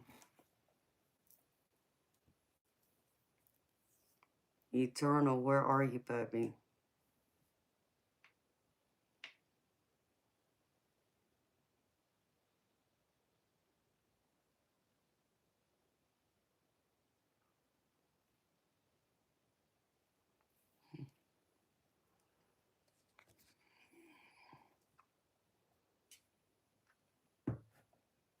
Yeah, I know you're here, Nancy, but you didn't send a donation, sweetheart. These are the $5 donation readings.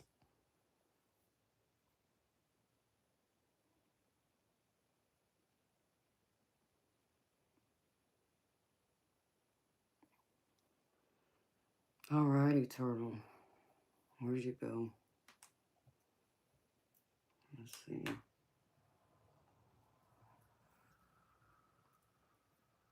High gospel music.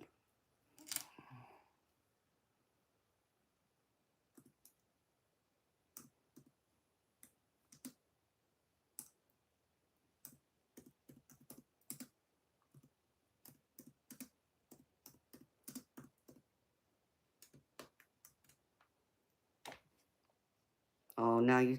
Okay. Thank you, Eternal. I was just fixing to message you, baby. See, there again, I didn't know you disappeared.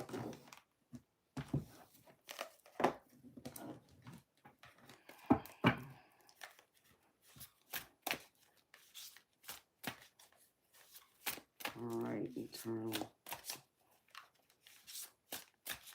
Man.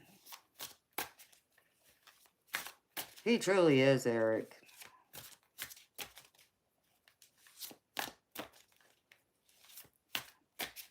You know, speed to the lead. That's cool. I hope you find some ASMR. I'm not one of those channels.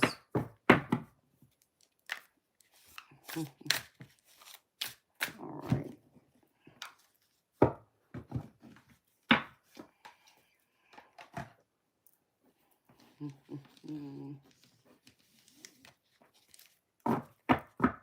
Yeah, Eternal. I think they told me to pull out this deck for you now.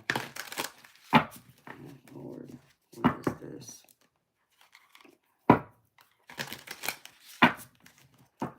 Spirit. Eternal, please.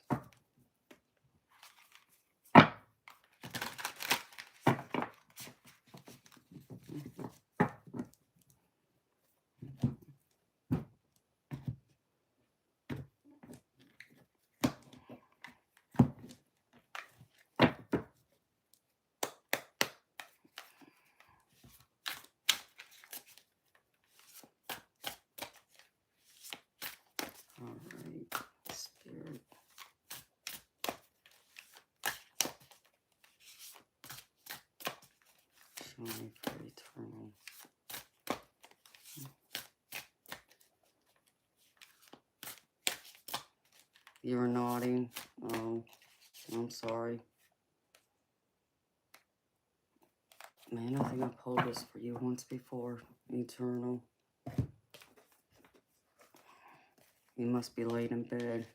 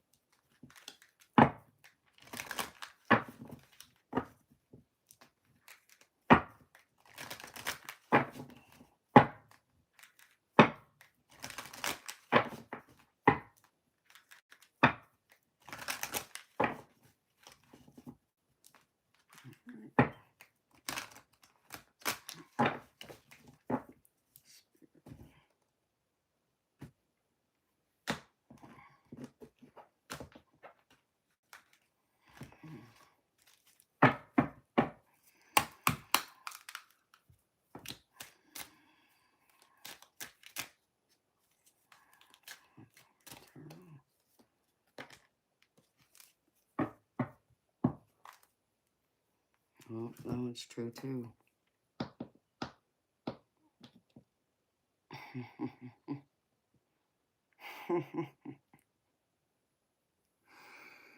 Oh my goodness.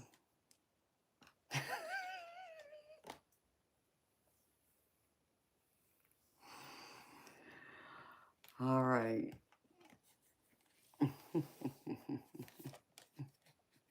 Hey, Nicole. How you doing, beautiful? Your hair's done today? Hey, that's great. I'm happy it's good done for you, sweetheart. All right, Eternal. I hope you're awake, baby. I bet your hair looks pretty, Nicole. All right, baby. You got the sea turtle. Enjoy life's journey. Acting as a good reminder to appreciate life's precious journey. The sea turtle embodies longevity, wisdom, and a deep bond with the ocean's rhythms. Its spirit offers us guidance to discover inner peace and navigate emotional waters. So be willing to navigate and adapt to the emotions of life and find peace and serenity in it. And the card that I pulled from the other deck is change. I understand that nothing can grow or evolve without movement. And that's true. Even, our emotions need an outlet.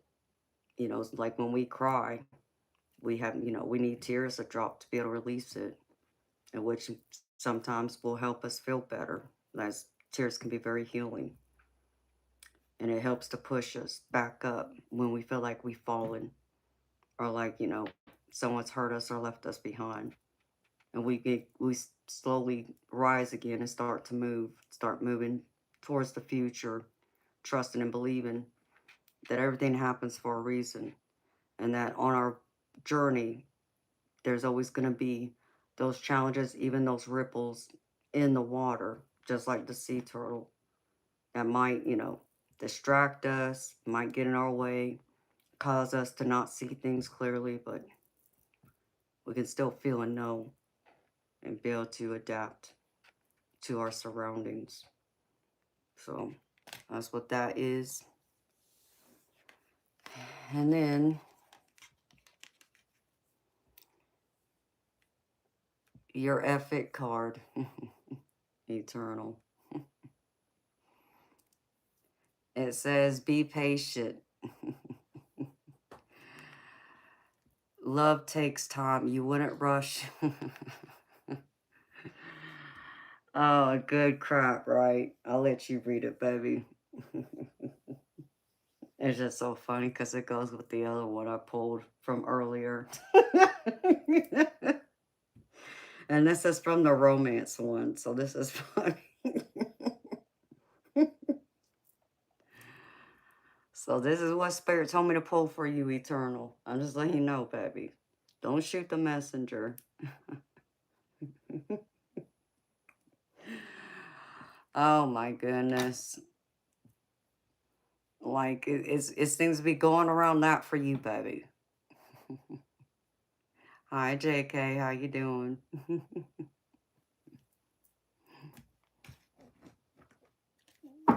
That's what I have for you, baby. Yeah, I think I'm supposed to pull out this other deck for you. But I have to do that for you another time, baby.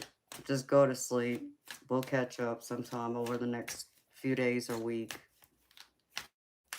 But, I don't know. These cards are going to probably speak to you, I'm sure. You're welcome, Eternal. So go ahead and close your eyes. Sweet dreams.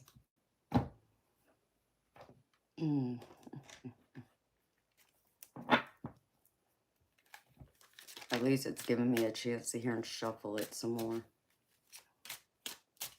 I still got another deck I have to shuffle, but that I'll have to do another day.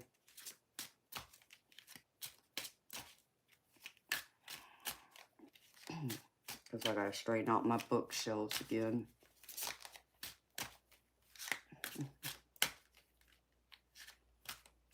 You were doing laundry and nodding in your chair.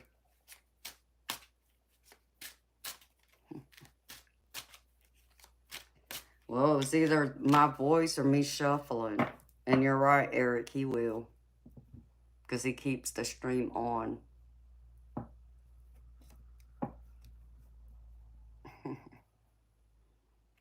Okay, Andrew. Crazy vibes? Yeah, you must be the crazy one.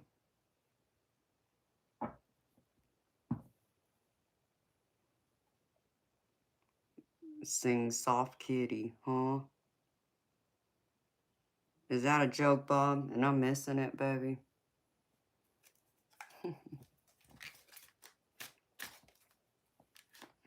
Oh, Eric. Well, I'm glad it is. I know many of y'all told me that. Y'all fall asleep listening to me. I'm happy it's so soothing for y'all.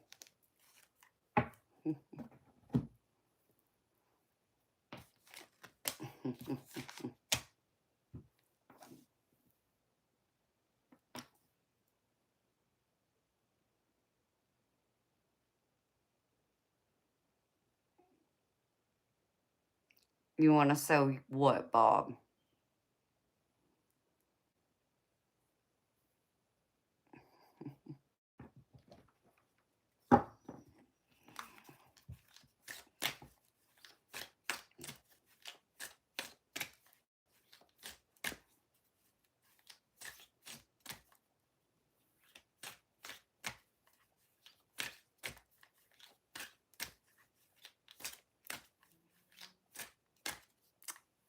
Oh, really, Bob? I've never heard of it, baby.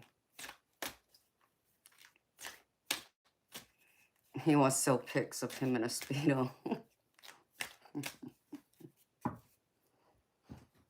I'm sure the ladies will check that out, Bob.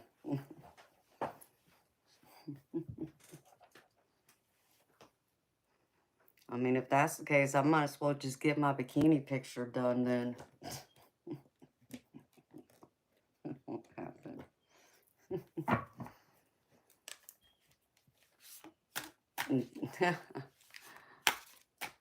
Doing OnlyFans, is that what you mean, Eric? You know you should, Bob. You just never know, baby. Some of the older ladies like the rugged look.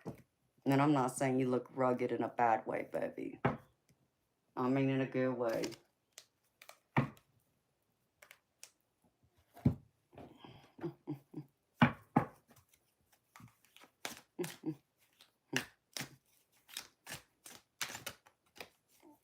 You'll buy what, Eternal?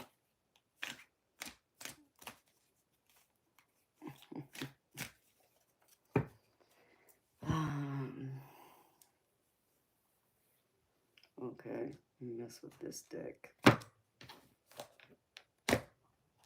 Okay.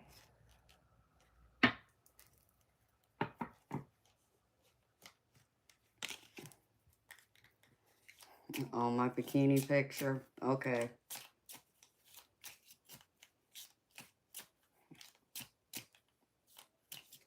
Shoot, I don't even know where my bikini is. I honestly don't have one right now that I'm aware of. If I do, it's packed in a box somewhere. What box? Who the heck knows? I'd have to go shopping for a new swimsuit. A calendar. Now that would be funny.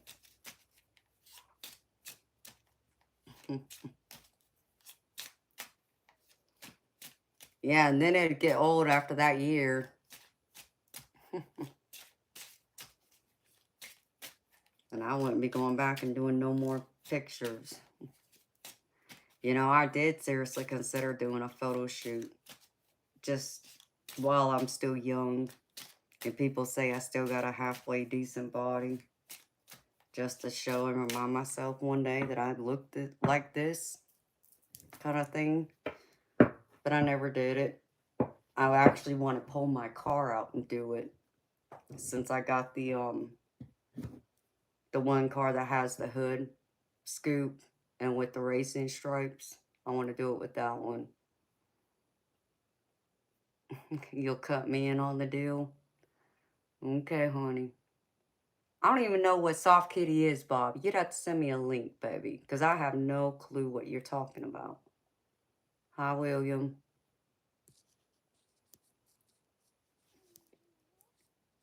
Hello, Mildred. Marjorie. Miles. I think that's what that says.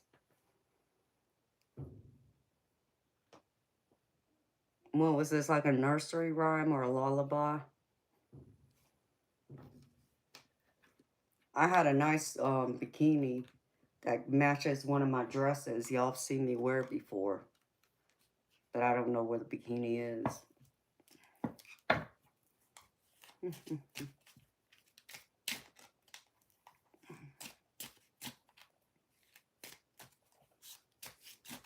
See, y'all see me in a kitty. Oh my god. Y'all see me in a swimsuit. Y'all would pretty much think I probably look like this. See on the back of this card? Look at that beast right there. It's supposed to be a hyena, is what it is.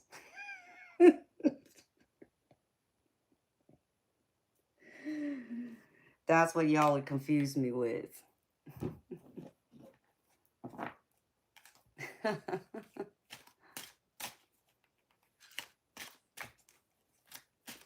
And by me singing it, Bob, you think it would sell, huh? Is that right, baby? I don't know why it would sell.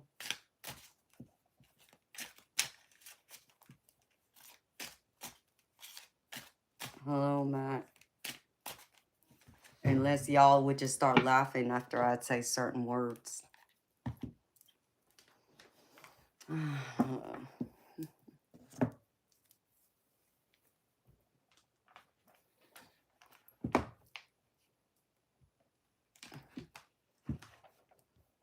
know I heard something.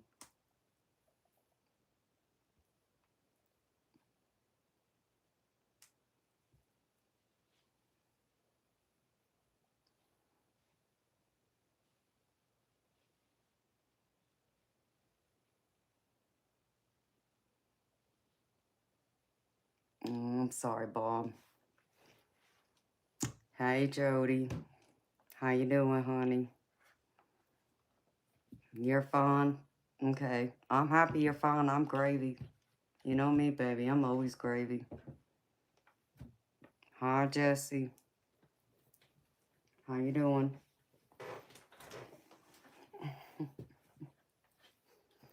So, I'm going to play this little game. We haven't messed with this deck in a while. Since it's one of those have some fun type of nights.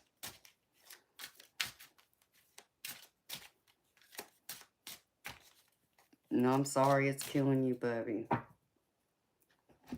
Bob, have you tried exiting out of the stream? Like exiting out of the app and then turning your device off and then restarting it just to see if that fixes it? Hello, Juna. Hello, Kurt McBride.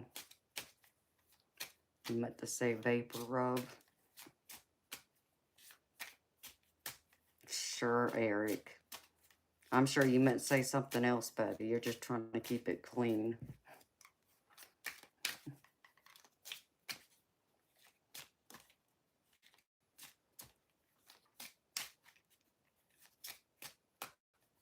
Yeah, send it to me, Bob, so I know what you're talking about, baby.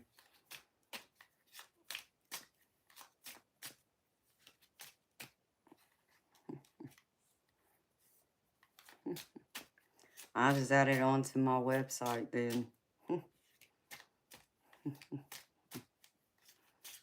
You know, Bob, when I was looking at decks, I did see one that had it was based on Australia, and I almost got it because of you and a couple other people here that commonly come here that are from Australia.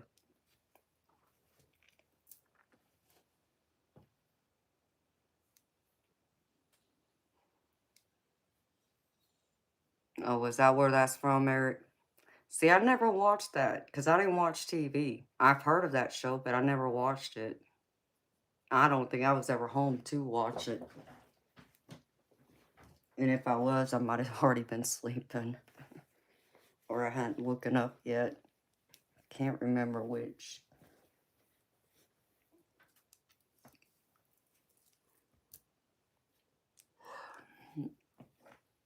It's hard to say what time because I would end up at the pool hall. I would leave here by 5 o'clock to try and get to the pool hall before everybody got off work.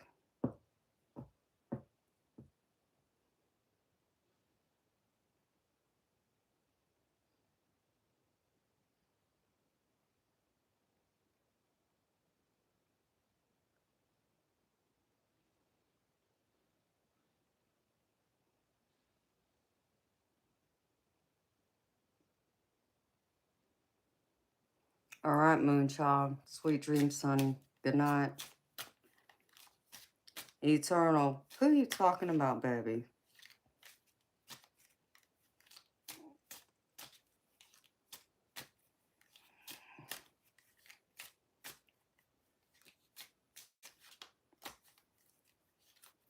You gotta tell us who you talking about. Otherwise, I'm confused. You already done lost me.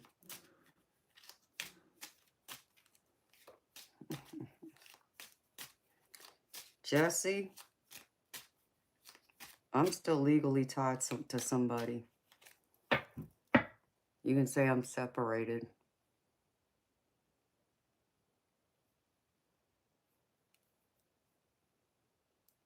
So who you talking about, Eternal?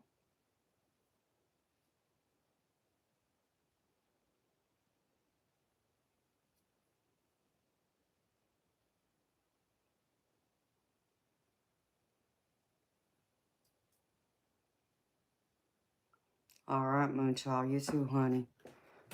Oh, is this just some random person at your work you talking about? I mean, now that's funny. That sounds like something my mama would have said. That's where my mama's head would be at, too. And I probably would have said something along them lines just because I'm her child. Hi, Lily Purple. How you doing, sweetheart? Oh, you are, Jesse? Well, I'm sorry to hear that, honey.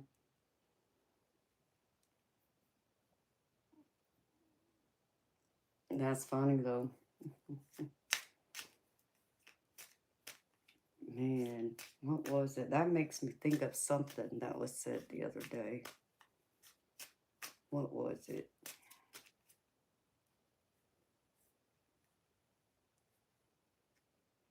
I don't know. I couldn't even say who it was now. Hi, Dan. Well, thank you, honey. Good to see you too, honey.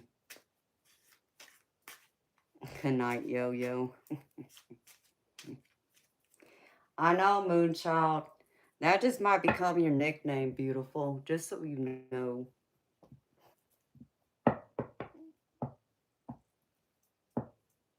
Every single time I see a yo-yo, I'm gonna think of you now.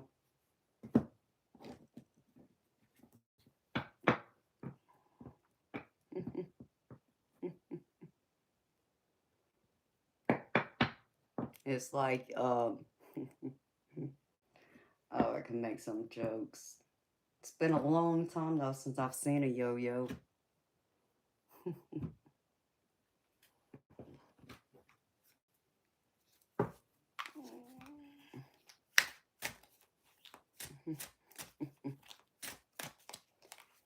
No, people are crazy. Always somebody. Hi, little ghost. You got a yo-yo, Juno? I don't have one. I hadn't seen one in years. You know what I used to like? You ever seen those slinkies? They had the plastic ones, and then they had the metal ones. I always loved playing with those, especially the metal one. I had to have the metal one, and I just thought it was cool how I can get the damn thing to go down the stairs. Or like, it made me think of and I sound terrible, but I was a teenager being foolish. My outside of the family dog, my parents let me have a little pet hamster. Had to be female too. And um I named her Cuddles because you know how they, just cuddle up, in the litter that they put in the cages. She just looks like a cuddle of fur to me. So I named her Cuddles, and um I had one of those wheels or one of those balls you can open it up and, put her in, and she could just roam freely around the house. Yeah. Me and my brother were those kids too, that we would see her heading towards the staircase. Instead of stopping it, let's see what happens. I know, I'm bad. And I feel so bad. Thank God it didn't do anything to her, but being kids, there seemed to always be an obsession with like messing around with the stairs and just doing stupid stuff. And like me and my brother, in fact, I did this at my old house. Um, my old house that I sold, it had high ceilings. Like the ceilings, it was a two-story house, but my family room went up to the second level, like my foyer. Um, so there would be this hallway where I could walk down the hall and I could look down into my family room from the second floor. And, and I had three bedrooms and two bathrooms and a laundry room up there, and also the stairs. And even me, and I'm saying this was probably like 7, 8 years ago, bouncing around, I would jog up and down those stairs day in, day out. It didn't matter. I'd be skipping 3 or 4 steps going up and down, to the point that I even jumped off the second floor hallway down into my family room. And it's like I was just asking to break my, back or my foot, my leg, something. Thank God I never did, but that's me. That adrenaline. So thankfully I never hurt myself. Oh, I had a few hamsters back then. One of them died. Then my mama got me another one. And my daddy had even got me one of those fancy hamster cages that had the big like exhibit where, it had like 3 or 4 places where the hamster could go in the tunnels. I got that for Christmas one year. He surprised me with that. I felt terrible because I was not thinking about Christmas that day. Mm. My silly behind being boy crazy, and I was in a relationship at the time. I didn't care what my parents got me that day. I just wanted to be with my boyfriend and go over to his parents' house. I feel terrible about that now. How I wish I could have that day back. But yeah, there you go, Eric. And that would be me. I mean, well, it's like when I was a kid in my old neighborhood, when I was like 10, me and my brother, in the neighborhood we lived in, um, there was like this road that went down, and it was like a steep down climb. And um, I got so good riding on my 10-speed bike that I had. I could, balance it that well. I would go down this big hill without holding on to the handlebars. Not one time did I ever fall off of it. It scared me that that possibility could happen because I even kept thinking to myself, one of these days, this tire's going to hit a rock and it's going to hit it just right and then I'm going to go flying. But thank God that never happened. However, because of me doing that stupid foolishness, my baby brother decided he had to follow me. And instead of him trying to do it on his bike, though, he decided to do it on a skateboard. Yep, he went down that hill and came off the skateboard and flipped and scraped up his knee, his elbow, scratched his face all up, and I felt terrible. Of course, my parents got mad at me because obviously he's following his big sister around. So, well, I stopped doing that.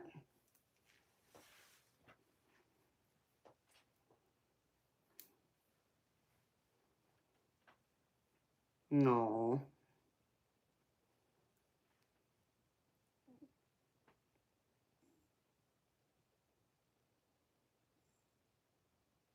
where you were at? See, my older brother was good on a skateboard. I used to watch him out there in California.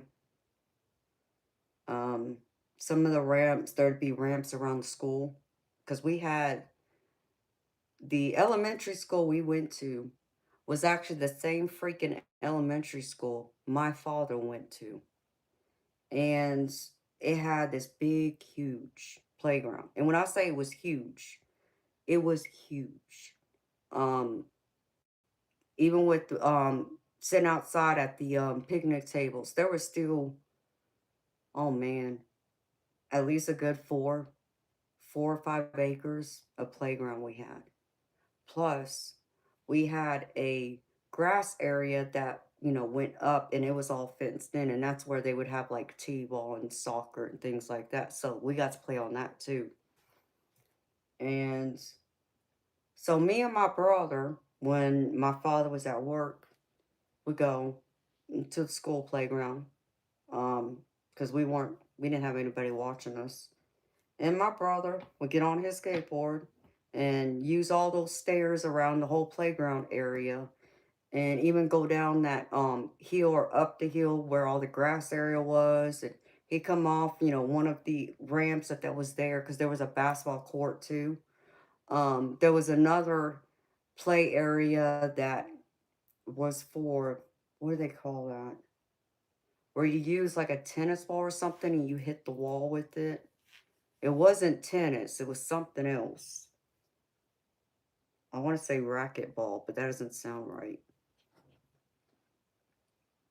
And then we had even those big, huge um, semi truck tires that was in the middle of one of our playgrounds. Like our playground was separated. You had a basketball field, you had this area that was for like racquetball or something. You also had an area if you want to play tennis. Um, there was probably 4 areas where you could play either dodgeball, or kickball. Um, and then they had the big, huge grass field. That was for like soccer and t-ball. It was huge. So we would go up there, and I watched him on a skateboard. My brother was bad at a skateboard. Um, he was good at so many things. I hated when he got in trouble.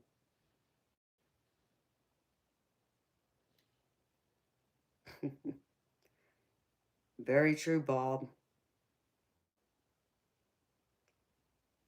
Hi, T Huff. It's always amazing, isn't it? Hey, Bob, it's just like what we were talking about earlier, baby. You know how people feel like they're entitled to my energy, but they don't want to pay for it. Or the guys that come in here and want to do this all day long. Oh, yeah, and then it's nothing but crickets. Yeah. That I do know too, baby.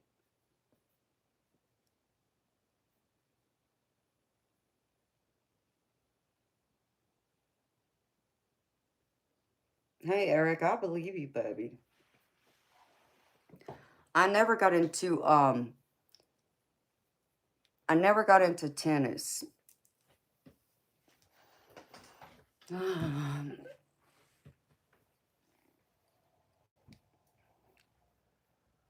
Mike Huff, you're true.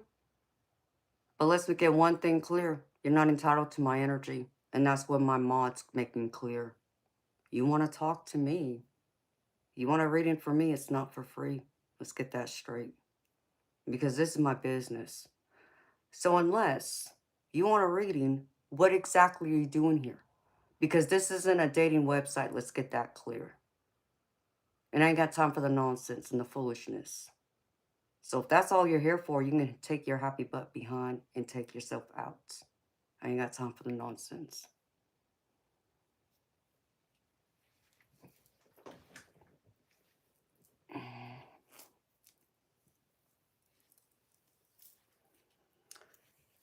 Really, T Huff? Nobody ever says your handle right? Oh, I'm sorry, honey. Well, tonight it's just a mini reading, honey. And it's $5, but other nights it's $30 US. And that's because I do an extensive in-depth reading on those nights. But tonight's just 3 cards, to where the other nights I pull out several cards, like 10 tarot cards and a few oracle cards. So, oh, I need to take my medicine. That's why that alarm went off. Hello, Amanda. Where is it? Before I forget. Well, I'm sitting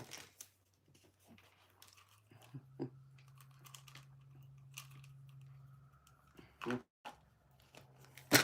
Oh. Thank you, T Huff.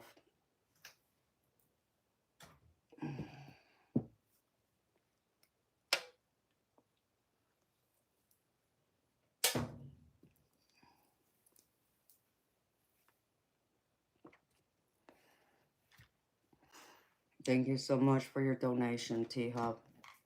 I greatly appreciate it, honey. Okay. So I do, this is theme night, honey.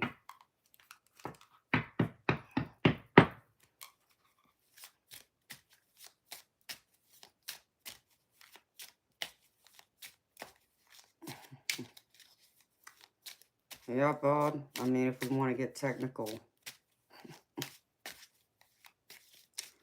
You know, next time, Bob, I'm going to have to remember to turn it off on this night so they can't do that. Because really, half of that's already gone. And I keep forgetting about that.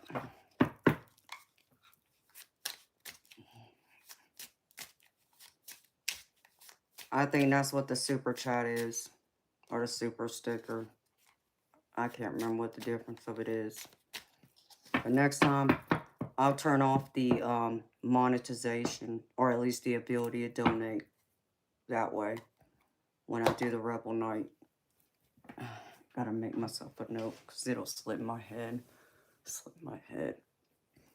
Yeah.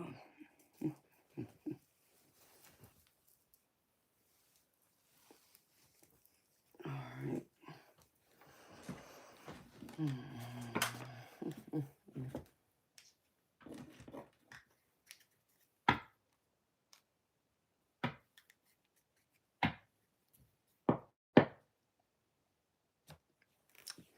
I know, baby, but some people just automatically do that. That's why I have to turn it off on this night. If I wanted to push it, I should have put it at $10 if it's donated through the stream, and that's what it should be technically. But I didn't do that yet, baby.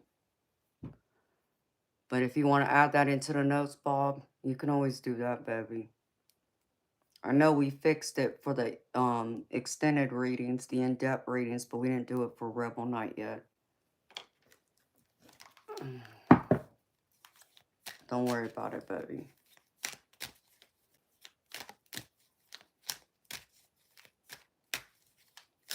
Next time I'll take away that option.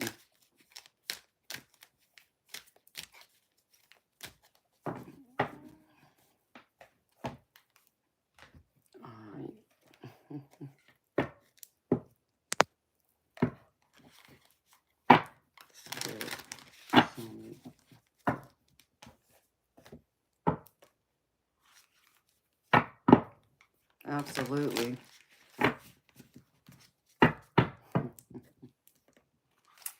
Well, thank you, Eternal. You didn't have to do that, baby, but thank you. Thank you for that super chat, super sticker. I don't know which one it is, so thank you, baby.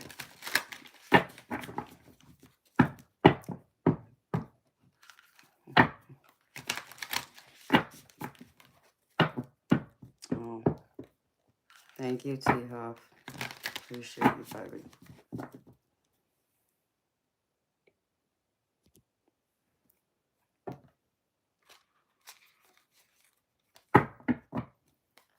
Yes, you did.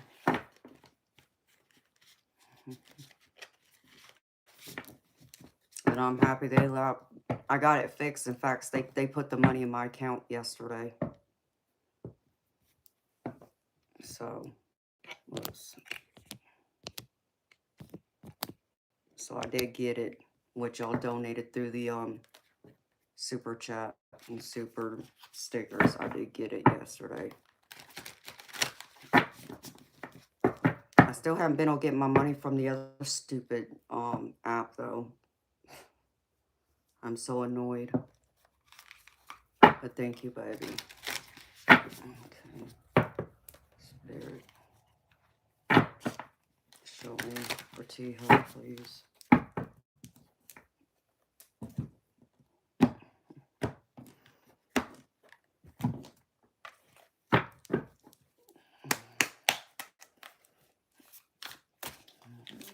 Show me, Spirit.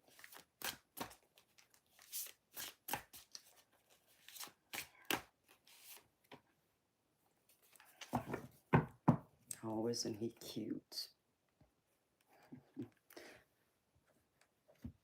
I think you left, Moonchild. I believe you did. You wouldn't like the one that I just seen.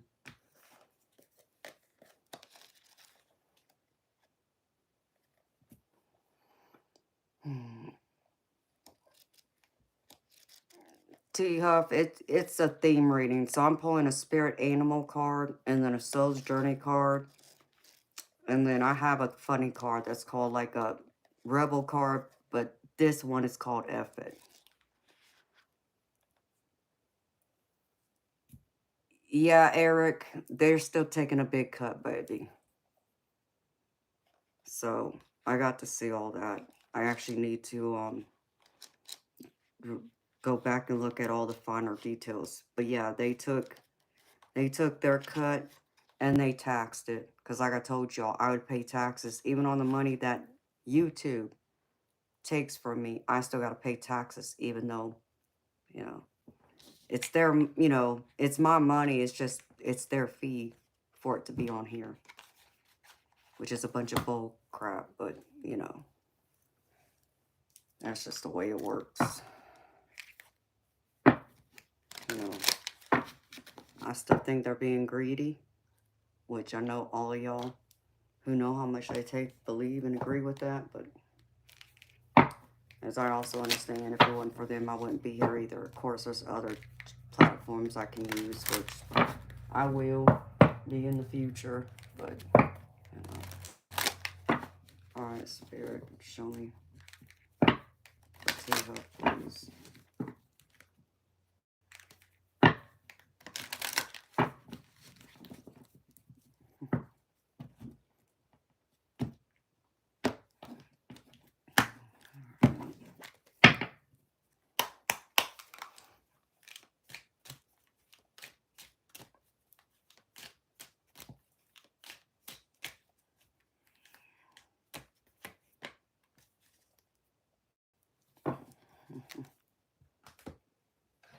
like that one.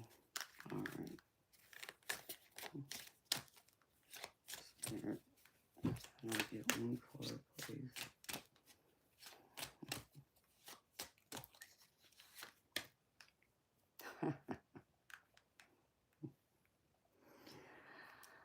Oh, apparently Spirit thinks you're being a butthead, T-Huff. Don't look at me, honey. That's messed up, Spirit, really.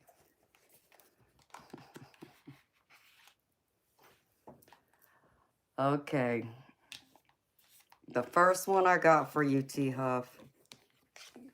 This is a spirit animal, and this is the fox. And the fox is representative of discerning the truth, learning to discern the truth. And what it says, with its cunning nature, the fox represents adaptability and intelligence. Its medicine encourages us to seek clever solutions to life's challenges, harness our resourcefulness, and develop the ability to discern deception while discovering our authentic path. So Spirit's encouraging you to be adaptable while also using your intelligence, knowing that you have the solutions for all the challenges you face in this life, and the fact that you are very resourceful, and you can read through other people's BS, especially the ones who, like to blow smoke up people's behinds. You can discern that. But you can even discern, I feel like someone who could, oppose you, be like, I think of someone who's two-faced.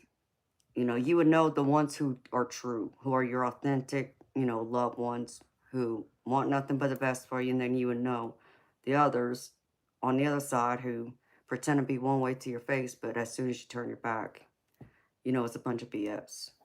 So that's a good spirit animal to have, to better discern all that. And then the other card I got for you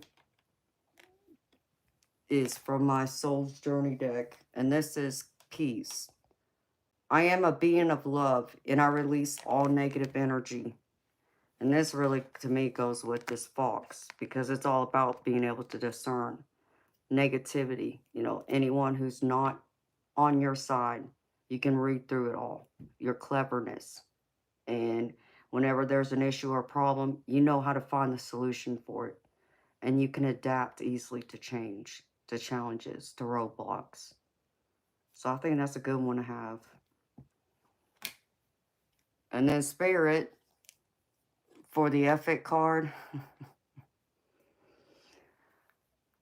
this is what Spirit got to say to you, sweetheart. Don't shoot the messenger, okay? I'm just a messenger here. That's the one I pulled for you. I'm sorry, I don't mean to laugh. This deck is just funny to me. And that's what I have for you, sweetheart. So, T-Huff, I hope that resonates with you, honey. I hope it speaks to you. And I just want to say thank you again so much for your super chat or your super stickers. And thank you for your donation. And trust me to read for you tonight, honey.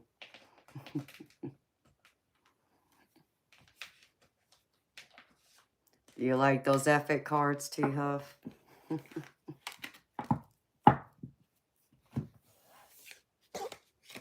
I got some other ones, too.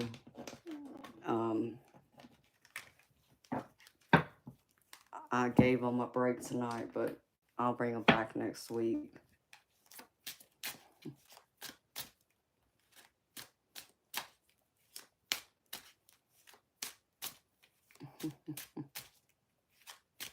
And thank you for being here, honey.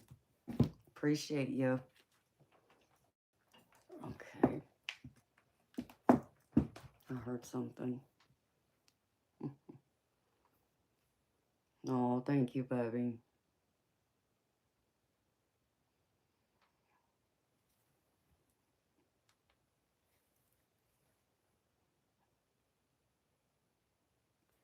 You agree with the discernment? You don't always see the solutions until it's high stress. But that's still a gift. Because do you understand? Like most people who, they fall under pressure. And so they can't weave their way out to find a solution on how to fix things. Like, you're probably a lot like me in that way. Um, where you may find someone else who, they could have, I'll just use me as an example. Um, quick, summary. I had to sell my house a couple years ago, and it wasn't what I want to do, but I was forced to do it because of the situation. I didn't have the means to pay for it any longer. So, and I refused to allow my bank or to allow the bank to take my house. I refused to allow it to go into foreclosure. So instead, before that could even happen, or before I could even ever be late on a payment, I went ahead and listed it to be sold, so I didn't lose it. And um, when it got sold, obviously I got a profit from it, plus what I still owed on the loan. And most people in my situation, unfortunately, and I hate to say this because I wish there was a lot more I could say, would think more along the sides of me. But unfortunately, when I've looked at reality out there statistically, most people would have waited until the end and allowed the bank to foreclose and make them have to move out of that house, where they would have lost everything. Whatever money, down payment, all that they invest in that house. And I understand many of them have children, so it's hard just to uproot and go somewhere if you don't have the means. But that's why you make a choice and plan ahead of time instead of waiting until the last minute when there is no option. So I wouldn't allow it to go so far. So you see, I still could have allowed myself. Bob, yes, it did, baby. Thank you. Thank you so much. And you see what I mean, T Hub? So think of it as a blessing, honey. That's a good thing because most people wouldn't think like you and I. They would have allowed that house to go into foreclosure. I promise you that. I've seen it happen many times and I can't understand. It's like, wait, why? Like, did you not think like to go ahead and put it on the market? And if you had listed it on the market before you ended up late, the bank would have worked with you. Guess what? The next, if you didn't sell the house by the next time the mortgage payment was due, as long as the bank knows you're trying to sell it, they know they're going to get their money. They're not going to foreclose on you, especially if you've been on time with your payments all the way through up until that point, or at least for the past year, is what I was told. So again, I just kind of like I don't understand. But you see, that's me. See, I could have easily been like some of these people, or many of them, who would, instead of doing what I did, they would have gone and crawled into bed, gone in the corner, cried their eyes out, and, cry and hoping it'll go away, knowing it's not going to fix it, but that's what they think. For me, no. I'm going to do the best I can with what I have. I'm going to be proactive instead of react after the fact and be like, oops. I've never been that way. But I don't know, maybe life has set me and you up that way to be able to handle those types of situations and think through it, to be clear, to have that clarity instead of allowing things to kind of overweigh us and drown everything out and overwhelm us to where it causes anxiety build up for many. And I'm not trying to talk bad about anyone in that way. I'm just simply, giving just the scenarios here. Some people do that. They can't think clearly. They crack under the pressure. They don't know what to do. And they're always looking around for someone else to help them. Like, tell me what to do. Tell me what to do. They have no, like, they don't have their own compass. And I find that there's some people out there who even allow other people to dictate their life, dictate their happiness. And they live by that instead of dictating it for themselves, which is why many times I try and tell people on here, take your own power back. Don't allow other people to dictate your life and your happiness and so forth. They're not living your life. Why are you going to give your power away that way? You know? So I try and give some sense to people, and also, you know, a swift kick in the butt if they need it, and in a loving way. At least I hope it is, you know. But I hope that does make sense, honey.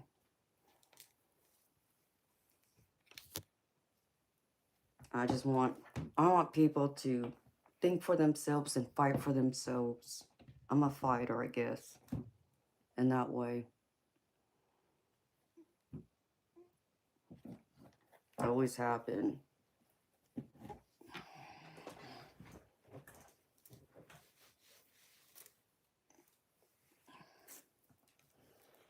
So, again, don't look at it in a bad way, T-Huff.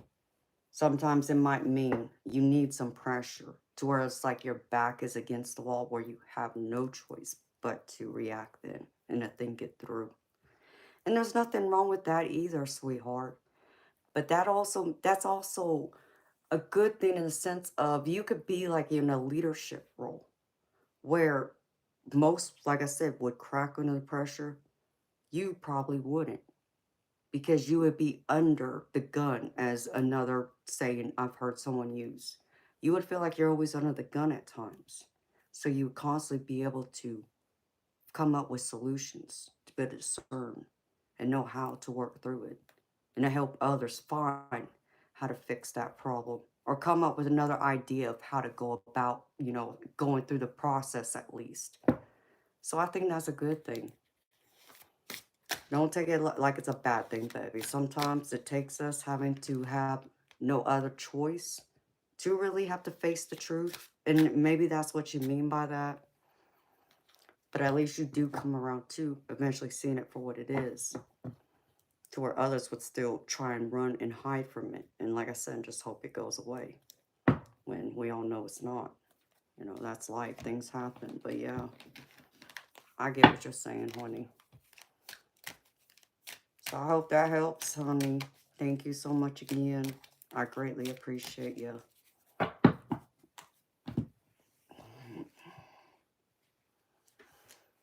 Dang, it's 3:15. It doesn't feel like it's after 3 in the morning for me. I'm in Georgia, in the United States. I'm from California, but I've been living in Georgia over 30 years. And where are you at?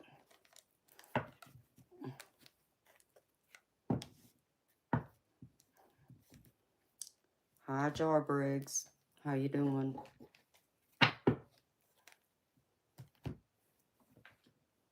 Oh, did you?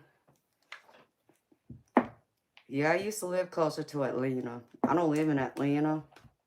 I'm actually closer to South Carolina border. But I used to be about, I don't know, about a 45 minute drive from um downtown, or at least to Hartsfield Airport, northeast. That's about where I was at. And I love that area, and I miss it. I miss it a lot. But that's okay. I understand too.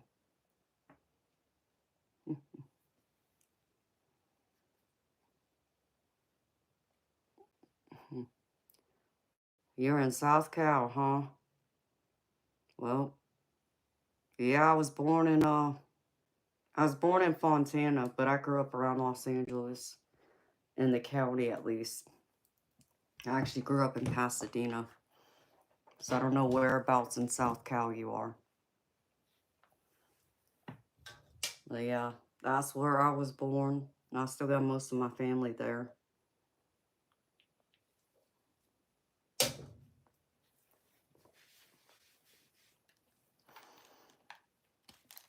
Oh, I know Huntington Beach. I haven't been there in a long time. I've been to that beach. Um, Obviously, everybody knows Long Beach, even though what most people don't know, unless they've lived in California. or at least visited that area. It's pretty much but a big port for all the ships to come in with all the containers. Um, like I grew up around that area, Manhattan Beach, Santa Monica, all of that area. I miss it. I do miss it. So most of my family's still around LA County or right outside of LA County, like near Disneyland.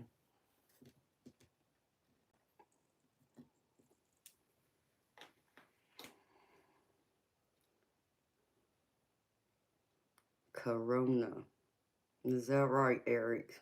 I didn't know you was that close to where I used to grow up at.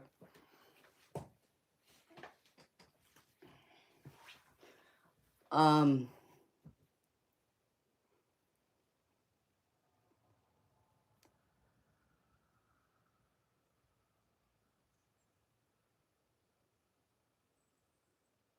oh, really, Eric? That's interesting to know, baby. Jar Briggs, a tiny, tiny strip down at the southeast part of Georgia. And that's it. It ain't much. It's what is known as Tybee Island. Um, you know, you can say there's a little beach there. I don't call it much of a beach, but that's it. But Georgia's pretty much covered up by Florida, because Florida is pretty much surrounded by the ocean, except for it's the top that connects to Georgia that's not covered around the ocean. The rest of it is.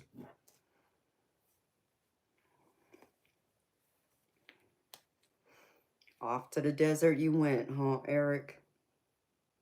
What's in the desert? I don't think I've ever been to New Mexico. I've flown over it going to California or leaving, but I don't think I've ever been there. I can't even say I've had a layover there. But of course, there was only probably, what, once, maybe twice on all the trips over the years when I would go home to California. I would never get a layover.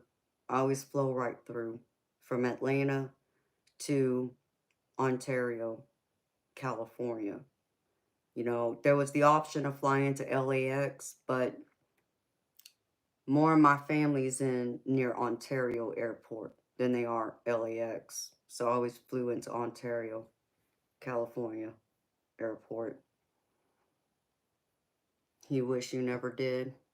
Nothing but sand. Yeah. I know it gets hot out there. I don't know if I'd want to be there, but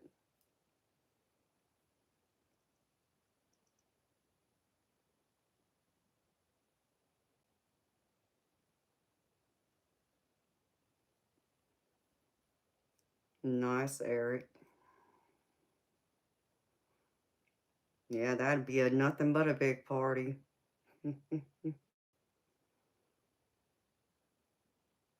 I would have enjoyed that.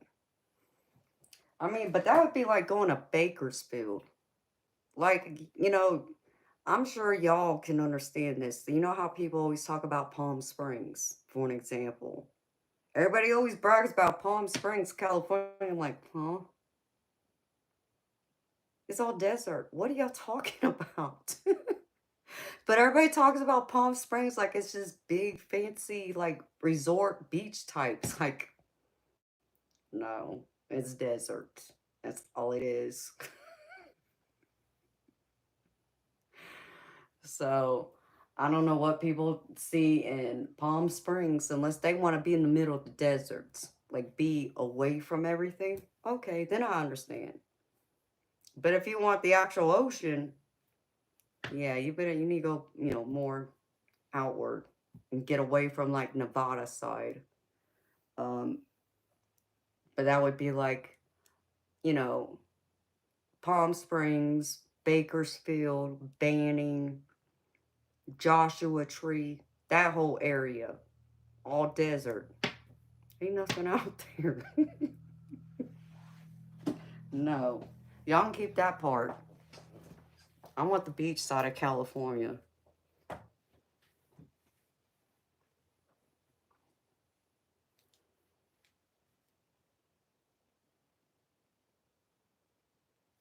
I bet she could cook, Eric. Did she teach you, baby? I would have enjoyed some of that food, too. That's the only real food I can get is when I come home to visit.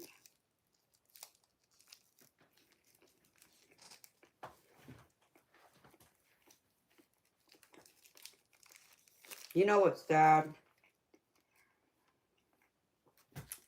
I can't really even say we have food trucks out here. Unless you go to like deep downtown Atlanta, where they have like either the college or there's like the festivals. We don't have like random food trucks just appearing left and right.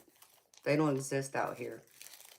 That's one of the things I do miss about California, especially the taco trucks. Couldn't beat those.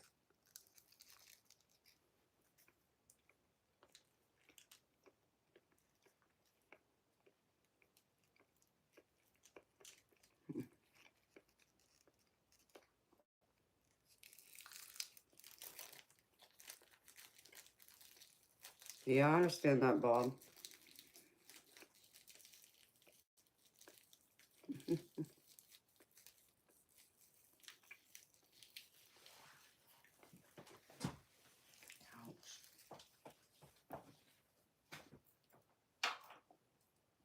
I prefer if I'm gonna cook, I'd rather cook for other people. I don't care to cook for myself. It just doesn't interest me. So I do relate to that too.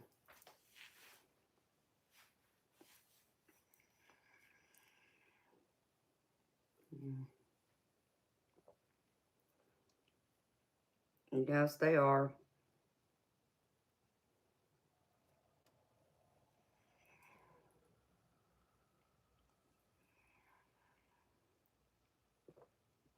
It is more fun to cook for others.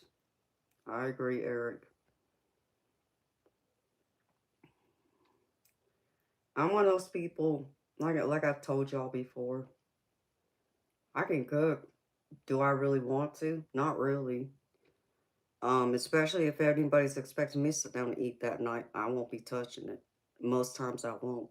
I'm just, after I spend an hour in the kitchen at least, preparing it, smelling it, I don't want it anymore. It's like, no, y'all can have it. I'm going, to rest or go do something else. Y'all eat. Um, but then I will sometimes make plenty of leftovers, so if it sits in the fridge overnight, it always tastes better the next day.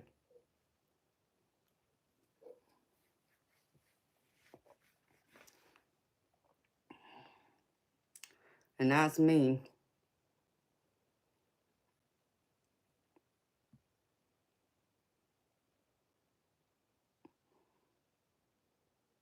And that's the way it was in my house too, Bob, when I was growing up.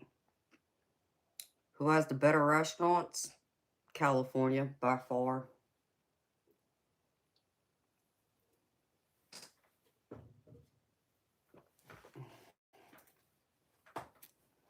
California has more of the authentic food compared to Georgia. There's many restaurants, at least there used to be last time I was home, and it always been that way. You could pretty much go to many of the restaurants that I used to go to, and it'd be just like sitting at home and getting a homemade authentic dish. A lot of the food's that way. Here, not so much. I don't care for it as much. Not saying there isn't good restaurants, there are. Because my favorite restaurant of all restaurants is here in Atlanta. But I would expect the food to be good because you're paying a heck of a lot of money to eat there too, because it's a fine dining restaurant, like a white tablecloth, excuse me, type restaurant. So you're going to pay for not just the ambiance of it, but you're also going to pay for the quality of food. So you expect it to be good, which it is. But um, there's many restaurants out here that are the chains. And yeah, I mean, it's food. Can't complain. Um, but then there's some mom and pops restaurants. I mean, they're all right. Depends on where you go. I noticed, like, people would always talk about my poor stepchild. She always talks about two restaurants. That's her favorite. One's a fondue restaurant called the Melting Pot. And then the other one is a Brazilian steakhouse. Um, what is that? Fugo de Chow's or something like that. Um, I mean, a fondue. If I'm gonna spend money, eating out, I don't want to sit here and cook my own food. That's part of the reason why you go and eat out is so others can do all the hard work for you, so to speak, right? That's what you're paying extra for. Um, but in itself, it's also the whole experience of it too. But I can do fondue at home. I grew up on fondue. That's one of the things my daddy used to make for us every now and then. Um, I mean, they always had the good cheese dip and the desserts. Now, I'll say, like, yeah, it could be kind of work just going there for that. But to have to sit there and cook my entree too, yeah, I could do without. Especially if I'm just sitting there, the way I eat, I could be a slow eater. I'm just sticking a couple pieces of meat in that boiler at a time. I'm not sticking like 6 picks in there like some people do. I don't do that. So, um, the Fugo de Chow's, I was so disappointed. I've been hearing about this restaurant for as long as I can remember. And after we sold the house, my stepchild and her hubby helped us move some of the stuff. And so I felt it was only right to take them out. You know, I could have taken them somewhere cheaper, but I was like, no, we've been talking about going here. You know, we'll go. I'll pay for it. It was 75 bucks per person. Understand me. It was nothing worth 75 bucks. Nada. Not even close. I was so disappointed. And it's like, yeah, I got to try all these different meats. They're okay, but I wasn't impressed. Now, if they brought me over a bunch of filet mignon, now they might have got me. But not one time while we were sitting at the table did we ever see any of the servers holding or they carrying around any filet mignon. And that's what we wanted. It's like by the time we would hear about one of them walking around, they'd be like on the other side of the restaurant. They would never come towards us. And so I didn't like that. The salad bar was good. 75 bucks worth? No, not even close. So I was disappointed. Um, Everybody told me, well, they weren't impressed with that day either. They said that, you know, it wasn't as good as it normally is. Well, maybe it ain't worth me going back to try and spend 75 bucks a person again. Y'all can kiss my behind. I won't go back. Not even. That was just craziness. Winter pass. I'm telling you, honey, I should have had some filet mignon somewhere. For 75 bucks, it was ridiculous. No, never do it again. Waste of money. It was just a waste of money. Now, my stepchild and her hubby and my grandbabies enjoyed it. Okay. As long as they enjoyed it, all right.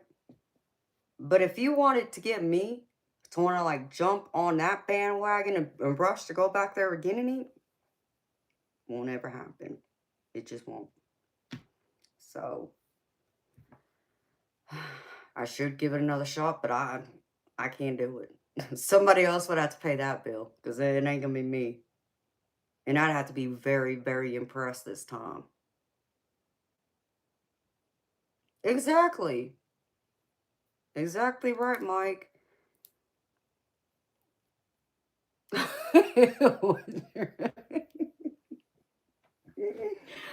Hi, Saul. I agree. Y'all think I'm playing. It's a chain restaurant. They normally have it in a lot of the bigger cities. It's a Brazilian steakhouse. And what you do is you sit down and they have this little dial. One side is red, the other side is green. Okay? You turn that dial over.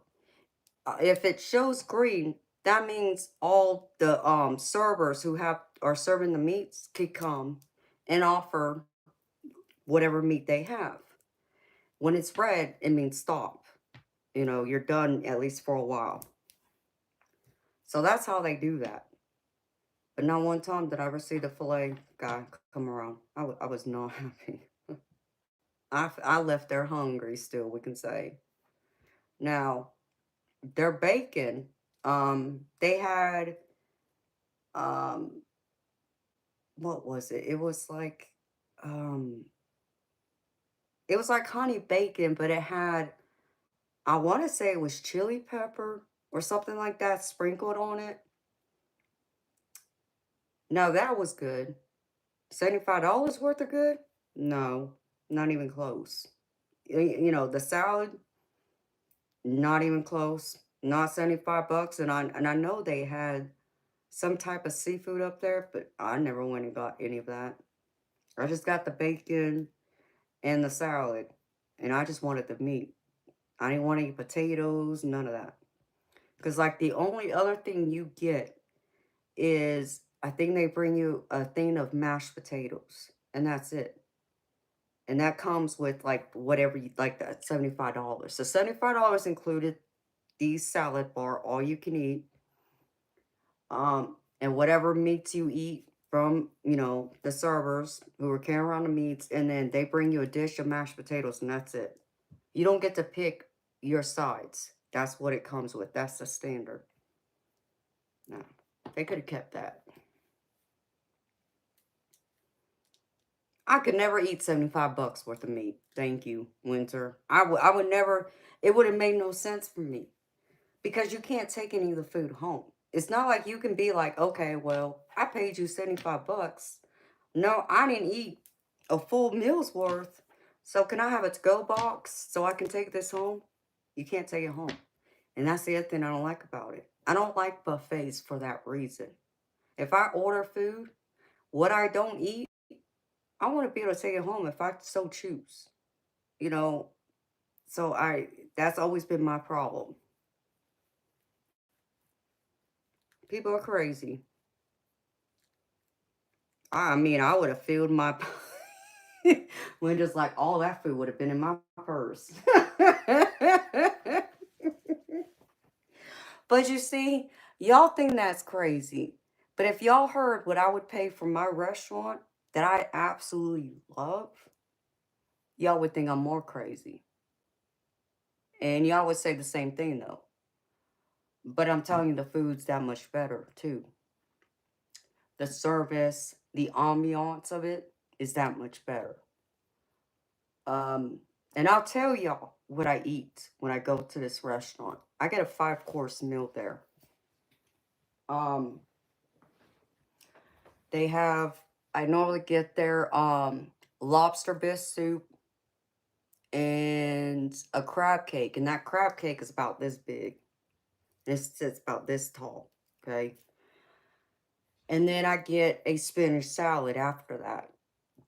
And those are just the appetizers. Then you get to the entree. I get a 14-ounce filet mignon. And then I get their garlic mashed potatoes, either their cream spinach or their green beans and then their corn mash. And then I get their cheesecake to go. Okay, so that's a lot of food. But understand me, what I don't eat, I get to box up and take it with me, which I do.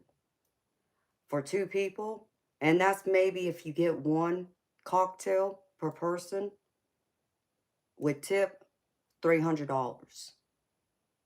You would spend every bit of $300 there for one night. And I know that's a lot of money to a lot of people for one night. But understand me, when I go there, oh, I eat. Even the bartenders, the servers, all of them know who I am. To where I've had a few of them come up to me on a few different occasions, a few different times I've gone in there over the years. And they love it. They tell me they love to see me come in there. And the reason why, because they know I'm coming to eat. They know I'm not one of those women who's going to just take a few bites and no, I'm coming there to eat. And they know that. And so they can appreciate that about someone like me who's, looks like me, because I'm sure they get all these other women who, I don't know, probably built better than me or whatever, who don't eat like I do, who would never even order half the food I do. But I'm not ashamed to eat, so I do. So I love that restaurant. And it's called Chops Lobster Bar. It's in downtown Atlanta. I normally, or I should say, I used to go there at least 3 times a year. I would go there for my birthday, um, sometimes Valentine's Day, at least before they changed it. They used to have it to where it would be the same menu on Valentine's Day as it would be throughout the year. But the last, I don't know, decade, I think they changed it on Valentine's Day. So I don't get to eat all I want, at least type of foods I want. I order the same thing whenever I go there. So I skip Valentine's Day. And then I'll go sometime later in the year. But I normally would go there at least 3 times in a year. And I always enjoy it. And I always made the most of it. And I get all dressed up in my cocktail dress too. Looking all fancy. Like I'm going to a black tie event. And I love it. I absolutely love it. Um, it's worth the money to me. But I haven't been in years now.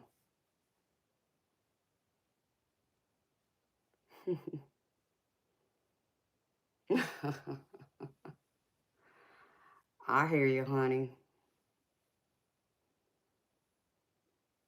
It's like, um,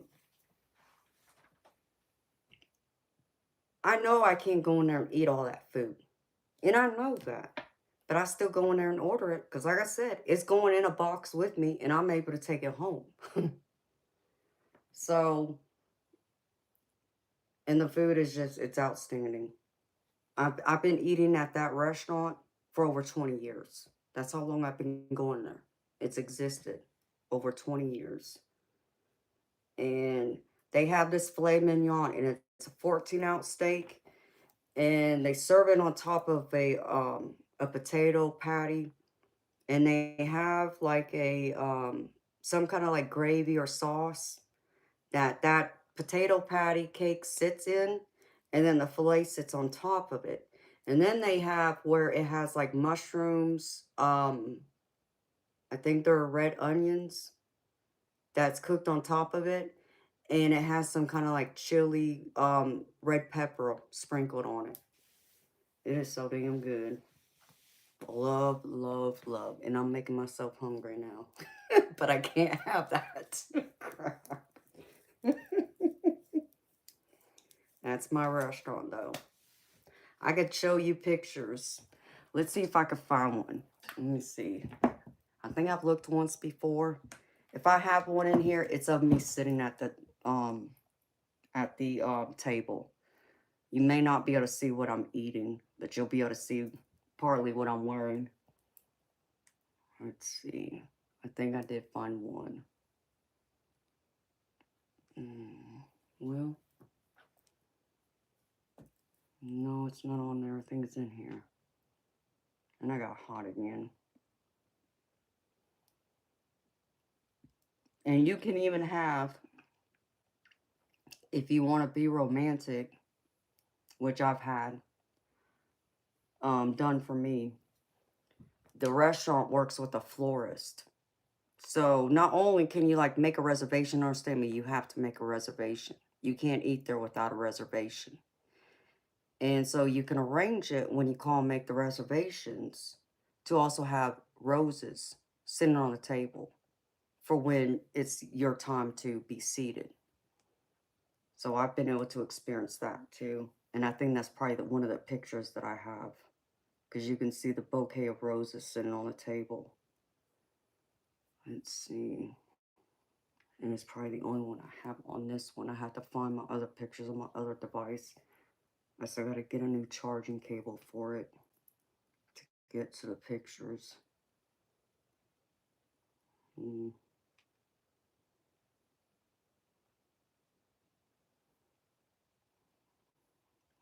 is it?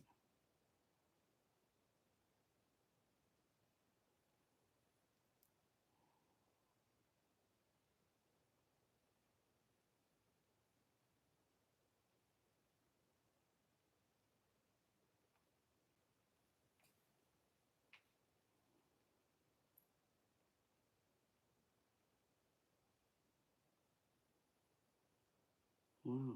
I didn't overlook it, but apparently I did. I got too many pictures on this thing now. No, that's not there. There's one of me in a blue dress.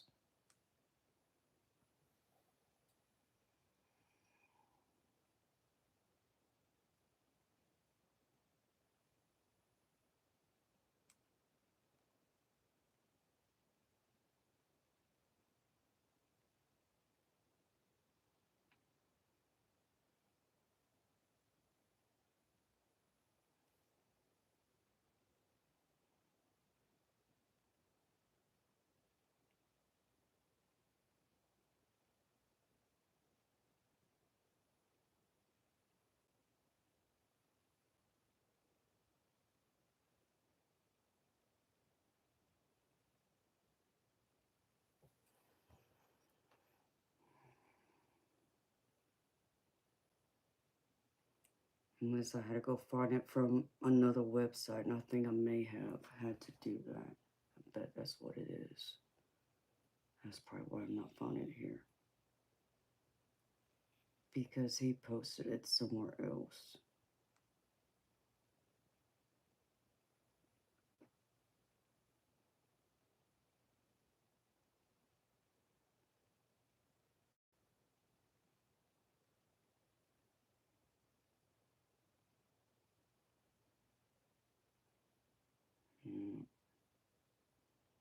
Alright, let me see. This over here.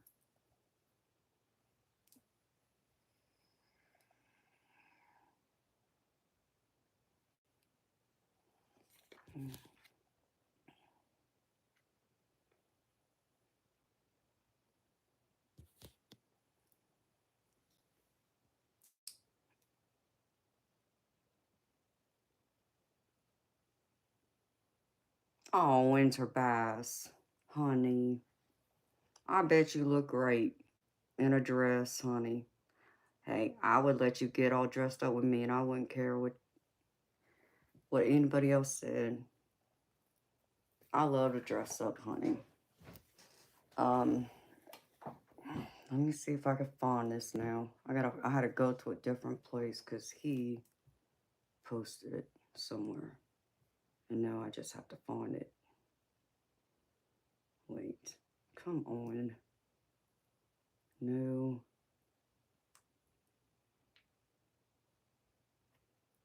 Where is it?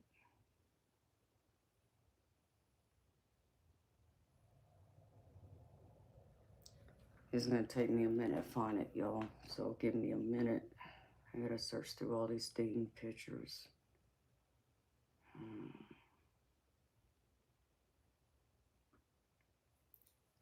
I'm that kind of girl winter baths. And there's nothing against anyone who's not like me, sweetheart. You know, I don't judge people for the way they dress. I'm just me. You know, you dress for you, beautiful. Dress what makes you feel comfortable and confident. When I got married, I didn't wear a actual wedding dress. Believe it or not, my dress I wore came from a store called Body Shop. And when I bought this dress, I had no intention on ever wearing it like a wedding dress, even though it had that look because it was long. It was a short white dress that went above my knees, but it had like a long drape behind it, and it was all lace. Never ever thought I'd be wearing that, even though it had that look. Yep, I did. That's what I got married in. Bought that dress like probably a year before I ever got or knew I was gonna ever get married. And that's what I got married in. Because we went to the Justice of the Peace. I didn't want no big fancy wedding like that. No, go back. I wanted, if I was going to spend that kind of money the way I looked at it, I already had the house. So that wasn't the thing. I mean, if we didn't have a house, then I would have said that. But since we already had a house, we had our cars. Okay, my dream ring. And I got it. So I was blessed over the years from that, with him when things were really good and he was doing well with his business. It wasn't until after um, everything, you know, went downhill.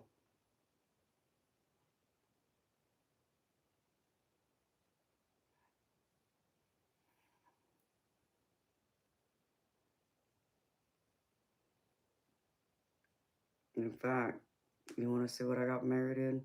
Here,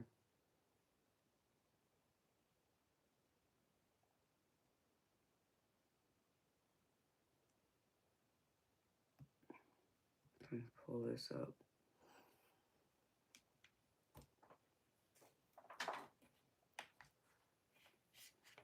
This is what I got married in.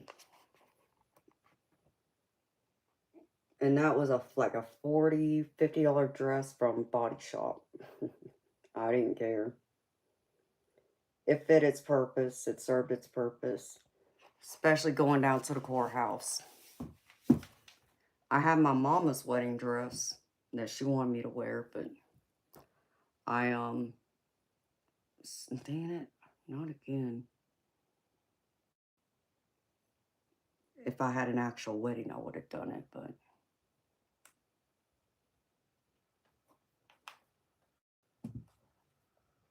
we'll pull it up. Ah, I don't know why it keeps doing that. Let me see.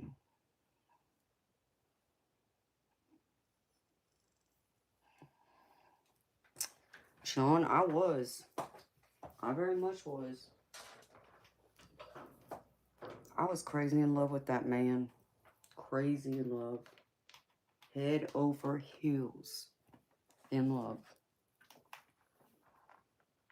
And our marriage was good for the first 15 years. And call it his ego. I don't know. Everything went to hell in a handbasket when he lost his job. And he refused to go out there and find another one. Instead of being the kind of man I thought I married, he came home and sat on the couch and never left, pretty much. He just gave up. I can't do that. I tried to encourage him, get him, you know, to be motivated again. He didn't want to. Okay, well, I'm not your mom. I can't fix it for you. You gotta want it. You gotta want it for yourself. You have to want to be productive and so forth. But he just, I don't know what happened. I can't fix him. That's what I do know. And it's not like I didn't try, okay? Because understand me. He lost his job in 2018. We're in 2025. How many years is that? 7 years? And here we still are. He still don't have a job. So you can't say I just walked away from him. I didn't do that. I tried. He still refused. Okay. Not anymore. I can't do it. And he knows it too. I've already told him.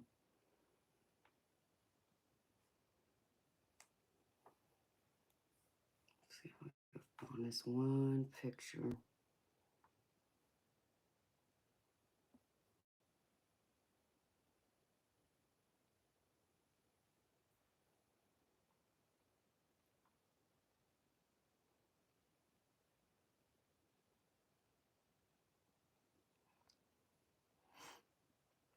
Yeah, I think for many, winter, it is, honey. Um, but beautiful, what I'll tell you is, if it wasn't for him losing his job, I don't think anything would have changed. Because he still would have felt like king of the hill, you could say. It was that job and losing it, they laid him off, that, really destroyed his confidence and his self-esteem. And it seemed like, because he'd given all of his working years pretty much to it. And he felt like he just got a slap in the face. And I get that too, but like my daddy went through, he lost his job a few times over the years. And he still got up and went out there and found another one. He didn't make those excuses. So it blows my mind that way. I can't wrap my head around it for nothing. Can't make sense of it. I still can't to this day. Oh, well, this ain't at the restaurant, but y'all can at least see what I look like all dressed up. Is at my old house. Going to the restaurant one night. My red cocktail dress that I just love. I love that dress. I got an electric blue one just like it. And my hair is as long as it is in that picture as it is now. It's just all pinned up in a formal updo. So, let me find the restaurant now. Because I'm wearing the blue one. But we're sitting at the table, I think.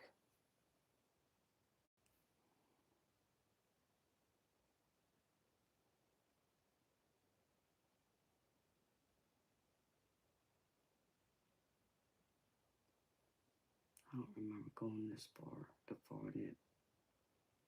Or maybe I did.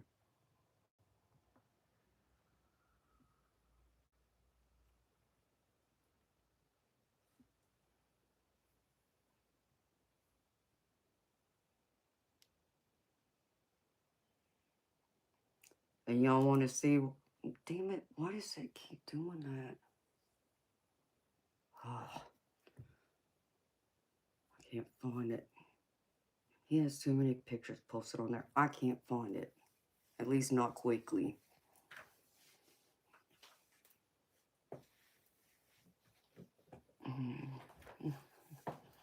Oh, thank you, y'all. Y'all are sweet to me. Yeah, I love dressing up. I love dressing up in those type of dresses. I love getting my nails done.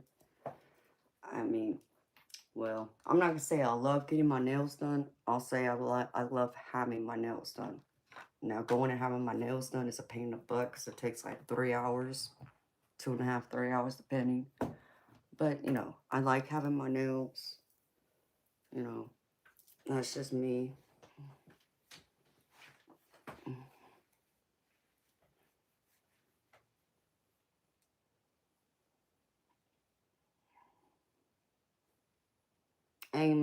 answer. And that's so true, girlfriend. It's very, very true. And that's a good analogy to use. And I know things can't stay as good as they were. Though I was hoping. God, I was hoping. I had my hopes on it. And I thought, after 15 years, I thought we would have made it at beyond. Because, like I said, I married him for the right reasons. Others would have said, and probably not. But see, people would have judged me back then and thought differently. And people in his own family, not knowing me back then, felt that way. But what those people didn't understand is back when I met him, he was making 40,000 a year. 40, 45 maybe, something like that. So it's not like he was a high earner of what's considered a higher earner today, with making at least six figures, right? Nope. Over the years, he had been promoted. He got promoted 3 times in those 15, 16 years. He had been employed before he lost his job, to where he was the um, director, and he reported to one of the VPs of the company, and it was a global wide company.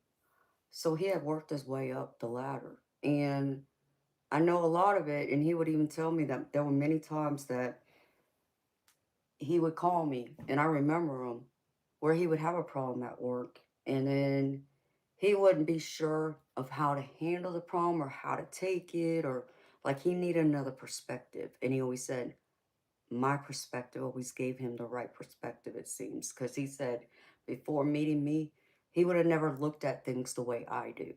And since meeting me, I gave him a whole new perspective. And it seemed like that opened all the doors for him. And he would always give me the credit. Like whenever he would get a raise, he would get an annual bonus, he would always say to me, no, this is not my money, this is our money. You worked for this just as much as I did. We did this together. So he always did acknowledge me for that and give me that credit. Um, which I always appreciated, but it's like I told him, he still had to do the actual work. I was his soundboard.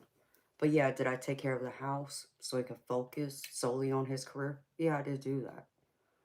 Um, and he was highly respected by his peers, and he was highly respected by the people who reported to him. But the company had changed. They were a private owned company for all the years he worked for them, up until the year before he was laid off. And once it was going like on the market where you could buy shares into the company, it changed everything. So it wasn't just him they let go. There was many other people in the company who had been there for years, they also let go. So it wasn't, like he did something wrong. The only thing he did wrong was making more money than what maybe some might have felt he was worth, knowing he didn't have a college degree.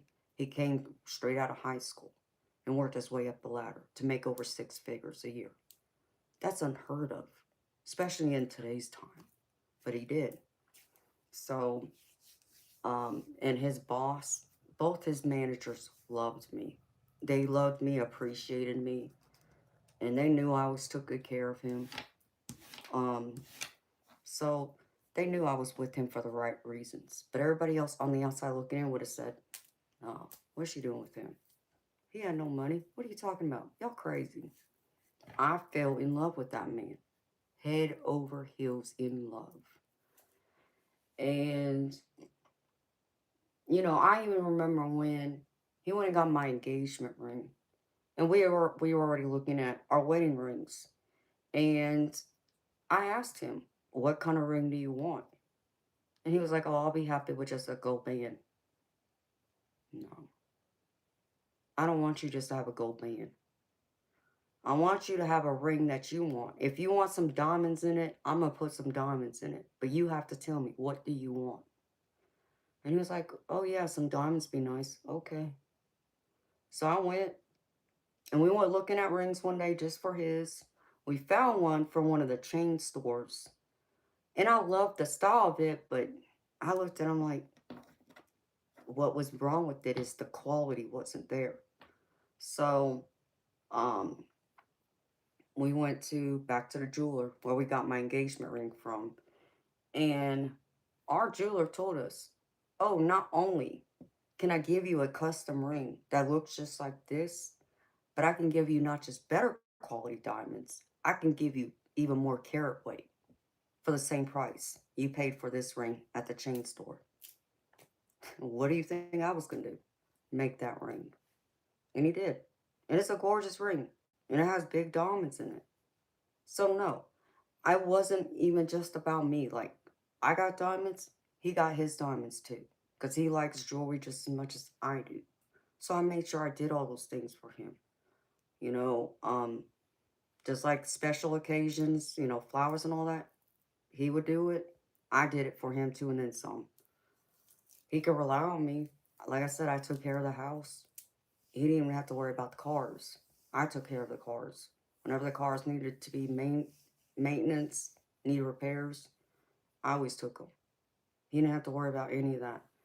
Anything broke down in the house, he didn't have to worry about that either. I handled it all. All he had to do, seriously, when he got into that level of management, go to work, come home. That was it. And, we would have date night and everything was great. And we would shoot pool. And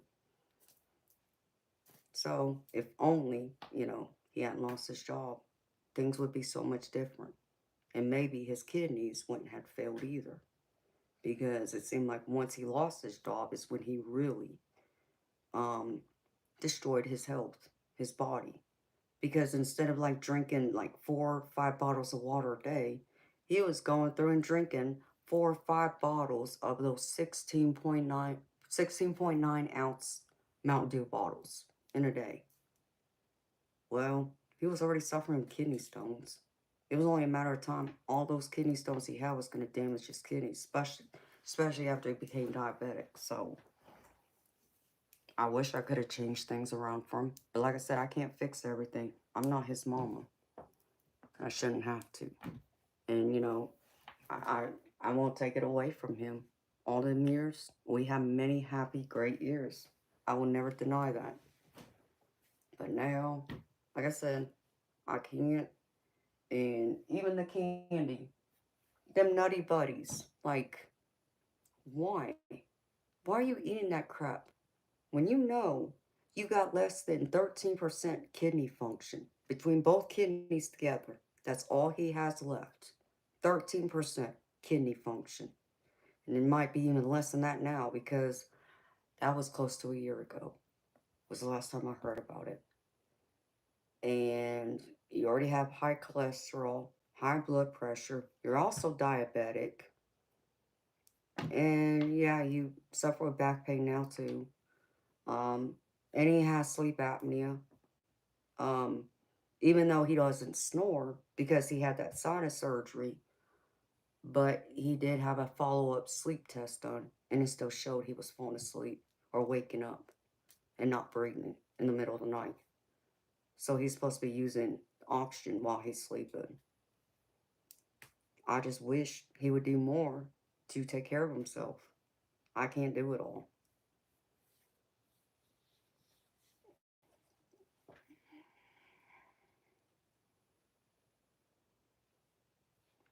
In winter, that's the same way as for me, sweetheart. That's what we are. We sleep in separate rooms. I sleep in the bedroom. He sleeps in the living room on the couch. You know, I do this. I stay in this corner of my house. If I'm not in here, I'm in the bedroom. He has the living room, and that's where he stays. That's where he's at 99% of the time. It's either in the living room on the couch or he's outside on the patio. So,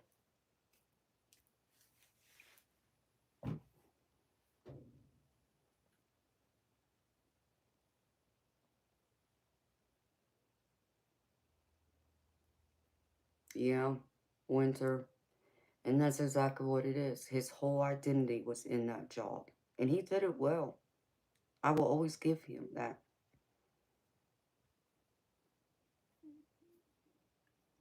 But, you know, some just, they lose it all. And he did. And he can't find his way back. It's like he doesn't know which way's up anymore. And, I mean, I have love for him, but I'm not in love with him. And I haven't been for many years. And I've told him that. I've been up front with him. In fact, he even threw that in my face like a week ago. I said something about him. He was trying to hide another Mountain Dew from me. He had it in the freezer. And apparently, he must have had it somewhere where the Mountain Dew bottle had rolled out when he had opened or closed the freezer door. And I heard it. I heard it hit the floor. And I knew what it was. And I just looked at him and said, why are you being foolish? Like, you don't think I don't know that you probably got a Mountain Dew bottle somewhere in there? And you act like I'm not going to find it. Why don't you just stick it back in the fridge instead of trying to hide it in the freezer? Being foolish. He tried to come up with whatever excuse he said. And I think he even tried to deny that it was in there.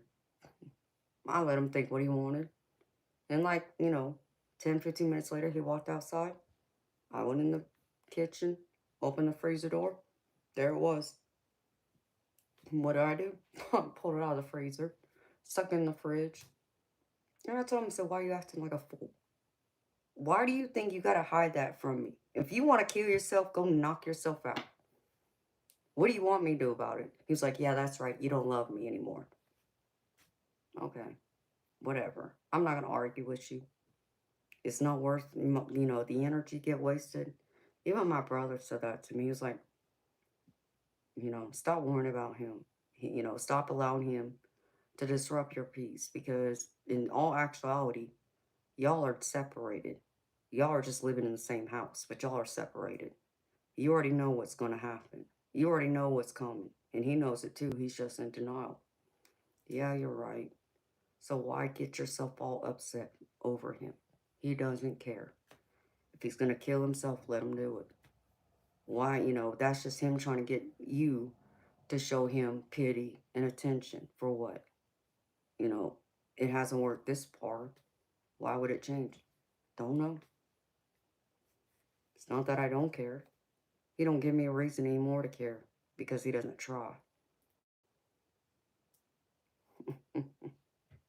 So yeah, there's always that. And relationships are complicated. I know that too. I'm not saying he's done everything wrong.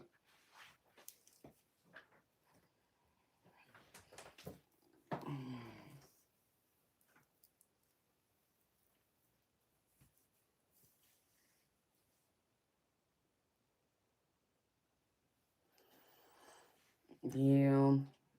And I hate to hear that, Winter, because I know y'all got babies.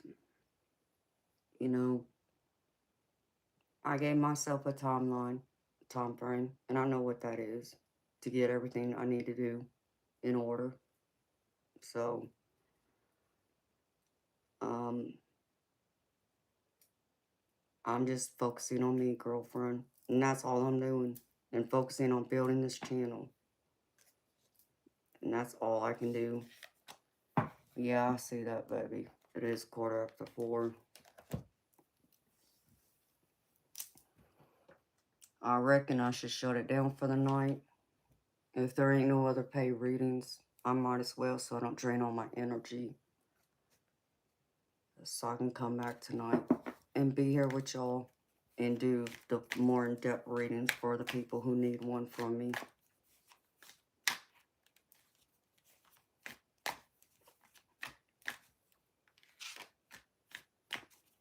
And Winter, that's a beautiful thing, honey. You keep doing that. You keep working on, the shadow side and, healing yourself.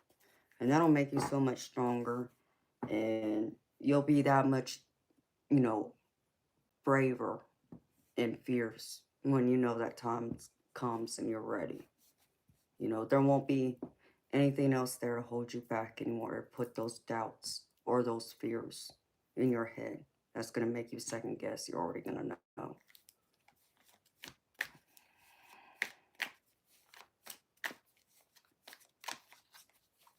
Okay, Winter. Well, beautiful. When I come back tonight, um, I have PayPal, I got Zelle and Venmo. So you let me know, beautiful. You know it's $30 to get an in-depth reading from me. But I'll be more than happy to do that for you tonight, beautiful. When you come back, if you have your PayPal, whichever way you're going to pay, that taken care of. Sound like a plan, beautiful?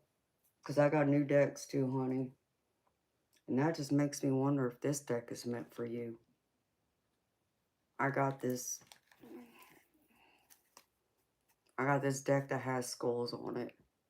And one of the reasons why I got this deck was partly for shadow work, but it's for, I think some of those people who are going through, difficult challenges that's making them feel maybe alone, isolated, maybe even depressed. I pulled it out, but I got some others that are happy and bright.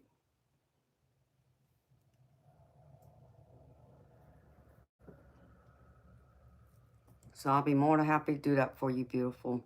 So just come back, see me tonight. I'll be back here at 10 p.m. Eastern time. I don't know what time zone you're on, but I normally start the stream at 10 p.m. Eastern. I do the general collective in the first hour, and then after that, it's all paid readings.